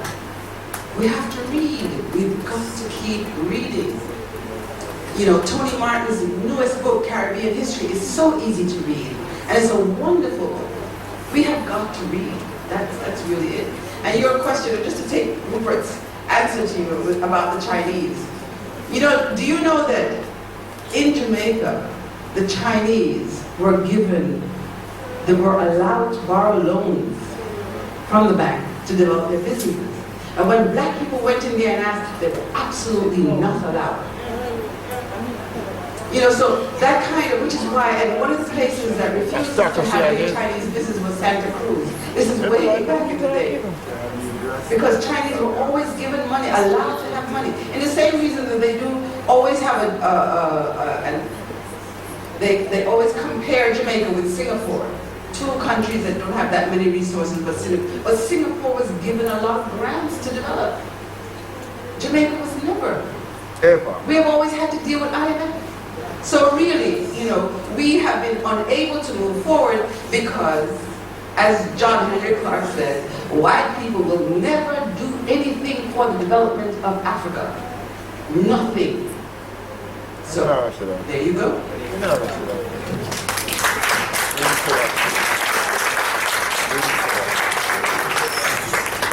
Thank you very much, Dr. McFarlane. Very brilliant presentation and a stimulating one. To add to the Chinese in Trinidad, I want to come back. Kim Johnson, Dr. Kim Johnson, who is a Trinidadian Chinese and has done a lot of work on the history of Chinese in Trinidad, made the point that in the 30s, the Chinese threatened to withdraw their monies from the British colonial banks, and that changed the approach to lending them money. We are the people whose resources, however small, however large, that we have much more power in our financial system than we have conceived of. My approach is that in Jamaica, we have more under our control in terms of the educational system than we realize. You're all sitting in front of the students. You can manage the time. And I think we need to get a movement going in Jamaica, because it is when that movement goes and grows that we'll be better able to exert the kind of control that's necessary over the educational system. We're going to conclude with this next session. I'm going to ask the presenters to come to the podium. And basically what we're going to do is to summarize the tenets of our discussion. And you are being asked to assess whether these tenets represent an adequate summary of what we have done, what are the points that have been omitted or the points that should be added. So we have a sense of the complete picture. Jimmy Tucker is a cultural specialist, performer, but also a significant historian of the Garvey movement and another movement, Jamaica Progressive League. So we're going to be summarizing, and everybody's going to be brief with your summary, just a couple minutes. Succinct. Yes? Yes, go ahead. Oh, okay. Okay. Yeah. So I'm going to ask Jimmy to begin a brief 2 to 3 minute summary of some of the tenets that we need to leave here with, and which we will pick up in our discussions and in the oncoming series. Time in several years, I am satisfied that we are not afraid of a problem that has a solution to it. And that is to say, on a daily basis, to look ourselves in the mirror and to identify ourselves for who we are and to resolve to work together so as to create the solutions that the doctor outlined for us as to what is happening at the Liberty. I am happy to know that there is a resolution for this. There is no future development of the country without constitutional change. Out of many people, one nation. Eh? Out of many, one people. Which people? Out of many people, one constitutional sovereign country. And this is what we have come to know, because I've seen the talk shift over the years within the last 5 years. You have brought in the right lyrics, just like how in the musical field we have been changing our lyrics and getting a little degraded, to put it mildly. I've seen now that we are willing to face the reality and to not condone that we are afraid of Garvey, because the country has been afraid of Garvey. Just to say who he is and what he means to the future of the country. There is an old man who died named Pilot Francis. There were years when nothing would happen on the 17th of August because we were afraid to even remember the contribution of Marcus Garvey. I lived through that. So I am happy, and it brings a certain amount of tears in my body before starting to talk with you, because I felt it and have experienced it over the years. Thank you very much. Don? I am really just excited about teachers. I mean, the exercise that you did, just for a few moments showed me, how interested you are in interrogating this topic, and also showed me your skills, that you have skills that you are using in the classroom. So I'm just excited that, to be a part of this. I'm hoping to greet you at Liberty Hall when you come with your students. I'm hoping to work with you if we need to create more activity books and things like that for the children, so that when they get back from their visit to Liberty Hall, you can work with them even more. As I said, we have our catalog, which really goes through the entire life and legacy, including those who Marcus Garvey influenced. And it shows you, in the catalog, the 1,053 divisions of the UNIA all over the world, including Australia. You know, and it really shows you how, you know, the pervasiveness, how Garvey, the importance of Garvey. So I'm really encouraged that this is happening at Mico. I'm hoping that we can do this again with a lot more teachers. And I hope that you too are energized and confident to go into your classrooms and really teach Garvey.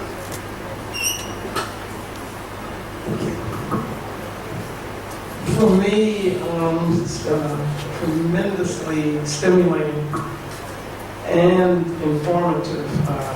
This Liberty Hall is just incredible and has worldwide significance. So it makes me very proud. I think that for teachers, it's sort of the highest thing that you could be for our people. And so I'm I'm proud of you all. And it's clear to me that to be an African teacher, we need to read. So all of these things that have been referred to, you need to read Garvey. The wonderful thing is that we have things that he wrote. And you need to read Amy Jacques. And then we all need to do our, what would you call it, the inner work on ourselves with regard to where our people need to go and what we need to do. So that was raised by Dr. McFarland. That's the work that has to be done. You can't teach our children without doing our own work, our own personal work. So we can't run away from that.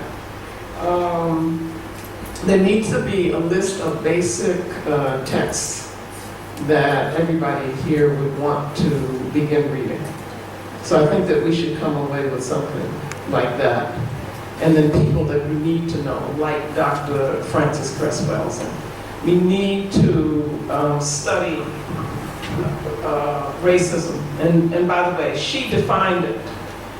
And she said that is the system of white supremacy. So don't let anybody tell you that you're being racist when you talk about Pan-Africanism or that Garvey was a racist. She said no. Racism has got to do with a system of power that you use to dominate another group of people. So clearly we are not racist to talk about loving our race. Garvey talked about getting to the original African mind. And that's what we all have to do. That's the work that we're doing. So basically, as an African teacher, so the most exciting thing is that we've got to reconceptualize what education is. So you have to think outside of the box. There may be some ideas that you can use from people who have written before, you know, from white people or whatever, but really it's going to be us creating what that concept and that process is. We can go to our ancestors, our ancient ancestors, and recapture some of the concepts and the terms and the languages that we used. And then we have to take those and use them as models to recreate. And I think that's pretty much, I'm not going to go on, but I do want to say that what I believe is that Jamaica, as a nation, has an opportunity now to be in the vanguard of African world revolution. And that there may have been an opportunity before which was missed to do that. but that Jamaica will not be able to do it with a limited concept of what that nation is. That Jamaica and Jamaicans will have to see themselves as part of a world people, as Dr. Clark told us. And we cannot say that we love Garvey or that we want to follow Garvey if we run away from what Garvey said. And he was very clear that he wanted to build a powerful black nation on the continent of Africa, which could protect Africans everywhere. And until we feel that kind of pride and the courage to do that, then we can't teach our children. Hello. I just want to say to you that good teachers are everyday heroes. Good teachers are everyday heroes. Marcus Garvey, I don't know if he ever claimed to be a teacher, but he was a great teacher because there's so many things that he taught us. And we want to make sure that we teach children that. When I look at the way he dressed, I often smile because he took pride in himself. And as teachers, we all should take pride in ourselves too, because our children look up to us. They mirror. When they look at us, they learn from us. So we should, I think every class you should have a mirror in your classroom for the children to look at themselves so they can see themselves and ask them, what do you see when you look in the mirror? What do you see? Ask them that. And I just want to say it was good that you're here today because on a day like today you could be doing so many other things, but you're here because you want to learn and you want to carry on the spirit of Garvey. So thank you and keep up your good work.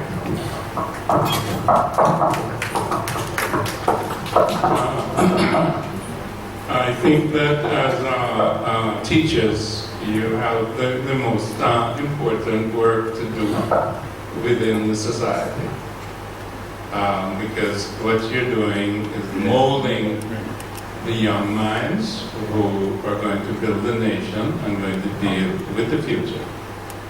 And I think you need to look at Marcus Garvey as your teacher, because that's what he did. He was trying to teach, as he said, 400 million Negroes of that time.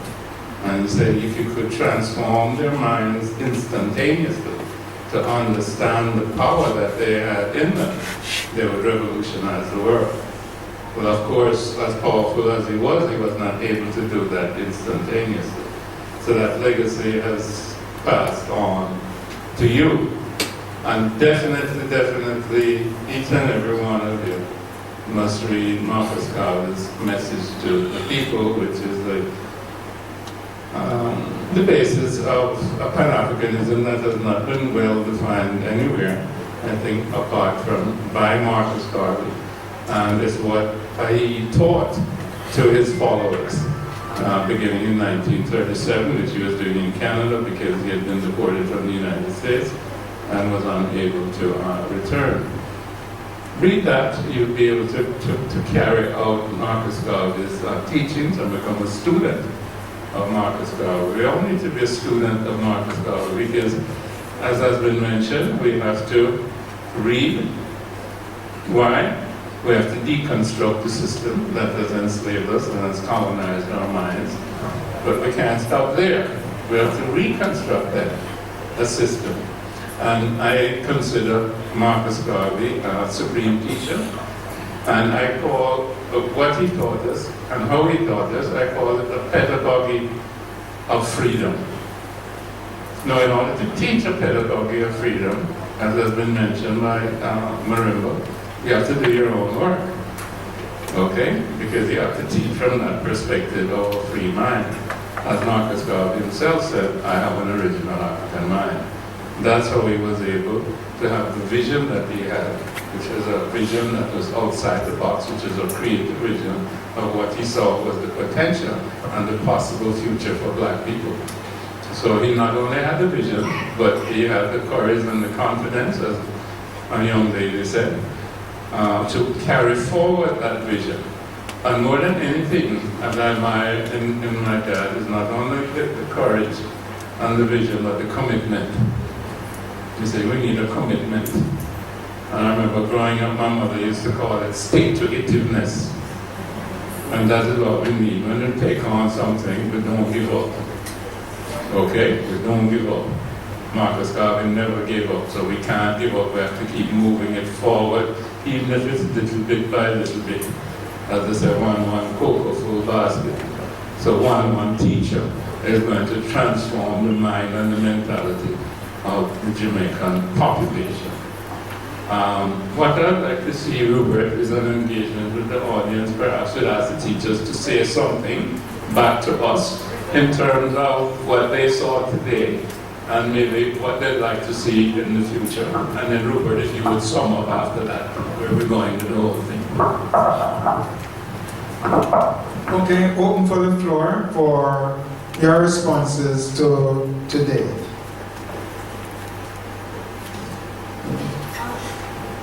Okay, 1, 2, is that there? Just behind the mic here, so. Now I'm sure why I was sent here.